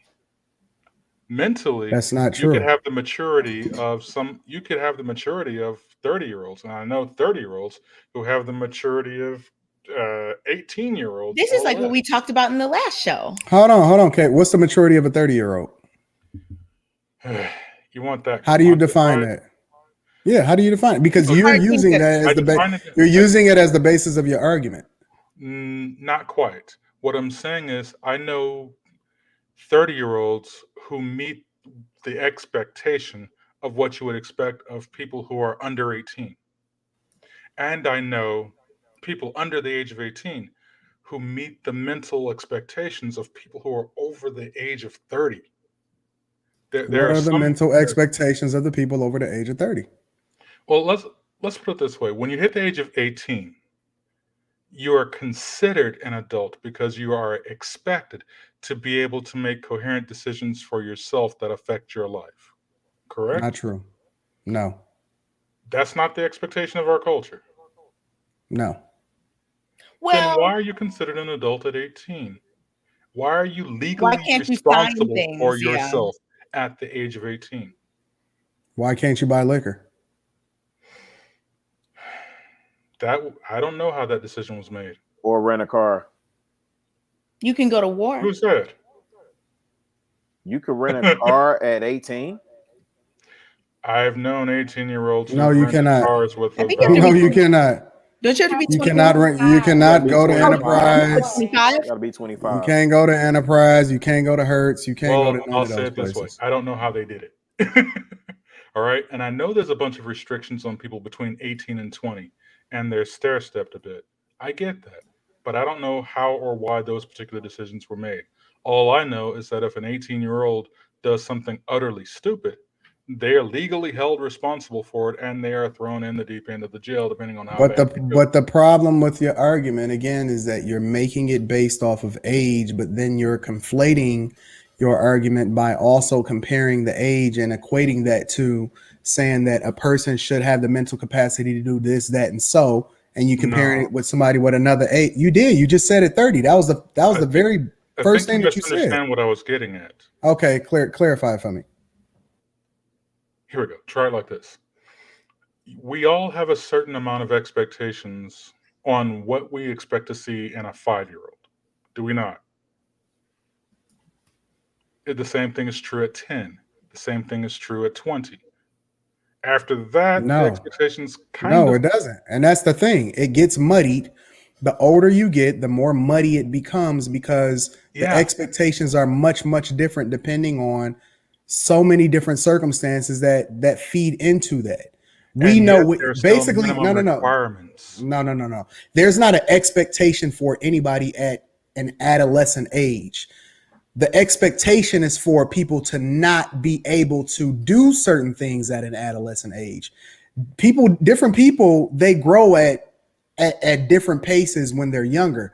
The one thing that we've established in this society is that there's things that you will not be able to do and you can't be responsible for, and certain people cannot play a role in your life depending on this certain age. But we don't have any kind of expectation, and we don't have a general idea of how people at an adolescent age are and how they're supposed to develop, because there's so many other factors into it. But what we do know is that you're not mature enough to even be able to have a conversation or be able to participate in this part of society. So I think you got it wrong. No, there are two parts to it. You are half right. There are expectations on what you should not be allowed to do, but there are also expectations on what you should understand. It's just like saying by the age of 4, assuming there's nothing wrong with a person's brain or any other defects, a person should be able to talk. Even if it's just rudimentary speech, they should be able to talk. You're just thinking about different stages of development. Right. I'll give you a whole. Here's the thing. Why is it that the majority of people can't read past the 4th grade level? Because reading is not really expected to be something everybody can do to something greater than a 4th grade level. It's something we want, but it's not something that is required. Reading is not something that we, as a society. I get what both of y'all are saying, because Anton, I get what you're saying, and R King, I get what you're saying. R King, you're saying like if you can read at a 5th grade level, you can navigate, most of life without, just general things without an issue. But Anton, I get what you're saying too. Like, yes, we expect someone in 12th grade to be able to read at a 12th grade level or right. Otherwise, we wouldn't label it 12th grade. However, as they get older, regardless of what grade or whether or not they graduated, the waters get more muddy because the statistics show that the majority of people can't read past a certain level. And that's why most things are not written at that level. Most things that you encounter in day-to-day life are written on an elementary level. Indeed. In terms of reading and comprehension and whatnot. You don't just walk around and see a newspaper or a billboard just in general public that's written at a 12th grade level. Usually those are in like elementary levels. Now, if you get into some technical, very specific content area, then yeah. But in terms of just day-to-day life, most things are written at a low level, relatively speaking, in terms of the ages of people that will be consuming it, because they want to make sure that people are able to access it regardless of their level. So that's why I think what R. King was saying in terms of, all right, if you can read at this level, now, me, I definitely think people should strive to read at a higher level. But I mean, there is access. They want it to be as accessible as possible for as many people as possible. So I think y'all are kind of in line, but just saying kind of different things. I get what both of y'all are saying. From where I sit, final thoughts are King. It's almost Final as thoughts. though Anton's getting what's actually required mixed up with what's desired. It's like we desire people to have that high level of education. We desire No, people to have a what you certain said level of maturity was at a certain point, but the true requirements are much lower. And what I'm what you saying, said was the even at a expectation is for you to be 30-year-old, able to do certain things. You said yeah, expectation. Desire required is much different than expectation, and that's the an word that you used. expectation is a requirement. I expect you to be able to That's think not a logically and requirement. rationally. That's why it's called an expectation. An expectation and a requirement means completely different things. Requirement means you don't have any choice. Expectation is this is what I think you should be able to do based off of this data or the insight or what it is that I see everybody else doing. Yeah, that's true. It's two Okay. different things. This is a good Okay, conversation. then I'll call it a bad choice of wording on my part. I do that often. Okay. Y'all have a good night. Thanks. Appreciate You the too, you support. too. I can't have a good night.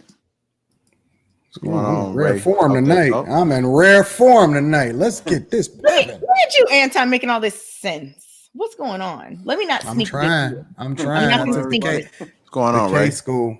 Not much. What's going on, everybody? Hi, Rays. Talk, talk. Wait. Talk that talk. Oh, okay. I said it all wrong. It's all right. It's all right. You know who you look like, Ray? Right now, you look like Play on House Party 1. You told me that already. Did I say that? You must really believe because I don't remember saying that. He looked just like Play. I didn't know that. On your show, you told me. Oh, I thought you was talking about here. that's how you know that's his real answer. He said it on different occasions without even remembering. He do. He looked just like Play. But how's everybody doing tonight, though? Doing fine. What you got for us, Ray? All right. Well, I'm gonna touch on first topic y'all talked about was about the lose respect. I think almost automatically you lose respect. They lose respect for men, especially for like people like in your family and your peers, because I think they look to the man to be like to be the leader. So when you bring up like a woman around or something like that, and say the relationship fails, they automatically assume that you couldn't lead that relationship to where it's supposed to go, whether it be commitment and the next level is marriage. So the woman could have been crazy or whatever, but they don't care about that because they look to you as the leader. So they feel like you should have led that relationship to where it's supposed to go. So that's what I think when it comes to that aspect. When it comes to felt relationships, I think they look at the man in that respect. Like they say, women. So you saying Ashley is wrong? I'm just giving my opinion. That's all. Even though you all did the You could say it. You could say it. Listen, you could say. You could say it, bro. Opposite of that. You could say it. Well, Ashley was full of vigor and spice early. Now she's been defeated. Well, I am not defeated. Women control access to sex, like they say, and we control access to marriage. So if we control access to marriage, automatically, if a relationship fails, it's going to be on us. Also, Ashley, do you agree? That's not what you all just demonstrated, though. You all automatically assume, well, what is she doing? And why don't you go and tell her that what she needs to do, as though she's not doing anything, and that's not true. So you all demonstrated the exact opposite. You were quick. Nobody ever talked about what a man should be doing. You all only. That's exactly what we did. That's what I just said. We said that men hold men accountable, and we don't spare each other's feelings. It's easy to say it. That's exactly what we just did. You said we didn't do it, and we do it. It's one thing to say it; it's another thing to do it. But I'm not going. going. The interesting thing about it is that we've even said it. We've seen it happen on this show. Rilla has checked me and held me accountable. I've checked Rilla, held him accountable. Like men check men regardless. And it ain't no issue all the time. Yep. And I don't see that happening amongst women ever. Also, the Brittany Renner thing. I think that she kind of has like a predator mentality also, because it doesn't matter if he's 16 or 18, he still has a young mind. And if it was the other way around, that's what they would call a man. The problem is that society doesn't hold women accountable for the things that they do. So women think they can get away with those things. It doesn't matter if men or young men think that it's okay to sleep with an older woman, but his mind is not developed. So just like a man can take advantage of a woman can take advantage of a young man too, also. And that can destroy him later on in life, because then he's going to look at women as just only as sex objects. So, too late. Yeah, it's definitely too late. But that can definitely destroy him as a young man and how he's going to look at women in the future. I absolutely think that independence has Gotta keep it backfired brief on now, modern. Ray. Huh? Yeah, keep it brief now. I'm sorry. I'll make this my last one. I absolutely think that independence backfired on modern women. The numbers support that. But actually, she said it's complicated. I think this is not rocket science. All women need to do is get on the program, not the one that programmed women. You understand what I'm saying? So that means that media controls how women think today. Media Hey, controls Ray, how did a you lot of people think today. did you mean to have it as talk tech talk? That's what I Yeah, said. talk. I'm just wondering, like, was that on purpose? Yes, it's the lingo here. That's why. Where are you from? Where are you from? Pittsburgh? Home Oh, of the okay. Steelers. I love Pittsburgh. I love Pittsburgh. Pittsburgh is one of my favorite cities. Yes. Y'all need to come back. But I told you, really, I'm gonna get with you with the boxing thing and the kids. I told you. Yeah, please. I've been active in y'all group in the Lapeef. Please, bro. I stirred up some people the other day, but yeah. Man, we all stirring up people, especially Kay. So thanks for having me on again. I no appreciate problem, the man. show. Thank you, Ray. Salute Thanks for the everybody. support. Bye, Ray. Thank you, my friend. Kay, what is this? The third hairstyle? This too many. Yo, Diana Ross face ass, man. There's too many wardrobe changes, Kay. CJ 100.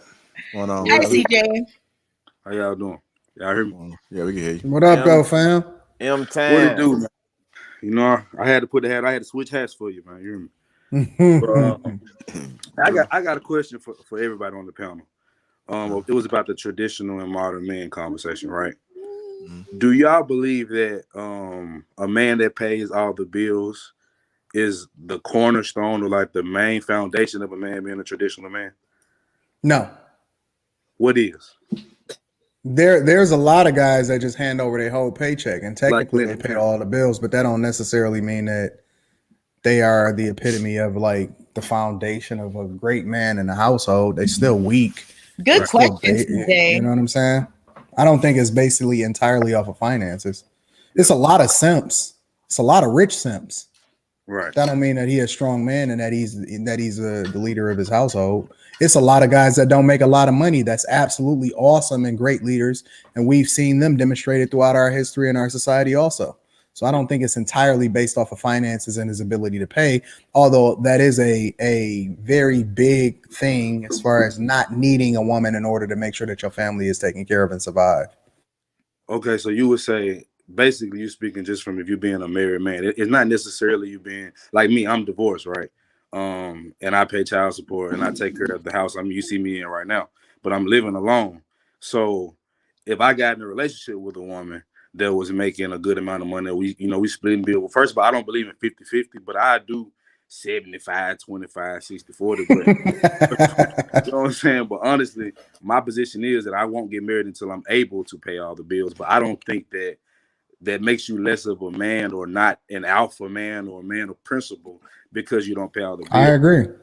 Yeah, that's why I wanted to ask you before I assumed. You feel me? I wanted to kind of I agree. What you were saying. Yeah, I think the conversation when you talk about modern man versus, masculine man or traditional man, I think it's still like however we boil it down is going to center around leadership. But let me ask you something, because I hear a lot, when we having conversations around relationship and marriage and, these conversations where people aren't married and then people that have been married but they're divorced now. Do you think when you speak or offer an opinion or some insight on relationships, do you think your opinion is valid or invalid? I know it's a loaded question, but I'm just curious. I think my opinion is a divorced man is very valid, because I can look at myself and some of the mistakes that I made.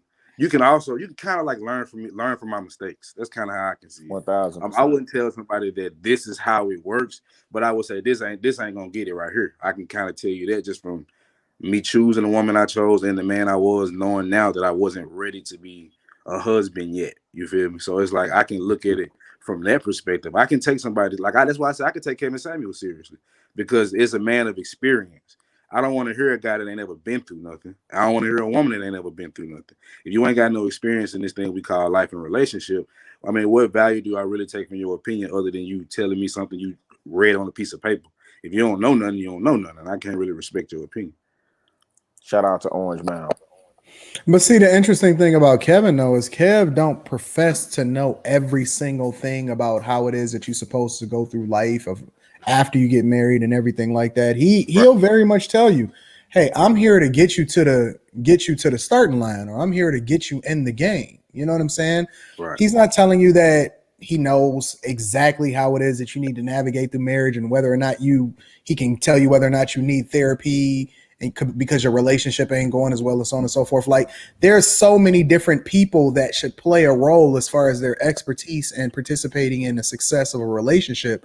Right. But then there's, in my personal opinion, there's some other people that clearly don't even deserve to even be a part of the conversation because they really cannot tell you how to navigate certain areas depending on where you are in your life. I don't need somebody telling me how to be an executive and they have no clue of what the C-suite even look like. You see what I'm saying? Yeah. But I think that, for example, like you illustrated, you have value to be able to add into the conversation because clearly you've been married and divorced. And I think that even single people have some value to be able to add into the conversation. It's just that it's certain conversations or certain subjects that, you know, clearly certain people can't broach. And I'm not saying that about anybody specifically. I'm just saying it in general. I just wanted to speak because I don't think that's your perspective is that a man with money is more of a man. I don't think that's your perspective, but I think when people hear you speak the way you speak, that's what they take from it. I'm just gonna say I know a lot of soft dudes. I know a lot of beta dudes that don't stand on no principle, but they get a little cheese and now they puffing their chest out.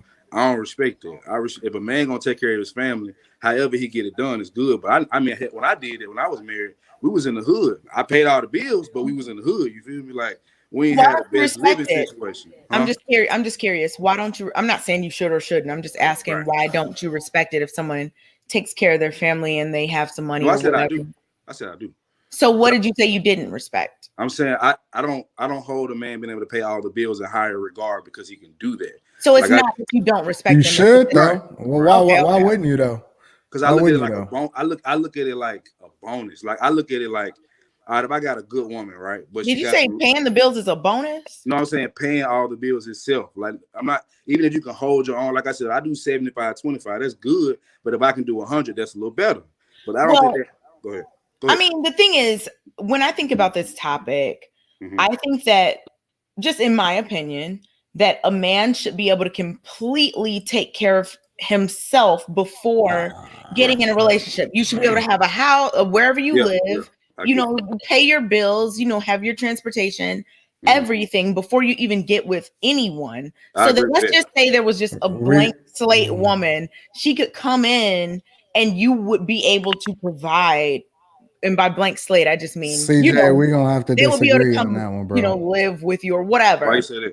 I mean, because well, go ahead, Kay. I don't want to interrupt you. Go ahead. I'm sorry. Oh my goodness, you're being so nice. Y'all energy done changed a little bit. Y'all rocking with each other a little tough. I'm seeing it now, man. But you know what, Anton? Even on the very first show that I was on, you were like, "Are you scared of me?" And I was like, "No." And then I came on your show, and you were like, whatever, but we be agreeing, even though people think we never do, but we do. Hello, motherfucker. But yeah, I mean, I don't know. I just think that it's rule of thumb, you know, to be able to take care of yourself before you try to bring someone on along with you. If you bring someone along with you, though, like, I mean, I get what you're saying, but like, if I bring a woman in here, she bringing more bills. That's just how I view it. So it's like, not true. That's just because you don't see the truth. Talk to me. You don't see the inherent value that she brings. No, I ain't saying she don't bring no value. I'm not saying that. You're not canceling out the debits and credits. It's what. Okay, wait. So let me ask you a question. What bills does she bring? Hell, if she got a car, you say you want me to pay all the bills. Well, I got to pay a car note, insurance for that car. I got to pay all that. If I'm paying all the bills, but there's all the bills. You might not have to do as much. I'm not arguing that you shouldn't pay all the bills. I'm not saying that that you can pay 50-50. I don't care Yeah, what you people do. can work out whatever they work out. Right. Yeah. I'm just saying that I don't view a man as better because he's paying 100% of the bills, unless you talk about from a woman's perspective of choosing. I don't think that's I don't think that's entirely the conversation, or that inherently makes him a whole man per se. Right. But I do think that a man is much more valuable in his ability to be able to completely take care of his family than a man that can't. I would agree with that. Yeah, I agree with that point. That's all I got. All right, CJ. Definitely appreciate the support, man. Thanks again. Nice hat. For sure, appreciate. I'm gonna rock it again. All right, CJ. Appreciate you, bro. Bye, CJ. All right, Amir. I know Amir got to get up off of here. Definitely appreciate you. All right, Amir. We love you. Thank you guys for having me on. Thank you. Nice to meet you, Ashley. This is our first time. Have a good night. See you, Amir. All right. All right, y'all. Let's rock out. We got 5 more people. It was the last 5 people, y'all. We're gonna make this a shotgun. Let's get it popping. What's going on? Hi. Hey, how you doing? Hey guys, how's it going? Good. How are you? I want to see you on camera. I love your voice. I love it. Yeah, I know she got that voice. We all curious. Like I just need to know if the voice match up. It's like a book on tape. Like I want you to like read a book to me. I actually like doing that, reading books. I can tell. See, you're sweet. Thank Just you. flick it off one time for us. One day. Ashley, so thanks for taking me on, guys. I'm so happy you came on today, Ashley. I think you pushed the conversation forward and it was entertaining. What? Yeah. I think so too. Yeah, you're a firecracker. It was very entertaining. So thank you for coming on. I just had two quick comments. You were talking earlier about that predator woman, I don't know her name, who was hunting down young boys. Brittany Renner. That's it. I remember as a teenage girl, I remember my aunt having a conversation with us because there were older men that were sniffing around us. And I'll never forget this conversation. She pulled us aside one day and she told us, be careful with older men. They're more experienced. They're street smart. They're very wise. And that experience is going to give them an advantage. Be careful. But I don't think young boys get that conversation about older women. And I think that's how they are taken advantage of. So my other comment I had to tell you, well, maybe you guys could tell me if you guys got that conversation from your family, from aunts, uncles, parents, mom, dad. Sayla, you know what? I get what you're saying. And I think that that's a really good point that you brought up, because I think that as girls, young girls, young teen girls, whatever, that people, family, whoever has a lot more like preparation that they try to give you because of the dangers, right? Like people are thinking of it in terms of like, women are in a more vulnerable position, or girls are, than boys. But, like we talked about earlier, even if, let's say you're a boy and you might be stronger than a grown woman, it still doesn't negate the fact that that's a problem and that she's still a predator. You know what I mean? I just think that it's viewed in a different way. And I think it was interesting what you brought up just in terms of how girls are talked to, in terms of just general dangers of being around older men. Exactly. Yeah. And it's not seen the same way for boys because of the physical like danger, even though for boys it's still danger and it's still horrible. I just think that it's not viewed exactly the same way. I don't know, Kay. I don't know. Do you think it's because there's more women that are predators now? I feel like there's I don't know. I feel like there's more women who are stalking young men. Maybe there's a culture of it. That's kind of like what Chicago was kind of talking about earlier in terms of just the way that it's viewed and accepted or not or whatever. I mean, I don't think we need to, I think we need to completely make a social consequence for anyone who does anything like that, regardless of their gender. I think it's. Yeah. I agree. I think young men, though, are not valuable in our society, but young women are. And so older men become valuable because of the resources they bring. But a young woman's fertility is guarded. I think we should be clear, though. I think that young Black boys are not valued in our society. They're young. It's definitely different. I think it's different in Chicago, yeah. I hear you, Anton, but you know, I don't care. Observable eye, we see the difference in treatment. Even if, listen, man, there was just a report that came out in Tennessee, right? There was a judge in Tennessee that had she had officers charging these adolescents with crimes that weren't even on the books, and she was locking adolescents up from a particular part of that city up at a rate that exceeded what the state average was by 43%. So let's say the state locked adolescents up at 5%. They were getting locked up in her part of the city by 48%. Now, if there is some evidence or some data, or even anecdotally, that anybody could present that would convince me that Black boys and Black boy bodies or whatever aren't viewed differently or treated differently, I'm open to hear it. Now I agree. There was actually it was all over the news about a year ago where over 800 young men were violated. I don't want to say the word, in the UK by one single predator, and it wasn't streaming at all. There was maybe one news article that had it, and there would be that date pill. I won't say the word, and nobody cared. Nobody really cared. But I want to ask you another question. I'll be really brief about this, Ashley. A while ago, there were two economists that had a really big report released, and what they did is they analyzed the happiness trends of women from 1970 to early 2000, and they found that American women were much happier in the 70s, like significantly happier, and now they're significantly more sad and unhappy. But the men were constant.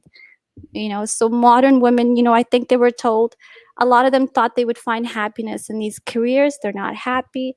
They thought they would find happiness in casual sex, but I don't think women are happy in casual sex. And they thought they'd be happy with being primary breadwinners, but they're not happy being primary breadwinners. I think they're just very miserable, and more insecure than the women in the past. What do you think? Do you think that study was correct? I think there is definitely, some truth to that. I think that, when I say women are not when I say that, I think about the fact that I think most women today still want the option to work. That's what I think.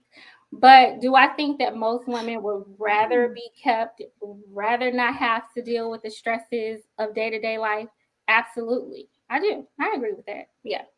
And I've never been a proponent of I like the fight for equality in the workplace, because I personally like that I can go out and fulfill my dreams.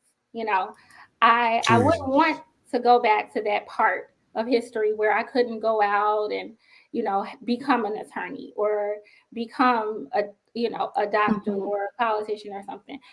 But I think that there are things about the women's movement that I'm completely not for, like casual sex, all types of things I'm not for. But when I think about the economic piece, I like the freedom to not have to depend on a man. I just do. But that does not mean that I don't think that men should still be the heads of their households. And that does not mean that a woman should, try to dominate the household just because now she has money. Like I said, you can't have it both ways. You can't have it both ways. What do you mean can't have it both ways? But you can't advocate for equality in the workplace and then want men to take on the overwhelming majority of the burden when it comes to financially supporting the household. I did not say that. You making stuff up. You said you like the idea of equality in the workplace because you don't want to be in a space where you have to depend on a man. That's like what you said, word for word. But I also said that I do believe that men are, when I think about, you can still be, you said this yourself, you can be the head of your household and your woman still puts in half. You said that it's more. No, that's not what I said. I never said my woman can put in half. I never said that. And Rita, don't subject herself to any of that mindset that you just said. Did you not just say that you think that a man is no less a man just because he? I said I respected a man more. Where's the echo coming from? Either way it goes, like my beliefs are consistent. I believe that men can lead, even if I'm paying half or if I'm paying more. You're still the head of the household. I'm going to follow you. You keep thinking head of the household, spend the money. I'm saying head of the household, you make the decisions. You know, you take us on the course that we're going to go on. That's what. Okay, cool. So that okay. So let's assume that's true then, right? You and I are married. Make sure you bring me your check when you get home at the end of the day. Cool? And I'm okay with that. All right, cool. As long as we agree. Make sure I'm cool. Just make sure you drop that check off and we good. And I'm completely okay with that establishes that. All right, we good then. So I have no problem with it. Don't make assumptions. That was it for me. So Thank you for answering. Right. Thank you for answering my question. Have a good night, guys. Bye. Right, thanks. Appreciate the support. Thank you. Man, it's been extra feisty and spicy tonight. No, that's Anton. It's the welcome back Ash party. That's Anton. Yeah, you can't have it both ways. Anton, are you extra spicy? You don't respond to people's arguments. You respond to. I'm responding to exactly what you said. Prove your point. You made an argument about equality and what you like. Hold on. You made an argument about what you like when it came to some of the things that you agreed with when it came to the feminist movement.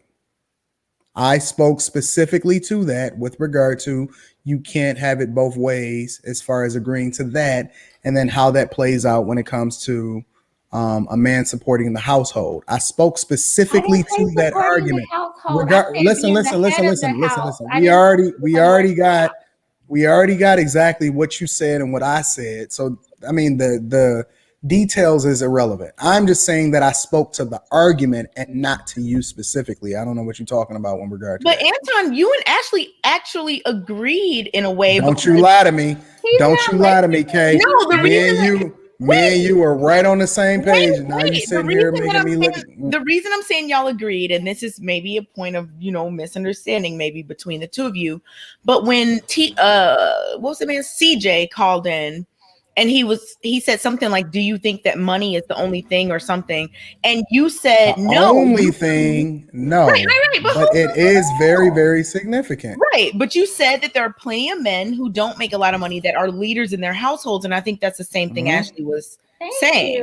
Now he's but it does not. But it does not mean that they don't. What's the problem? But just because these guys don't make a lot of money does not mean that that man is depending on the woman in order to make sure that they survive in the household. You don't have to make a lot of money to do that. And I'm not saying I agree with you. I'm not saying that that's what she was saying either. I'm just saying that's the argument that I was having with CJ. Oh, you were just saying that you can't have it both. I get what yeah.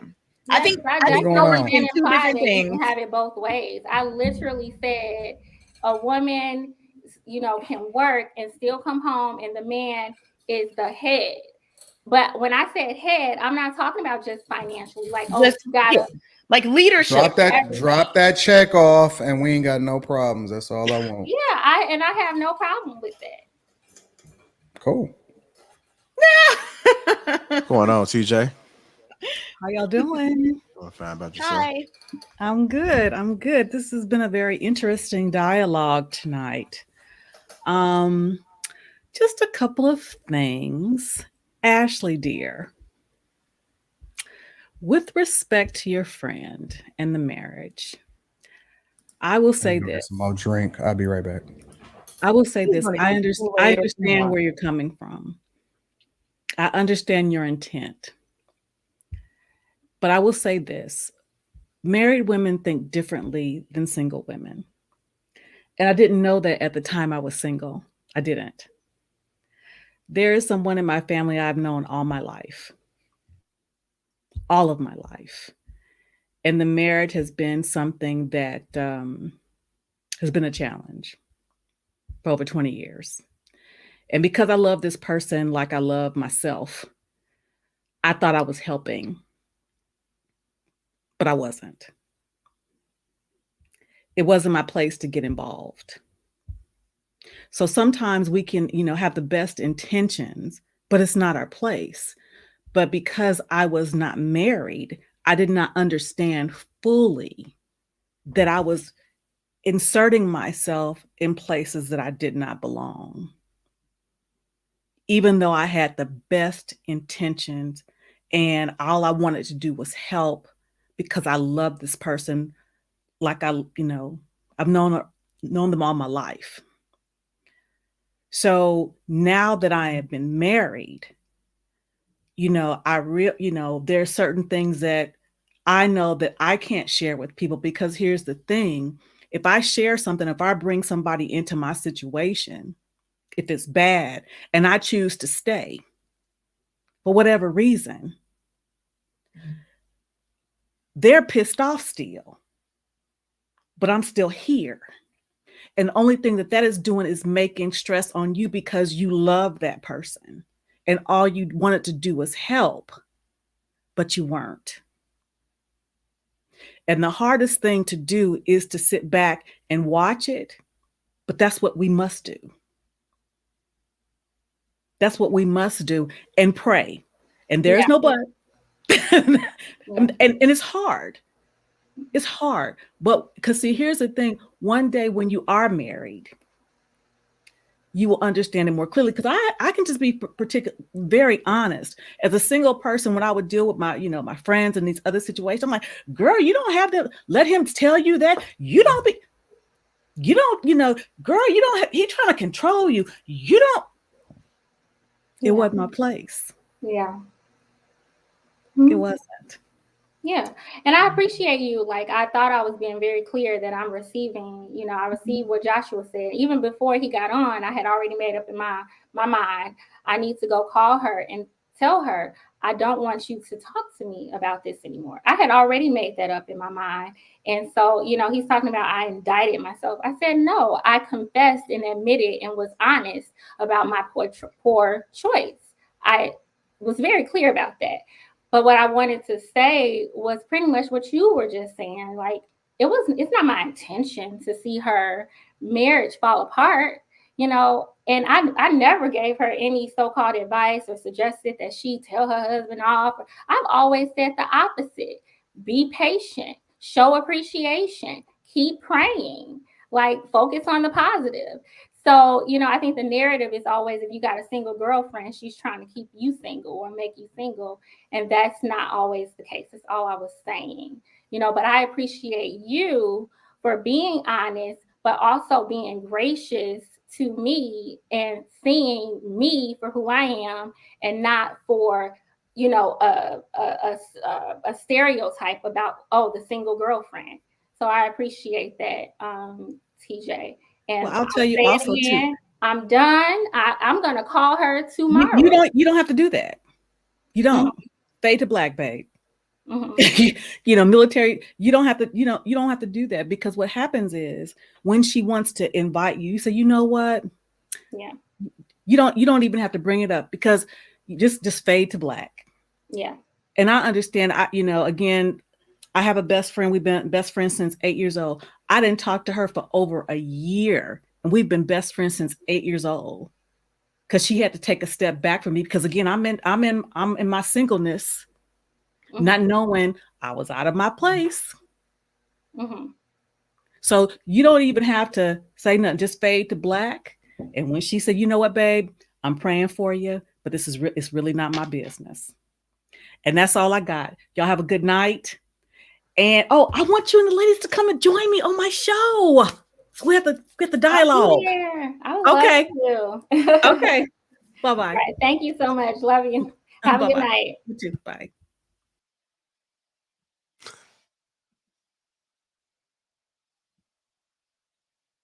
Why are you laughing, JR? I just went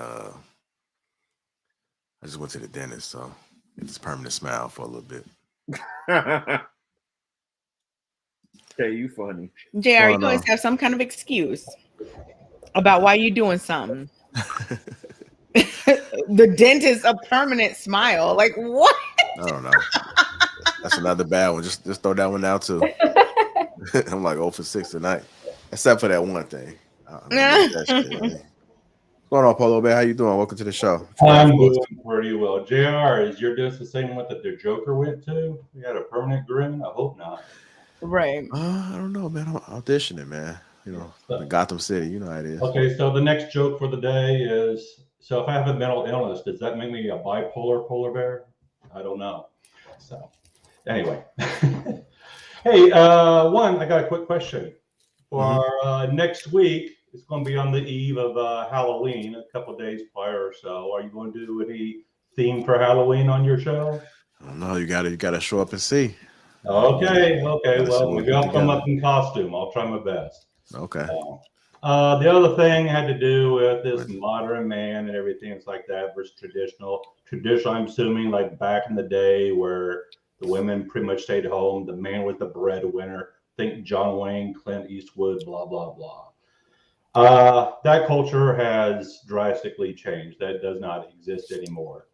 In my opinion, generally speaking of the United States culture specifically, it might apply to some others, it's dangerous from a legal and financial standpoint to be a traditional man. And what I mean by that, if you as the man are married or you have someone living with you, a female, you are putting yourself in a condition where if you are paying all the bills and the majority of it, if that relationship goes sour, guess what? You're going to get hauled to family court and you're going to have to continue that even though you're no longer in the relationship. Why put yourself in that sort of legal jeopardy? Okay. If you're married, yes, a man, I think generally most men want to lead and they're willing to take that responsibility. Of course, there's some that do not. However, if you do not have a good female partner and she wants to do something differently than the way you want to lead, then guess what? You don't have that much power legally. You can thump your chest, all that crap. But from a legal sense, at this point, she holds all the power. She can kill your children. She can take away your children. She can take you to court. She can take all your good portion of your assets, both current and future earnings. So why put yourself in that sort of legal and financial jeopardy? Polar Bear, do you work in any type of law field? No, I just been divorced twice. So I just have a question because I'm just wondering. Because I heard what you were saying and I'm like, oh, okay, because that was a different point of view. All right. so are you saying that, and it's just because I'm trying to figure out what you're saying. Sure. Are you saying that if a man is, let's say two people, whoever, woman A and man B, whatever, the woman is working but not contributing financially to the household, and the man is paying for everything, are you saying that like his chances of having to come out of pocket for more, since that was the precedent set within the relationship, are higher after a divorce? Yes. Okay. So, and when you said that, that's exactly what I thought. I'm like, okay, that's what he means. And I think that that's a good place to look at it from. Like, if nothing else, just kind of, making it so that both people are contributing, so that just to have everything, you have all your ducks in a row. Yeah, I liked what you were saying. I think that that's a good plan. Yeah. My wife will never need, it don't matter if we together or not, Rita will never need or want for anything, ever, for the rest of her life, she is always going to be taken care of. Well, that's wonderful, Anton. You know, I wish you and Rita the best. However, I just don't understand what's the fear of, like, what's the fear? I think I mean, because I guess my thing is that would mean that I'm discounting the contribution that she's made and the sacrifices that she's made financially and otherwise. My daughter, you know, a lot of what she's done has enabled me to be able to go and get to the bag. She's brought and contributed a lot of people that I do business with today. I've leveraged a lot of, and I'm not going to go into certain aspects of it, but I've leveraged certain things in order to be able to level up financially. Like, why don't we tell that other side of the conversation in which there are some women that significantly contribute to the relationship that ultimately lead to us having a greater experience? And you're quite correct. I'm not saying all cases or no cases. You got a very good thing going on. Okay. I am not at all. And I got a question for you afterwards too. I do have a question for you. However, your experience is not the experience of every marriage that's out here. A lot of men have lost their children. They have no access to them. I've been fortunate. I did have. Yep, Okay. fair enough. I agree. A lot of men go through a nuclear attack, so to speak, with their finances after a divorce and what the court does to them. A lot of them end up homeless. I almost ended up homeless. Okay, I had a full-time, good engineering job with a private firm. This is way back in the day. Okay, I was not without not making money. I was making, decent money as an engineer. However, due to the divorce, guess what? All the debts were in my name because she refused to put anything under her name. Okay, I was taking care of everything. Guess what? I got stuck with everything. I was saddled with all my debt, all her debt, blah, blah, blah, and the list goes on. The only saving grace I had I not, I got hired by the polar bear. The only problem that I have, and I'm not discounting your experience, right?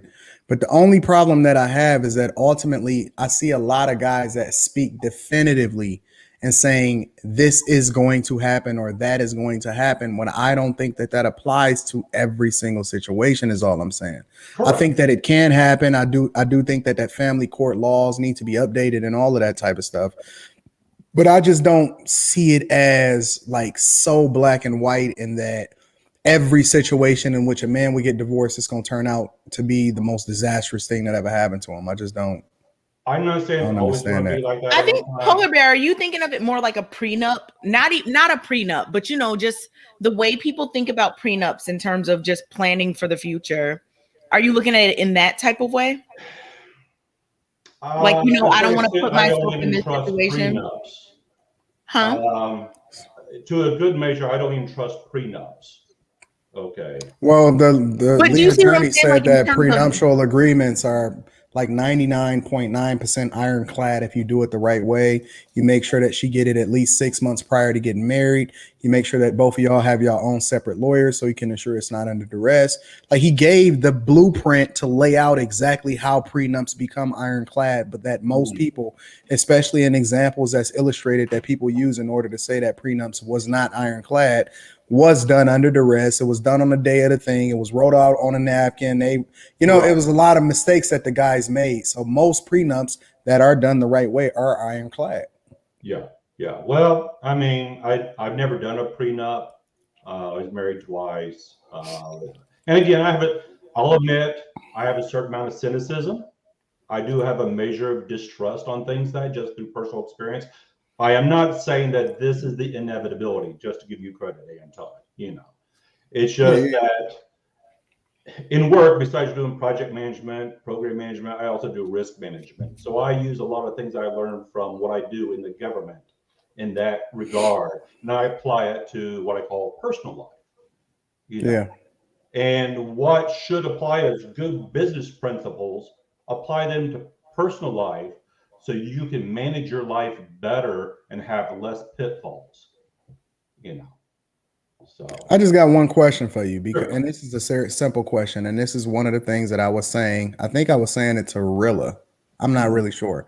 But I said that the problems that men are having with women today is not just based off of black women or the black culture or anything. I said that it's happening across the board to white men, black men, Asian men, and that largely modern women operating in a specific way is across the board. Do you think that that's also true?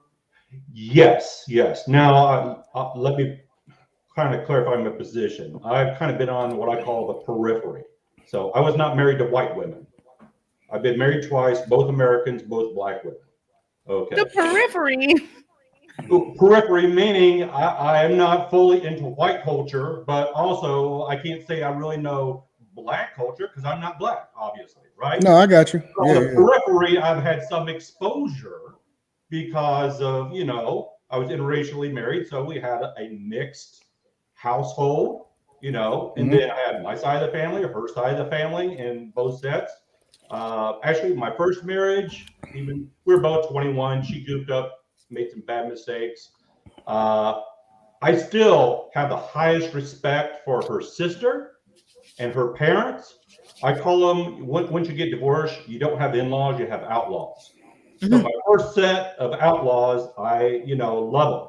You know, the second set, I can't say that, you know.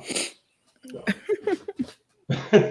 I got you. Thanks. I appreciate you, Polar Bear. Thanks for the insight. Hey, Polar Bear, I thought you was black. JR, you knew good and well. I thought he was black. I might be colorblind. Would have been my other bipolar mode. Appreciate you, Polar Bear. Polar Bear, when I was off camera, I just want to let you know that I absolutely found your joke to be hilarious. Well, you know, a little bit of, you know, I'm not trying to make fun of anyone that has mental health issues. You know, that's not my intent. So. Well, he said the bipolar Polar Bear. I was cracking myself. I was thinking to myself, why ain't nobody laughing? I can't hear nobody laughing in my headphones. But hey, it was just me. I was off mute, but I like a good dad joke. Okay. Yeah. So, anyways, you all, I hope I didn't take too much time. Man. Other people. So it's always a blessing have a to have beautiful you. night, and I hope you have something special for Halloween next week. I'll come in with some sort of costume. Okay. And I like all of the jokes that make fun of some of the worst people in society. So I'm fine with all mental health jokes. I'm fine with all jokes. Wait, are you saying that people with mental health issues are some of the worst people in society? I poke fun at always myself something. that way. Every month, it's something you say. You know. Every month. No, for real. Every month, it's that one. It's gonna be that one thing. No, what I'm saying is that some of the worst people in society can get any kind of joke. And so I welcome also including along with that mental health jokes, right? The worst people in society, those are the ones that would be most offended. So I'm assuming that the mental health ones can take a little jokey joke here and there too, right? Okay, so you're not saying that. Okay, I misunderstood. I like jokes on homeless people. I like jokes on mental health people. I like jokes on everybody. I think that equal means that we can all equally get these jokes. Everybody should be able to get joked on. Yeah.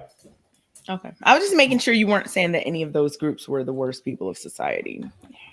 Well, no, I got some groups that are the worst. It's just not the mentally people who harm children, people who harm others, you know. Those are some of the worst people in society, absolutely. Right, exactly. Yeah, okay. That guy that was talking all sorts of doing things with minor girls or minor whomever. To our king?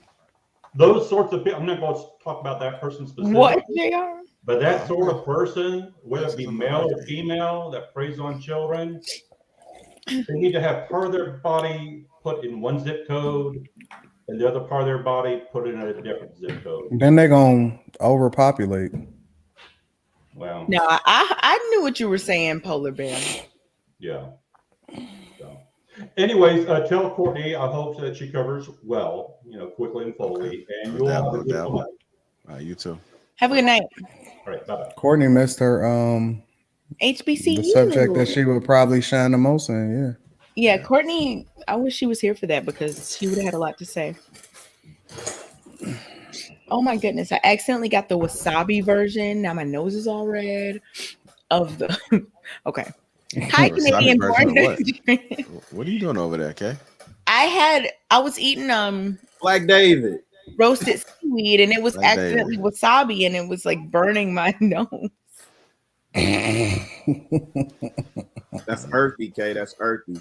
Wait a minute, Black David, what you got on your head, man? Black David. America. You on mute, just so you know. Oh, he kind of has the Hey, Black vibe. David, you know. Yeah, Black Hey, David. one day we should just like be talking to people and letting them think that they're actually not off mute. And just be like, And just just like smile and laugh. Like, hey, he's still talking on Black mute. David, you still on mute, man. I don't know if this is mute. I just think it's just an audio issue. Yeah, it's you. It's the audio. Hey, talk. Say something. Nah. Okay. I can hear you now. Go ahead. Oh yeah, I got you. I can hear you. You can hear him? Yeah. So what's going on, Black David? Y'all can hear him? Yeah, I feel you, bro. Okay. No. We got you. All right, Black David, go ahead. No, go ahead. Hey, just no, seriously, no. K messing with you. Come on, Yeah, what's going go on, ahead. bro? I feel so silly. Hold on, Dave, Black Dave, make sure you keep it brief now. Keep it brief. Oh my goodness. All right. I can't stand y'all, man. I can't either because here I am like, oh my goodness, they can hear him and I can't. Go ahead, David. Don't she tripping. Yeah, go ahead. We cool. We good. She was tripping, bro. What? No, real talk. I agree with you, bro. Seriously, that was crazy. I'm very confused at this point. Yeah, Kay and Ashley. What? Yeah, because they out of control. And I don't know why they did it either. Look at this. Out of control. Look at this. Hey, Black David, make sure you keep it brief too, bro, because we got a lot of other people that we got to get through too. Okay. Yeah. All right.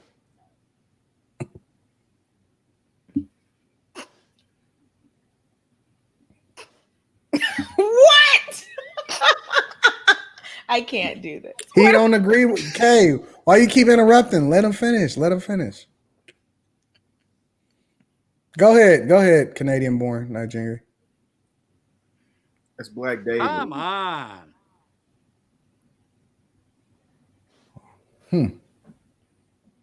Okay.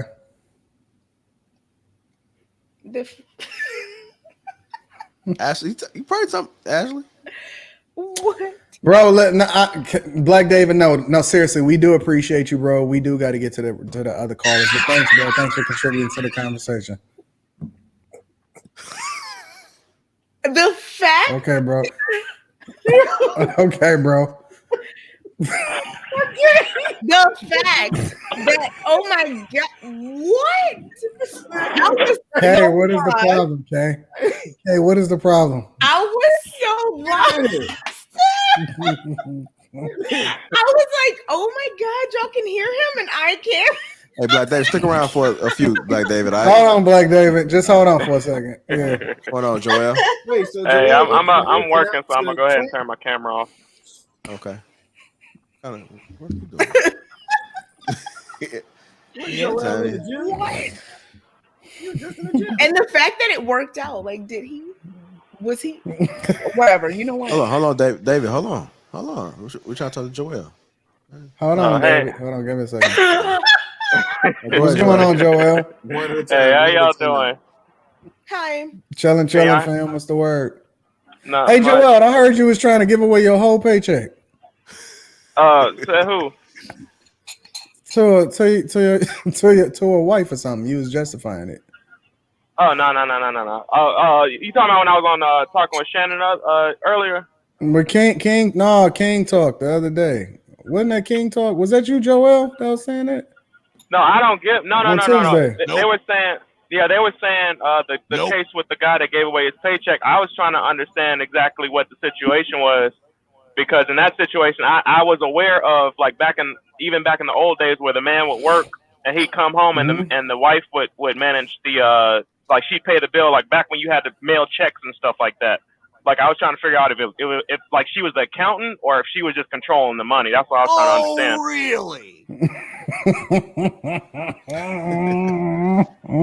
Hey, Black Dave, you heard that? Okay, we got you. We got you. So what's happening, Joel?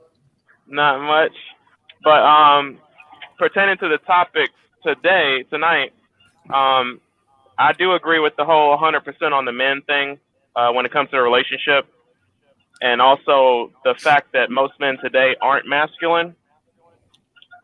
Because actually, one of the problems I had when I was growing up, when I was with my current lady, it wasn't the fact that I wasn't masculine. Hold on. Black David, you can't be Joel, bro. Let him finish his point, bro. Go ahead, Joel. Okay, it wasn't that that I was too soft. It was like I was actually expecting, because what we're told, the lady can go out and work and do her own thing. So I was actually expecting my lady to do just that. Like I would be like, okay, this is the plan. I need you to do this, and that. When I was starting the business for the home business, right? And I kid you not, she looked at me like a deer in headlights. Like she was like, wait, what? You know what I'm saying? And that's when I kind of realized, okay, I need to take over all this. And then you just kind of, fall back in the role you're comfortable with. You know what I'm saying?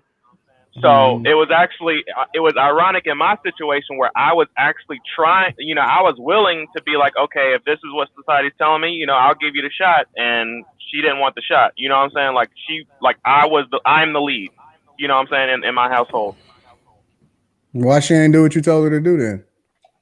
No, it was more so like from the business stuff, for business stuff, because I was trying to do. It was last year I was trying to do start the real estate stuff, because she said she wanted a home and everything, and I was like, okay, well, let's go ahead and start up the business and everything. I was structuring. That's when I was doing all the finance stuff, and I was putting everything together. And like I said, when I was telling her, okay, I need you to do this stuff, I need you to do that stuff, and I'm gonna do all this other stuff, and she didn't want to do none of it. So I was just like, okay, I'm gonna do everything, and then she took care of the home. Wait.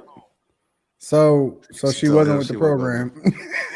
She said, I ain't doing nothing. No, it's like from the business.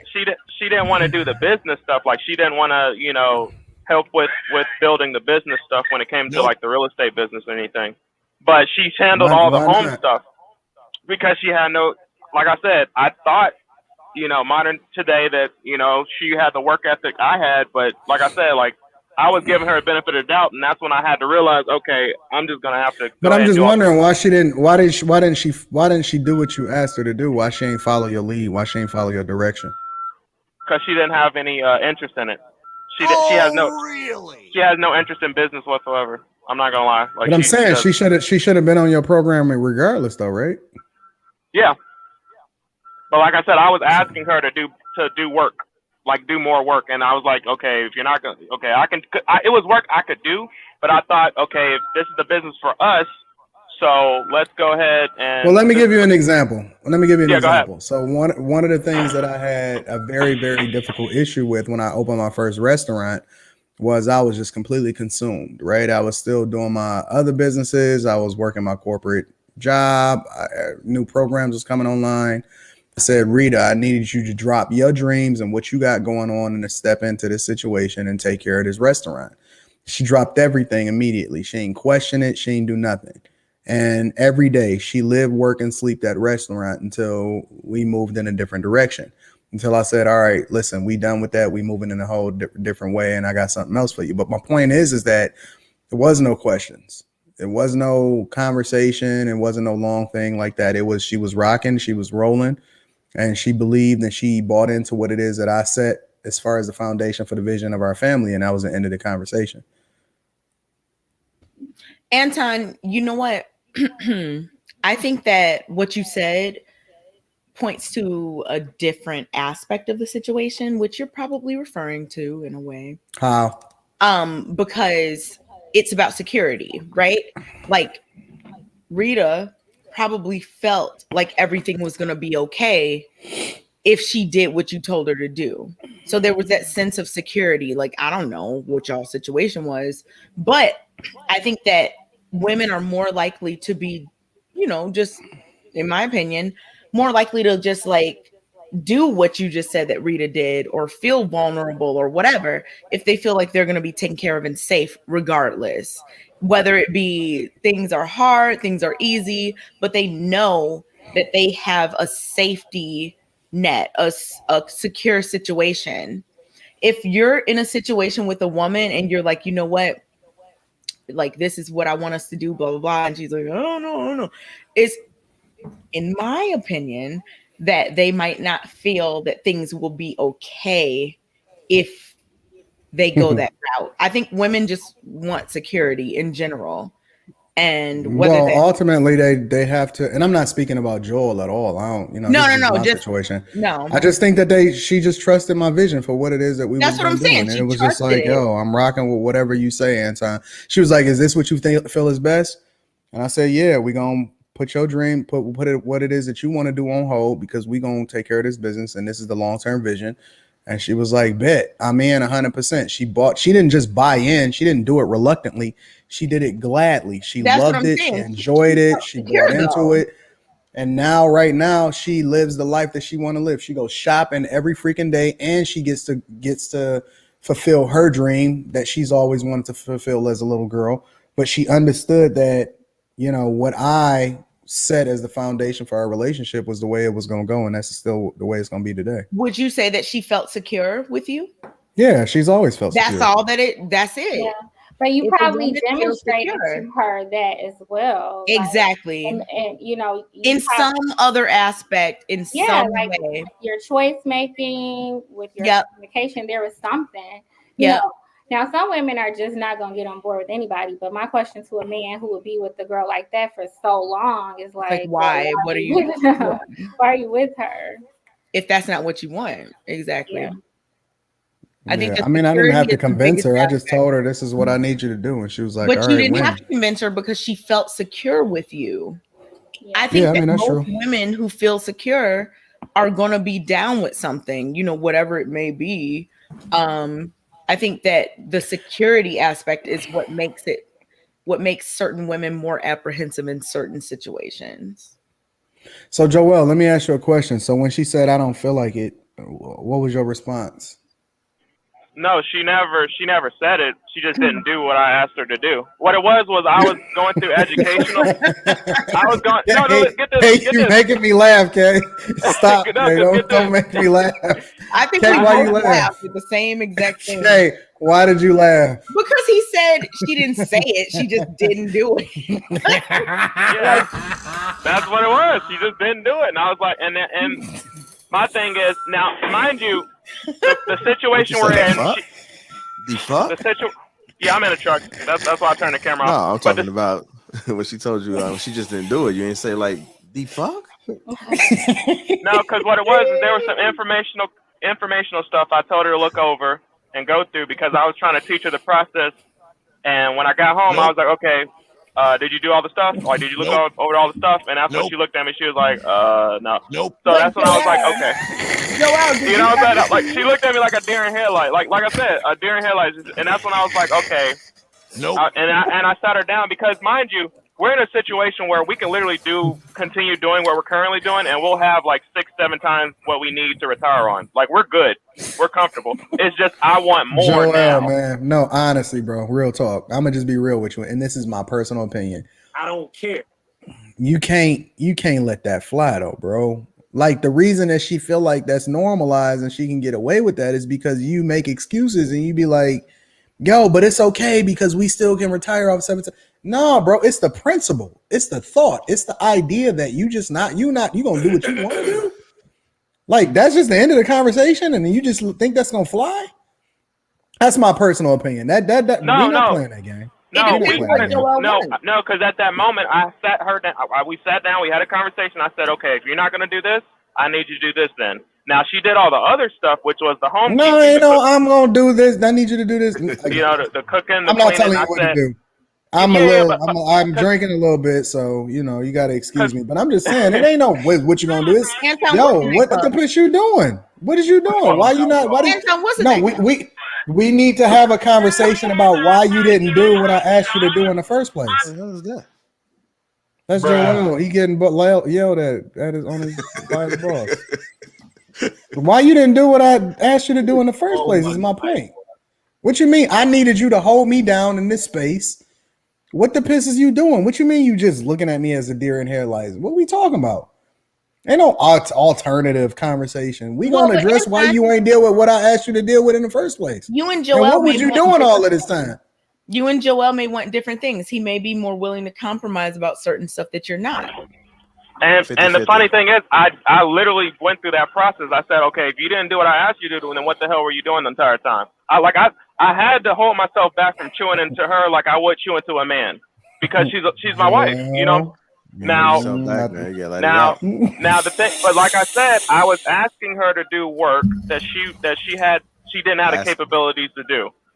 But she did have the capabilities of taking care of the house, taking care of the child, which is all the stuff she is doing currently. Because, like I said, I had to recalibrate and realize, okay, I'm interested in all the business stuff and everything like that. Because, like I said, this was something I wanted to do. This is my strength. She's not in, like, she's, you know, the stay-at-home, to be honest. So that's why I was like, okay, if you're not going to help me with the business and everything, okay, I'm controlling all the finances, and you do all the home stuff. And that's exactly what we have now. You know, currently. Listen, I respect that. I respect, you know, your perspective, and I respect your relationship. I'm glad you shared it with us so we can use it as an example. Yeah, that's fine. I mean, because I know it's not perfect, but like I said, I work with what I got. But pertaining to the conversation earlier, there was some talk about HBCUs, and some of the facts didn't line up. And somebody mentioned something about Kamala Harris, and she's not even black, and it's like, what's going on with that? Like, I don't see how Kamala Harris is black, bro. Don't believe it. No, her parents are Asian. Like, one of her parents is Asian, and the other one is Canadian born Nigeria. What do you think about this? No, one of her parents is from India. Hold on, Joel. Where's the other one from? Hold on, Rilla. Oh, we want to extend it. Yeah, you have to look it up. Go ahead, Canadian born Nigeria. Hold on, Joel. Go ahead. You come off mute now. Come on, go ahead. You good? You off mute.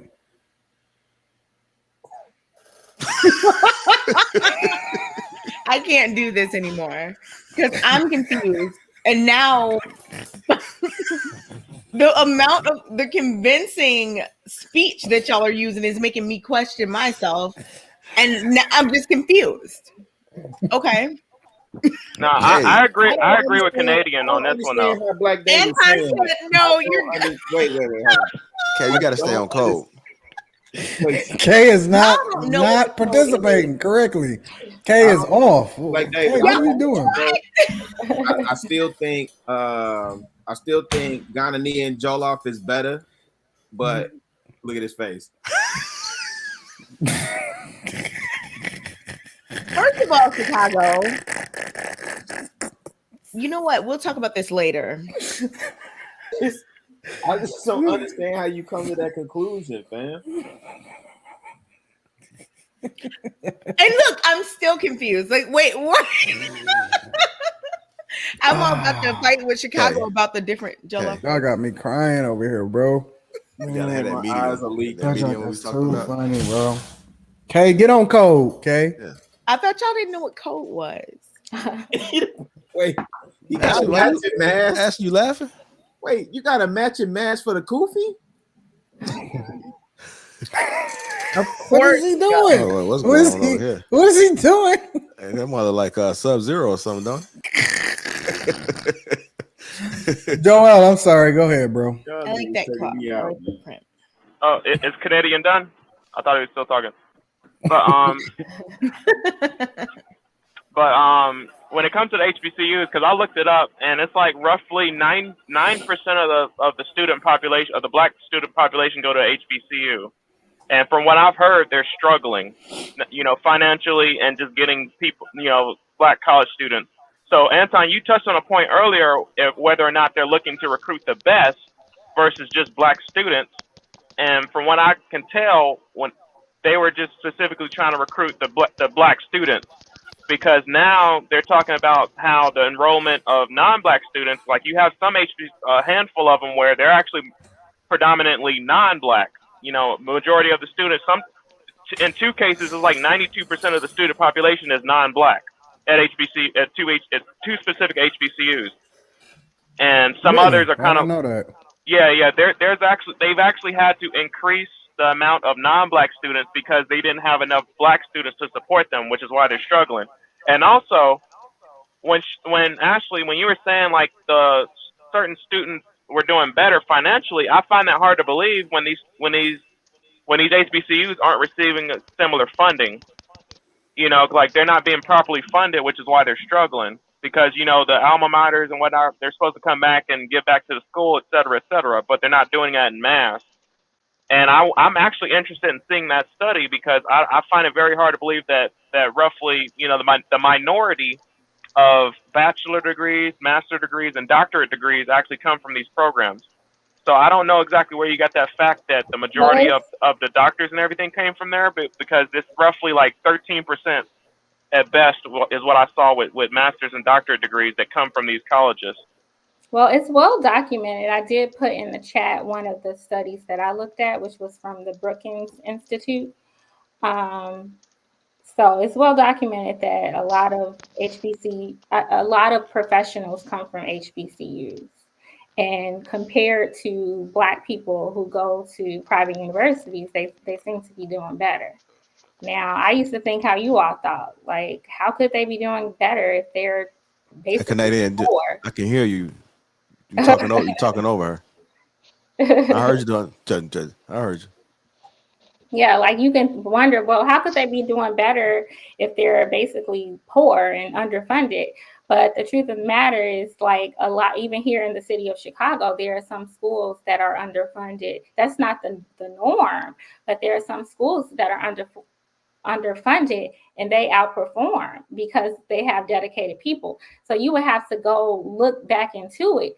They might have professors who maybe the alumni are not giving money. I don't know this for sure, but maybe they're going back to teach. Like you can't say just because the schools are underfunded that the people there are not capable of providing a good education. No, I didn't say that. I was saying I find it hard to believe because Joel, we got to make sure we start bringing this to close, Ashley and Joel. Yeah, because now historically they did produce the most black professionals. I can believe that because at one point in time they only took black students. But like I said, today the stats are very different, which is why I find it hard to believe that they're being as successful as they are. Not because they're just struggling, but like I said, they make up the minority of the black graduates. Period. So I find it hard to believe that black graduates that go to some of the top universities in the country don't outperform these HBCU graduates. That's all I was trying to say. I don't think that's the case she was making though. She was just it was because she was saying that the students at HBCUs outperform the students at other colleges and universities. I didn't hear her say that. She was saying that the people that graduate from HBCU earn exceptionally well. On average, that's what she was saying. She wasn't comparing their earnings to PWI graduates. Exactly. Yeah, but I think there's a bit of a fallacy in your argument, though. Just because fewer Black people attend HBCUs doesn't mean that the ones who attend aren't doing better than the ones who don't. Like we're not comparing. There's a whole confounding variable within that's not being accounted for. Yeah. So, but the research is out there. There's a ton of it, and I was surprised myself. I always thought, how are they really doing good? You know, I used to think the same thing. And then how are they doing well when the community that they learn in doesn't look like the world? You know, that's what I thought. But then if you actually go and do a little bit of digging, you see that it might, if you have a kid who's about to go to college, you might want to push them in that direction. You might. I don't know. Just something to think about. All right, Joel, there you have it. Ashley with the banger, with the mic drop. All right. Well, Miss K, you definitely surprised me today. So I'm guessing it was the hoodie for Anton with the black hoodie energy, and it must be that hair for you, Miss K. Isn't that right? Oh, she about to come for you now. She done said that. All right, Canadian, you can have it. Thanks for having me, Mr. JR. I appreciate you, brother. Stay safe out there. Can you guys hear me now? Whoa!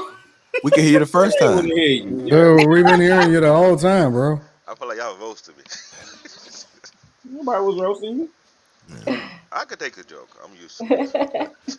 Like I tried to say earlier, Yeah, man, you got that. Kay and Anton are the most dangerous team when they come together. You got that sound from like the Metro. Was it Metro Space? Did you say You got the future sound. I say when Anton and Kay on the same level, on the same plane, going on the same thing, you're the most dangerous team. Plain simple. Think so? After watching a couple of shows so far, what Kay was doing in the first hour, I was scared. I was like, oh shoot, someone gonna get it. Don't be She was on point. But she was Don't on be point. Kay said, "Don't be scared." Kay said, "Don't be scared." Don't be scared. Just welcome it. I'm not scared. You just said you were scared. No, I didn't say it's got to get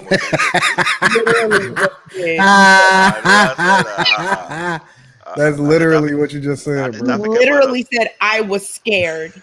No. She said, "Run the tape back." Nah.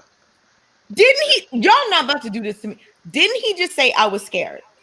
You did. Okay. Okay, my fault. You got me on that one. I apologize for that. See, people will just say anything to make you think you the one that don't know what. Luckily, you got that mindset, Kay. Anyway, the first hour of the topic was on fire, was on point. My wife had that same view that Anton had, that Kay has. When you marry, you don't tell people who are single your business. Because when you do that, you bring a lot of fire into your own marriage. That's number one. Number two, for the Brittany Renner situation, Chicago will correct. Because back in the 80s, the guys in the high school like to brag about how they bag their teachers or how they bag a chick from college when they're much younger than that. That was the thing that was being passed around. No older OG would tell the young generation that it's not cool, it's a danger. It's mostly to the girls, not to the boys.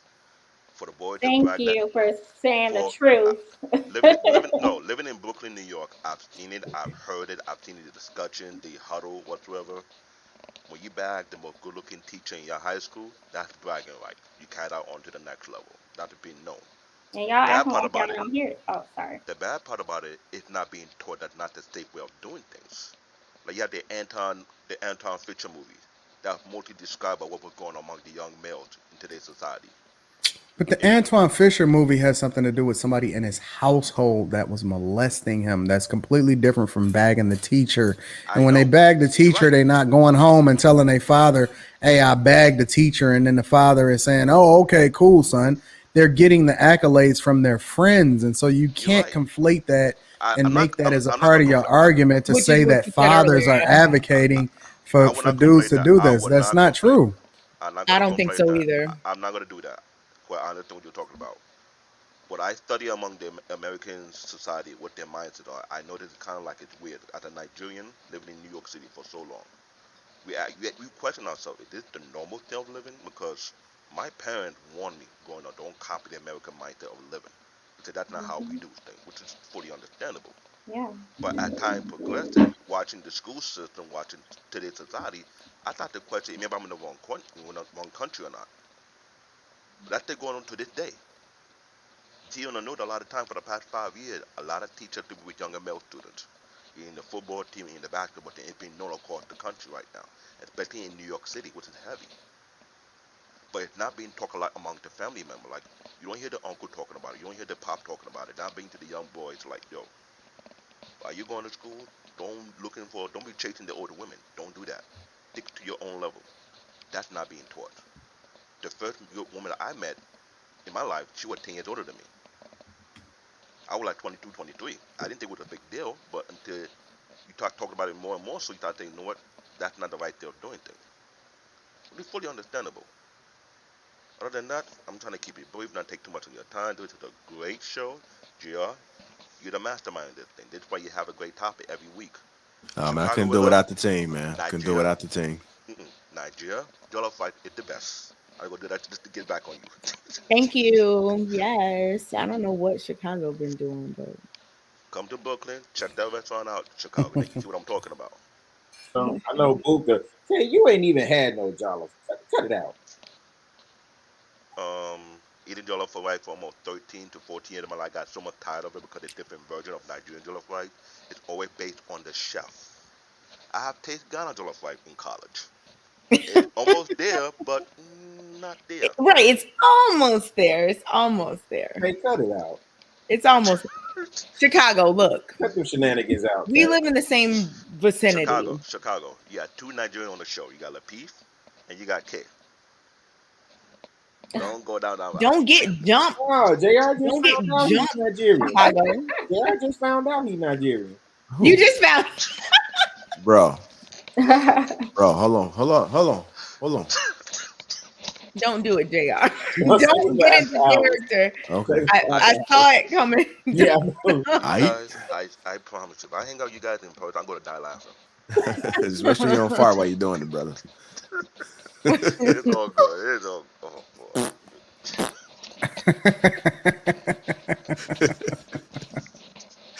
Oh my. So, either way, it's a great show. Like I said, I don't know. What was that? Okay. Y'all would kill me. Y'all would get me in trouble with my wife. So don't. Yeah, she like you too loud. It's too late for all that. She play on laugh too much. All right. Food, farting and pooting and all that shit. All right, Canadian. Take it easy. Appreciate you. Bye. Ash, I know you gotta get up off of here. It's gonna be the Four Amigos, but we definitely appreciate you sitting on the paddle tonight. And yeah, it's been a joy. Welcome back, Ash. Thank you. Thank y'all for having me. Did I teach you anything tonight? Thank y'all for having me. Right. Did I teach you anything tonight? Y'all have a good night. Have fun. Okay. That's not gonna get you. That's not gonna get you the man you want, Ash. Bye. Bye. Got off quick. Oh, Ash, Ashley. So we're gonna do about like 15 minutes of after hours. All right, 15 minutes. JR trying to kill me. I don't care. 15 minutes ain't gonna kill you. For you guys that was tuned in for tonight, we definitely appreciate you. Make sure you guys subscribe to the channel. Also, make sure you hit the like button. And before we I transition, like this wide angle. This looks beautiful. Yeah. I'm gonna just kind of transition them out with that video again, an intro video. Oh yeah. Since I like that one so much. Let's just had a conversation.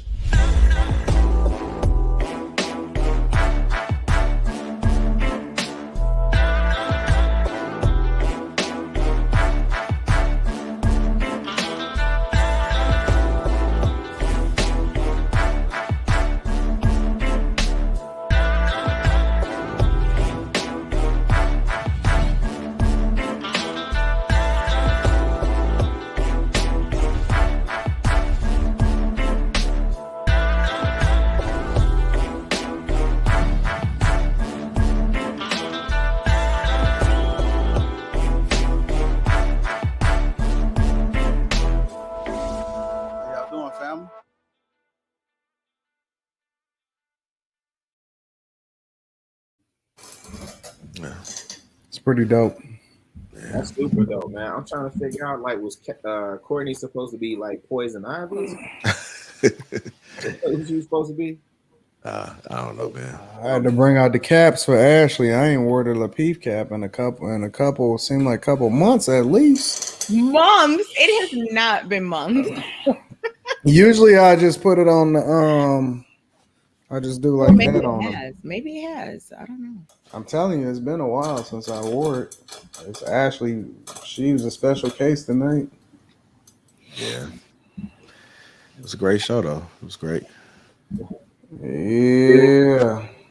Hey, wait. So, Amir's back. What's going on, Amir? JR, what's up with that thumbnail, man? I sure I was looking at it like, you look like her. What are you talking about? I And gotta then figure out what I'm question talking mark about. and the hashtag. I know you're trying to figure out what goes in your mindset, how you come up with these thumbnails, man. They be on point, bro.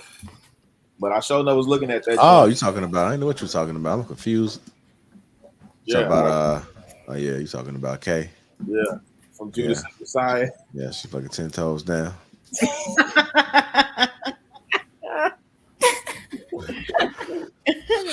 Young cat. Look mad as hell too. Like he's about to go fuck some shit up. Look at him. Hey, that look like Black Dynamite, Kay. Like old girl from Black I Dynamite. liked it. I took it all in. I thought it was great. Yeah. Definitely was great, man. So how y'all like the show? It was cool. It was nice. Ashley was quite controversial. Yeah, it was nice. Think so? Oh yeah. No. I had to switch my background back up again. Maybe okay. You don't have a cover for your computer? Oh, me? Mm-hmm. This is my new work. This is my new work computer. This is the regular work computer. And then I got the I actually ordered the new MacBook, the one that just came out, and then it's my 13-inch MacBook. Skin for it, a little skin. I can't even put no cover. I don't even put covers on my phone. Like all of my phones is just whatever it came with. How do you live like that? Because I feel like these phones are too beautiful to be covered up. They're so slippery without a cover. I would never. And then like my put a case on my I phone. have to have a cover. They have clear covers. No, I will never cover up. I want to hold it the way that Apple intended for me to hold it. Both of my phones, all of my devices. I don't put covers on anything. Nothing at all. That's absurd. Strange. That's absurd. Nope. Never happening. Never happening.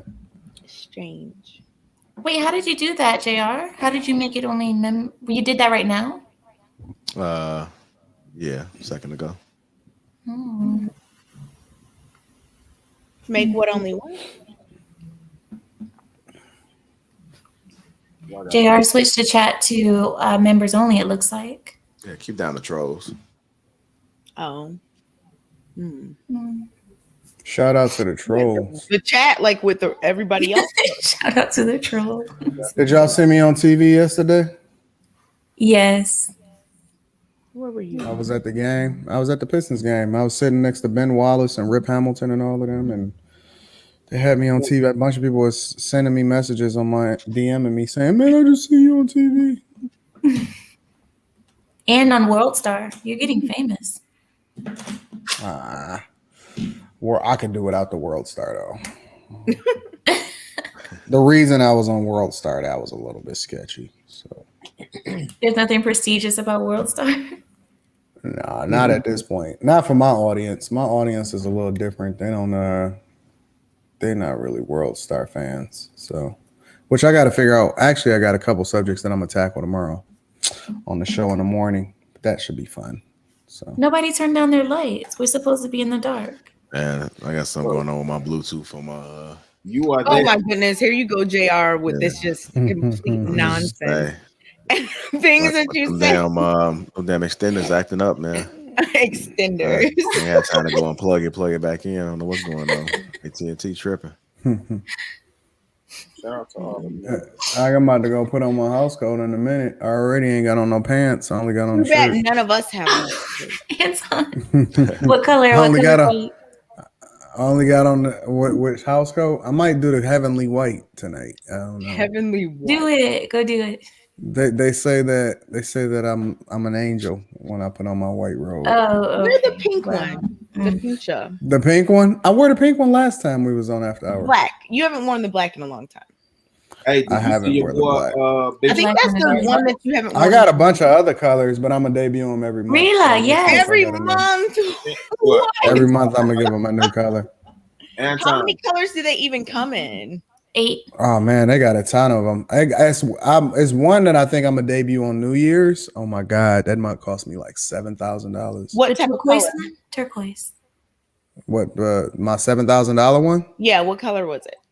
Or is it? You'll see it. You will It's see turquoise. it. I already know it's turquoise. That one is to be revealed. But yeah, that one cost me $7,000. So for a freaking robe.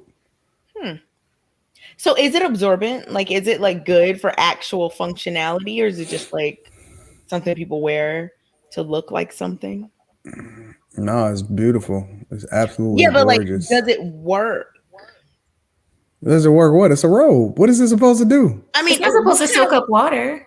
But what kind of material is it? Because the one that I saw you wearing looked like it was like a heavy material. Yeah, the ones that I wear, they like really, really thick. Is and it like heavy. a terry? Like what kind of material is it? Because some robes are just. You'll have to see. You'll have to see. Anton, Because I haven't gotten it yet. I ordered it, but I haven't gotten it yet. No, just the ones that you have. Like what are they like? Oh, they like here. It's a Matter see-through. of fact, It's a I gotta see-through. turn the camera off when I stand up because It's I don't like got lace. no pants. Oh my god. Understandable. Or I could just stand up. No. Turn it off. Yo, shout out to everybody in the chat that's a member now. No, because a lot of robes, are meant for you to like kind of get out the shower and be like kind of, and put them on. I was just wondering if this was one of those. But you're supposed to dry yourself off first, not get in there wet. Right? I understand, but I'm about? saying that What y'all some talking robes are made of like terry material, like a towel. That's what I was asking. Mm. Yeah. I only have silk robes. I don't do Exactly. Like there are silk robes that you're not supposed to do that with, but there are also silk like is hot as terry hell. robes that you can. I don't see how people used to do them silk sheets back in the day. And that's why I was asking one time because the ones that he wears look like they're made out of. I gotta have a cold pillow, man. Yeah, you're right, I gotta have me a cold Nah, flat. these cold mugs. flat pillow. It don't even say what kind of material it is, but it's probably these Egyptian. mugs, Do you have mug that is so fancy thick. camera like JR? Put it really close. Well, JR my camera, put mine's is, JR my put it settings up are close to the different. camera, you could see it like. I didn't. My I camera's paid, coming, guys. I bought a camera. It's coming. That's dope. Did you? I got some cameras. My junk is sweet. I kind of hope you're not pulling our card on that one, Amir. Do you think No, I am. Rilla? I don't. Rilla? And I'm getting my office set up too. I already cleared out one of the rooms in the house to do it. Rilla's lights are getting darker and darker as the No, I'm minutes talking about the go by. camera. I'm talking about the camera. Yeah, man, we're gonna put together a list this weekend. We're gonna put together a list. Rila, you gonna get a camera too? Yes, he is. Of course. Cameras for everybody. Yes. Yes, very nice, Musasokos. I got that from JR. Look, Chicago. You're I'm in not the looking. I already spotlight. see it. I see it. I know what he's doing. Oh, you get fancy on us. So you got a switchboard for them lights, huh? No, man. I see. No, I ain't got the super fancy lights that you got, bro. I ain't got no You fancy. be on your Golden Parts photography. Oh, black one. That's nice. I like that one the most, I think. The black one. Yeah, I do too. I've been liking the white one a lot lately too, though. But the black one is cool. Yeah. I think the white one is good for the hot weather because it, matches with the weather, but the black one is good for the cold. Well, now I'm wearing them based off of my mood. If I'm feeling really nice that day, I'll wear white. If I'm feeling like it's time to go dark, I had to wear one the black one on Glendon Cameron. So are you in demon mode now since you're wearing the black? Demon mode. Oh man, you don't want me to go in demon mode. Oh. Uh-oh. We're not live, right? It's Are we called still demon live? time. Yeah, we're still demon live. time. Oh God, I should be quiet. Who is laughing like that? I just turned the game on. The replay of the game, anyways. When y'all here? Saturday? I think y'all here Saturday, Anton. Yeah, we're gonna be there Saturday. Yep, we're gonna get revenge. My Hey, boy Cade ain't playing yet, so y'all got a couple. I was gonna ask you, man, like, what's going on with him playing, man? When he coming back? I have no idea whatsoever. No idea. Got a little knick-knack injury. You know how it is. They just trying to get another lottery pick, to be honest with you, bro. No, Lynette, you can't hear me. Yeah, I see that too. Okay, I'm so mad at you. Why? Cause you was acting like you didn't understand what was going on with Canadian-born Nigerian. Man, I was slightly confused at first because I was like, wait, because I know, we have a long history since I've been on here of tech issues. Shout out to P. Ray. Somebody said the robes are about $600 a pop. That is not true, Christian Osborne. This robe specifically costed me over $1,000. my other robes are cost about $600. Is it and because I got one of that's the about embellishments on the $7,000. sleeves? Well, no. So it's the sequin. It's certain things that got on it. It's the bag. It's a lot of other things that goes into this specific robe. And then some of my robes, I got them to where you can order them on the site and you can get your name engraved and sequin on the back and stuff Anton, like that. I know so. you said that mine for Christmas was going to be custom, but don't worry. Everyone else will just take the basic model $600 one. Oh, thanks, Kay. That's sweet of you to think about us. Basic. I'm just saying what he I mean, said. to be honest with you, that's like, for example, like some of my shirts is like $800 for a shirt. What kind of shirt? It's a Versace. I like Versace. They're Versace shirts. You're such an Easterner. Only like Versace is such an Eastern American thing. It's not here. Over here, they don't do Versace. They only do like Fendi or Gucci. Yep. It's Versace. very flashy. Very flashy. Yeah, it's an East Coast thing. Yep. It's very gaudy. And I like gaudy. I like flash. I like all of that. So we know. I can't even pronounce nothing past that Versace. No, I'm just playing. Somebody's been listening to Kanye. I'm glad you understood, Anton. Oh, I wanted to ask you guys, what can I do about my problem? I've been having this back problem for the past 2 weeks, and I've been going to get it adjusted. Do you guys know what I can do for the pain? You having back pain? Yeah. I'm having back problems right now. I'm trying to get them that. adjusted. I know somebody that I used to know. They used to get them shots. A shot of what? I don't know. It was some kind of like cortisone situation. Yeah. You know, he probably doesn't need all that. I doubt it. It's pretty bad, guys. It's really bad. Where did it come from? They said it's from just basically not wearing the right shoes and sleeping poorly. So I wear a lot of heels. You sleep on your side or something? Yep, I sleep on my left side, and my arm is always under, and my arms go numb when I sleep because of the way I sleep. So yeah, I had to learn to sleep on my back. I had to train myself. I don't know what to do. I'm like hurting so bad, but I don't want to take too much medication. I want to like. Are you adjusting how you sleep? I'm trying, but when you're sleeping, you're so unconscious. You can't tell. You just go to what's normal. I sleep like spoons. We sleep like spoons. So. Oh, you spoon? Yeah. But that's still on your left side or your right side, right? Sometimes I'm the little spoon. So.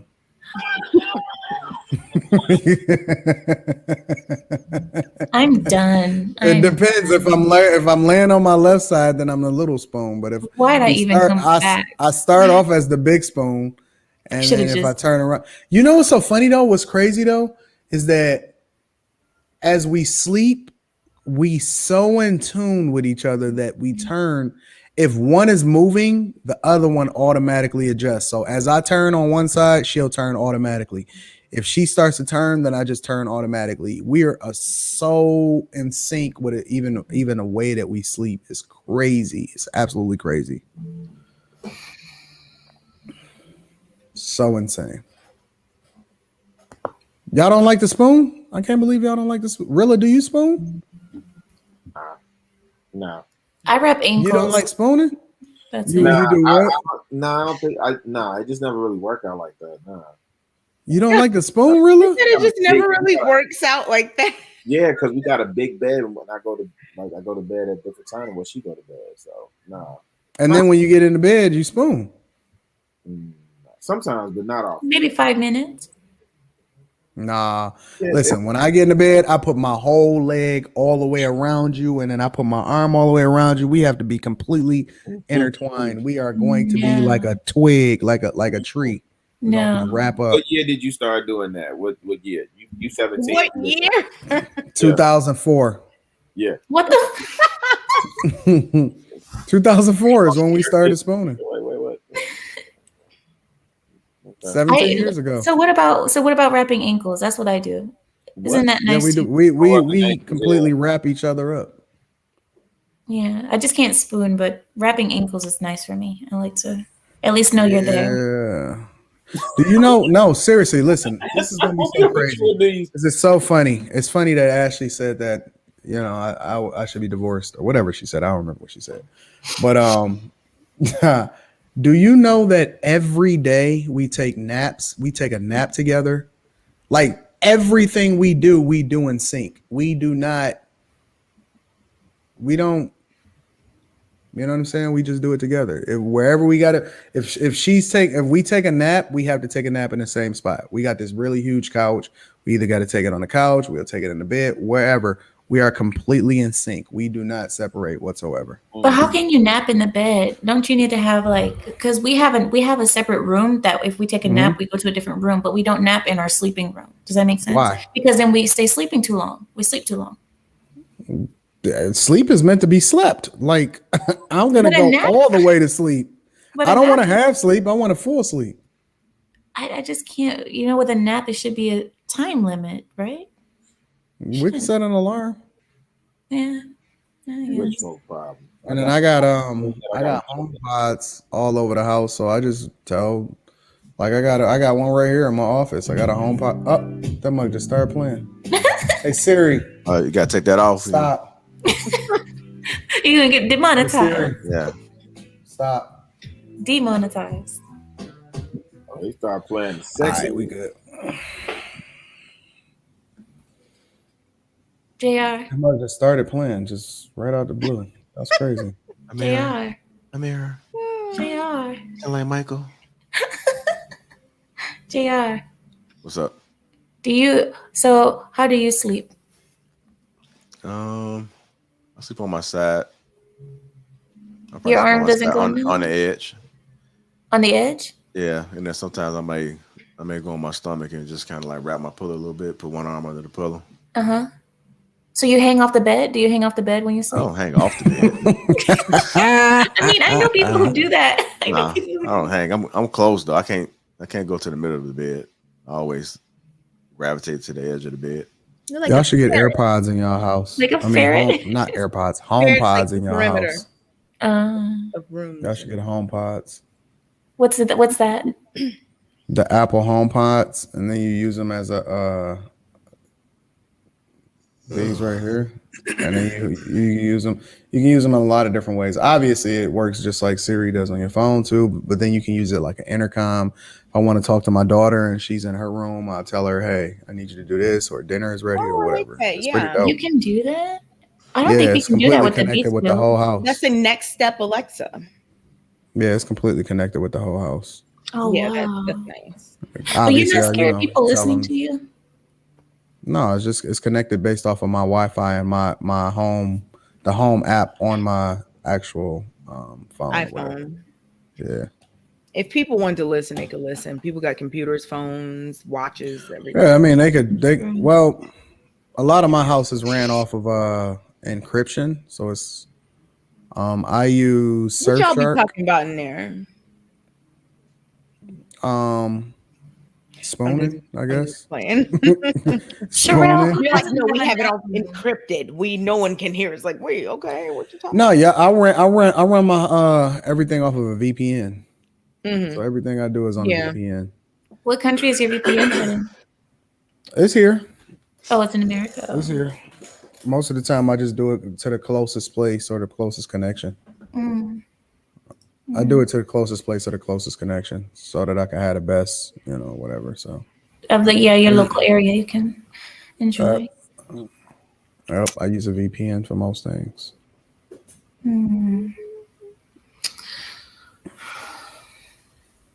Lynette says she hangs off the bed sometimes. Hanging off the bed, huh? Interesting. It is a nice feeling, honestly, but then you can have those weird dreams where you feel like you're falling. That's the only problem with hanging off the bed is that weird dream that jerks you awake. That is not fun. I don't really. Do you know I used to dream in code? What do you mean? Like I used to dream in as you writing code. Like zeros and ones? Yeah, like software engineering. That makes sense if that was what you were into. A lot of times, the way in which I would solve a problem is I would just go to sleep and then I would wake up with the solution. Like I would wake up in the middle of the night with it. Yeah, your brain learns in the night when you're sleeping. Like if you're learning something that day, you won't get it until you wake up the next day. That's how I learned how to drive manual car. Really? Yeah. I didn't get the hang of it when I was awake and I was actually trying, but when I went to sleep, somehow my brain figured it out, like, oh, the clutch you have to balance, and then at next day I drove just fine. I tried to do that. I tried to do that in college and it didn't work. I woke up and that paper still wasn't done. I had no solutions, no answers. No. I use a VPN for everything. Like I use it even for my regular phone. That's smart. It is smart. Yeah, I just actually downloaded for everything. I had it on. Wait, what is that? This is my Surfshark VPN for my phone. Oh, I see. Is that like monthly? Do you pay monthly for that or yearly? I pay it yearly. Well, I paid it 2 years. You get it In super advance? duper cheap if you pay it. Yeah, I think you get it for like $2 a month if you pay it for a year up a year ahead of time. So. And when you get it for your phone, does it automatically go for your house too, or you have to get them separate? You can use it. Nope, you get one account and then you can use it for everything. So my daughter use it, my wife use it. I use it on every computer. It's just on everything. Yep. So you just like log into it wherever you. Yep. Well, once you log in, like when I logged in on my phone, it stays logged in the entire time. So I don't have to, like I can turn it off if I want, but it pretty much stays logged in until you log it off. So. Let me see.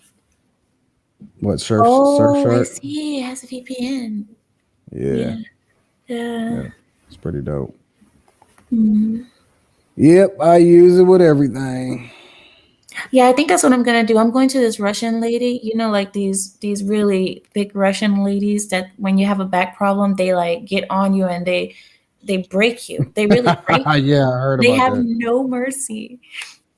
And right now I'm going to one of those ladies and she's like breaking me. She put like this candle thing in the cup and it was like cups on my back and it was like sucking my blood out and my blood came out in flame. I can't read it though.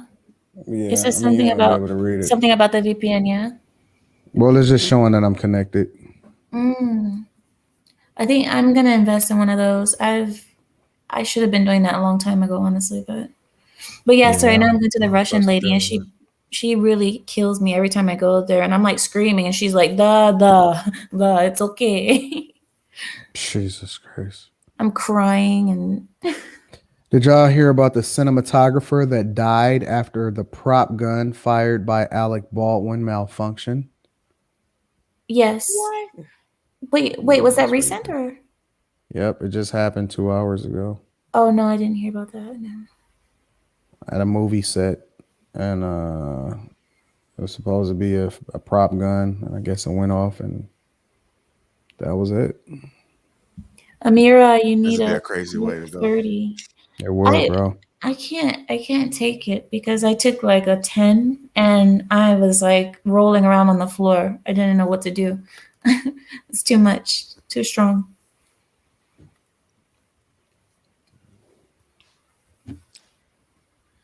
But yeah. I don't know what Rayla went, man, but we're gonna conclude this. I had to get up early in the morning. Yeah, what's up, Arilla? What's going on? You probably would get that Steph- Polish. He went to put go up get the 45 food points You again. went to go get what? You know that Polish you always go get? Oh, I thought you said something. No, I don't. What? Does he always go get a Polish? You always go to the food to get that greasy food. Yeah. He always goes to get Late at Polish. night? Yeah, he says that. Oh, I wanted to ask you, Anton, again, what is the thing called? Who was the person who died? It was a guy on the set, and Alec Baldwin shot the gun, I guess. But the person who died wasn't famous? No, it was somebody else on the set. Mm. That's definitely a lawsuit. Yeah, really big. I'm sure lawsuit. they insure it and stuff though. Yeah. But what a crazy way to go. Why do you have real guns on the set if one? Look at this. Silicon Valley mom who threw drunken sex parties for teens. See that? Right up your alley, Kay. Why is that up my alley? I don't like that. Based off of what we were saying. Because you were angry. The conversation that we was having I today. mean, I think they should all go to jail. Yeah, you've been watching Squid Games? No, people just talk about it. But didn't the same thing happen to you, Anton? You mentioned about you being 11 and then the girl being older. That is correct. You are 1000% correct. But how did that affect you poorly? Because what Kay is talking about is the effect that it I has don't on the boy. believe that it affected me at all in any negative way. But it did. How do you know? To have. You How? said you were How do you what, know? 11? That's 11, absolutely 12. terrible. And I'm sorry that you had to go through that. Don't be sorry. I'm not. I don't feel like it affected me in any negative way. But this is what we were just talking about. You don't feel like, but it did. You were a child that went through trauma. I don't believe so. This is what we were talking about. Is it possible, Kay, that you're wrong? That maybe some boys at that age are ready? No. You don't think so? Okay. Anton is an American. Some boys was considered No. a man at 12 years old. No. And You at weren't. some point You in weren't. history. You weren't. I was very much a man. I was a man. You were a child, and I know you're trying to, but no. I'm serious. I'm dead serious. Kay thinks you're trying to cover up your trauma. She doesn't believe you for a second. I don't have any trauma. A lot of people with trauma say that. Oh God. Okay, Kay. so how do you know when somebody doesn't really have trauma when they don't have trauma? Well, you grew up here, right? Okay. So you were a child and you were considered a child by everyone. It wasn't any cultural difference, no nothing. And you were violated by an adult woman as a child. Not true. She wasn't an adult. How old was she? She was only 1 year away from being an adult. She was 17. 17? She was technically a child herself. Well, 17 and 11, there are specific laws against that. Well, she thought I was 16 when she met me, and it was very much a very. It doesn't matter. I don't know any 11-year-olds that look 16. I did. If I showed you some pictures right now, you would be like, yeah, that Anton. dude is very much 16, 17 years old. I'm telling you, I had a Anton. whole beard. All right. You know what? I developed incredibly fast. They used to call me a mutant. Seriously. It's just unfortunate, but is it? Yes. Do you think that's why you married so early? No. Not even a little bit. No. I mean, everybody in my family has gotten married early. I have a brother that got married earlier than me. How? At what age? If I had to guess, 20, 21. I got married at 22. So, yep.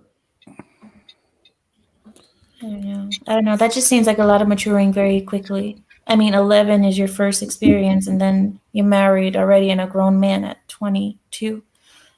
It's a lot. It was the best thing that ever happened to me as far as getting married early. Well, I wouldn't say the best thing because, I mean, that's subjective, but one of the best things, at least. I often say that my only regret is that I didn't get married earlier. Faster. But why earlier? I know JR wants to go to bed. JR's light is getting darker and darker. We can go to bed whenever JR want to go to bed, but I don't know. I just don't. I don't think that it. I don't think that it.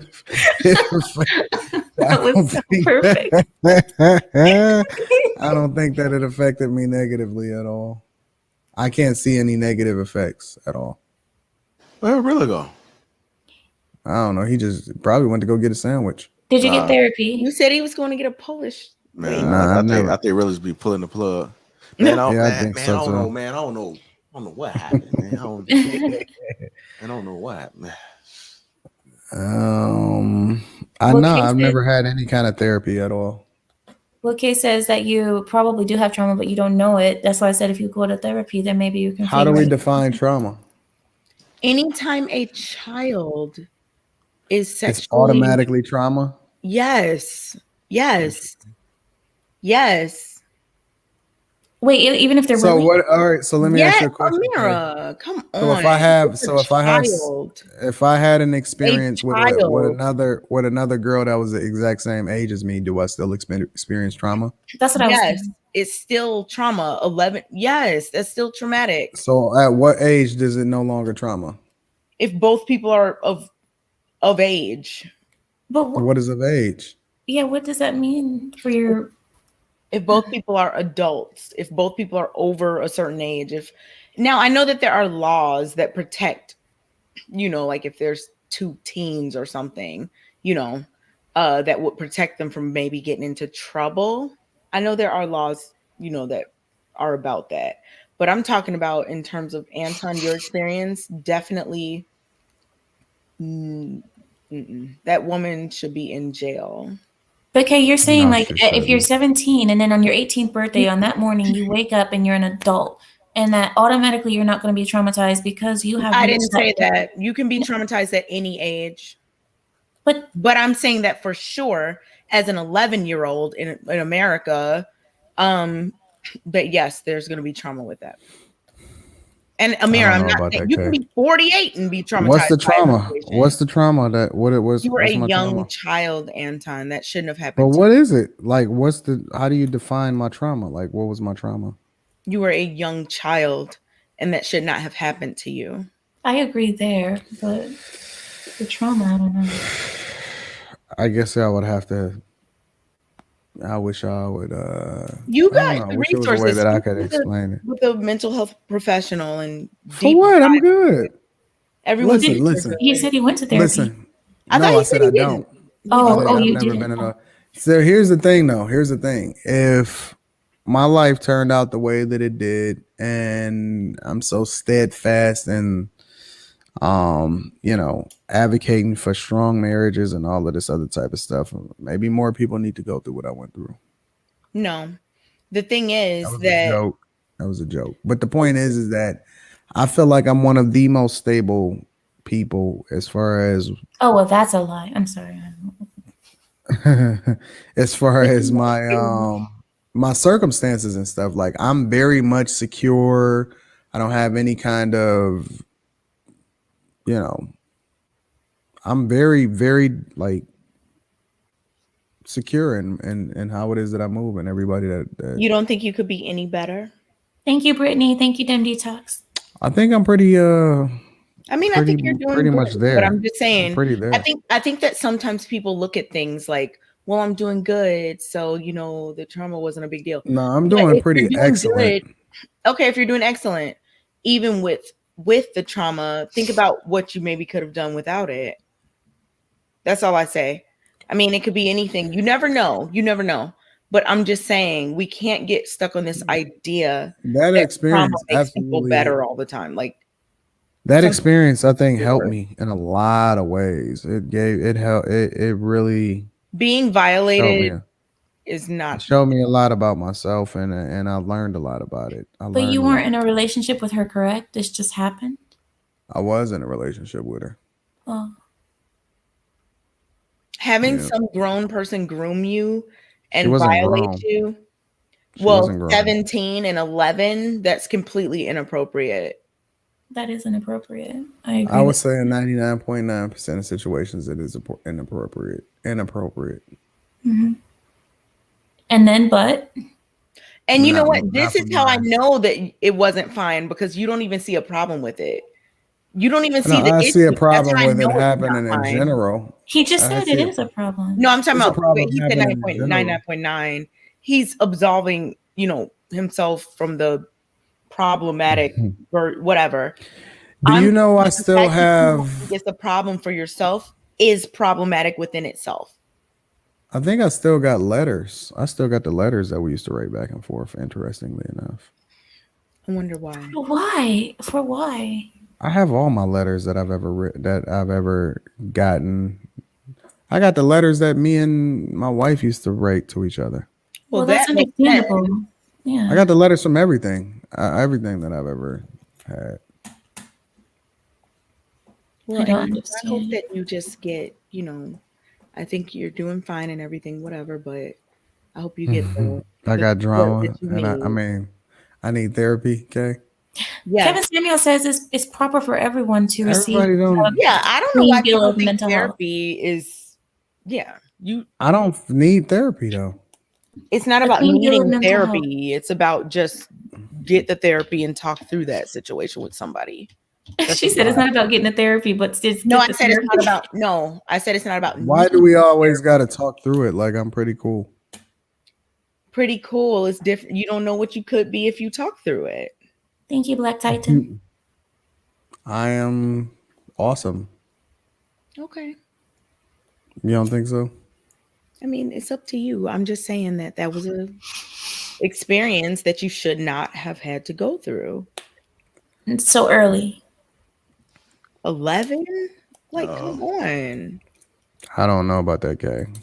How do boys even? Never mind. Okay, never mind. I'm not gonna ask that. 11 years old. I just can't. It was interesting. I was so mature. I wasn't even caught up in the sex or none of that junk. I was just so focused on just having vibes. I just knew what vibes was back then. You didn't want to marry her? That wasn't really on my mind. I mean, I was just like, I was so focused on trying to make sure that I didn't get caught. That was the biggest thing, trying not to get caught. Jay, are you okay? Absolutely. I'm phenomenal. I don't know, I'm about to hit the wall. Jay, are you not pulling your beard right? You're not. Where are your hands? Where are your hands? Oh God. Here we go. Oh, that's right. I had a great time today with you guys. It was so nice to talk with you. And Ashley was very controversial, like I said. To you also. Thank you. And Ashley, like I said, she's very controversial, guys. She's like Ashley is crazy because Ashley has done this rodeo with me on a regular basis, and she still continues to cam up. And somehow, some way, she's like she forgets about exactly what we talked about the last time that we talked. Has she been on your show, Anton? No. But are she's you gonna have her on one day? Multiple. My show is special. My show is special. And she didn't want to come on. But she didn't want to come on now. It's funny because Kevin Samuels invited her, and she was like, "No." To his show. Yep, I think so. Thank you, Brittany.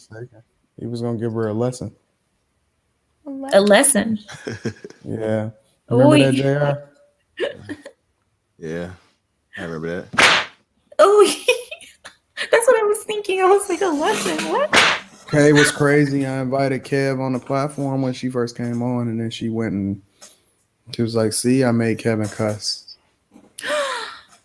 Oh, like, I know what that. Are you talking about me? Yeah, you. I know what the F I'm talking about. You want to see my latest sneaks, JR? He did say that, didn't he? He did tell you that. I know what the F Your latest sneaks. Yeah. Oh yeah, I saw. This is my latest Yeezys. Why did it look like marshmallows? What is? I love these. I love these. It looks like whipped cream. What do you love Every about them? color. Are they comfortable? Just like how they Yeah, look? they're super comfortable. They're ugly. These are beautiful. Let me show you the most beautiful one. They're hideous. These are gorgeous. I'm sorry, Anton. I tell you when things are pretty, but that's hideous. These are actually the most gorgeous ones. Are those the same but just different colors? Yeah, they're the same. They're hideous. These are gorgeous. Hey, Kay, do you wear a lot of sneakers? Me? Yeah. You said me? No, I don't care. I wear boots. I wear boots and Yeah. some dunks, but I'm not a sneakerhead at all. So if you don't wear sneakers, you just wear boots. Boots, sneakers, heels, depending on what's going on. But heels? Hey, got a picture of that. I'm always in heels. That's why I have back problems. Well, I heard that if you wear a lot of heels all the time, that it's bad if you wear it all the time. Is that true? It can do stuff to your back, your calves. Yeah, your feet. My ankle bones hurt. My back hurts. My hip hurts because of the heels. You can be off balance. And that's like one of the funniest things is like seeing a woman walking behind them and seeing their foot struggling. That joke is hilarious. God. That joke is hilarious. And it's always the women saying, "Look at her, doing too much. Look at her." You doing it right now, though, Jay. No, I don't say that. I just look at them like, damn, that shit. You just told 1,000 people look at that woman's heel struggling. You guys know what I wear every day for shoes? You know those boots, the thigh-high boots, the boots that come up to the thighs? I wear those with a like Really? 3 to 4 inch heel. All like every day. I have suede, I have leather, I have every texture. Wow. Yeah. Thigh highs. Thigh highs. That's what I wear every day. And that's for the winter. And in the summer, I always wear wedges. I wear wedges all summer. Well, Anton has to get up at in 3 hours and 7 minutes. Let's go to bed, everybody. Anton is going to bed. Yep. It's bedtime. Night. Time to go night-night. Nighty-night. All right, I'm going to talk to y'all. Good night. Des Vidania. Good night, y'all. Good night. See y'all. All right, see y'all.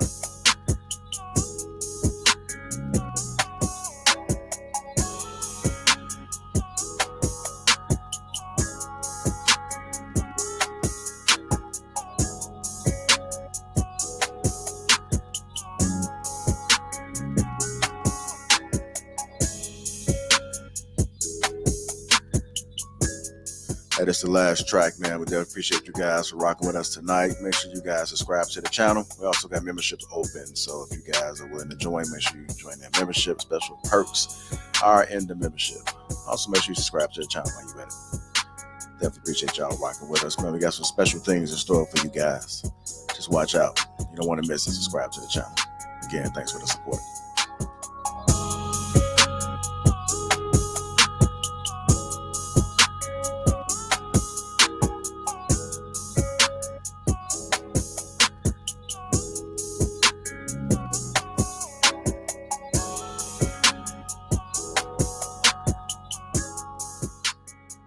shout out to Tej Hanley. Make sure you guys click that link and check it out.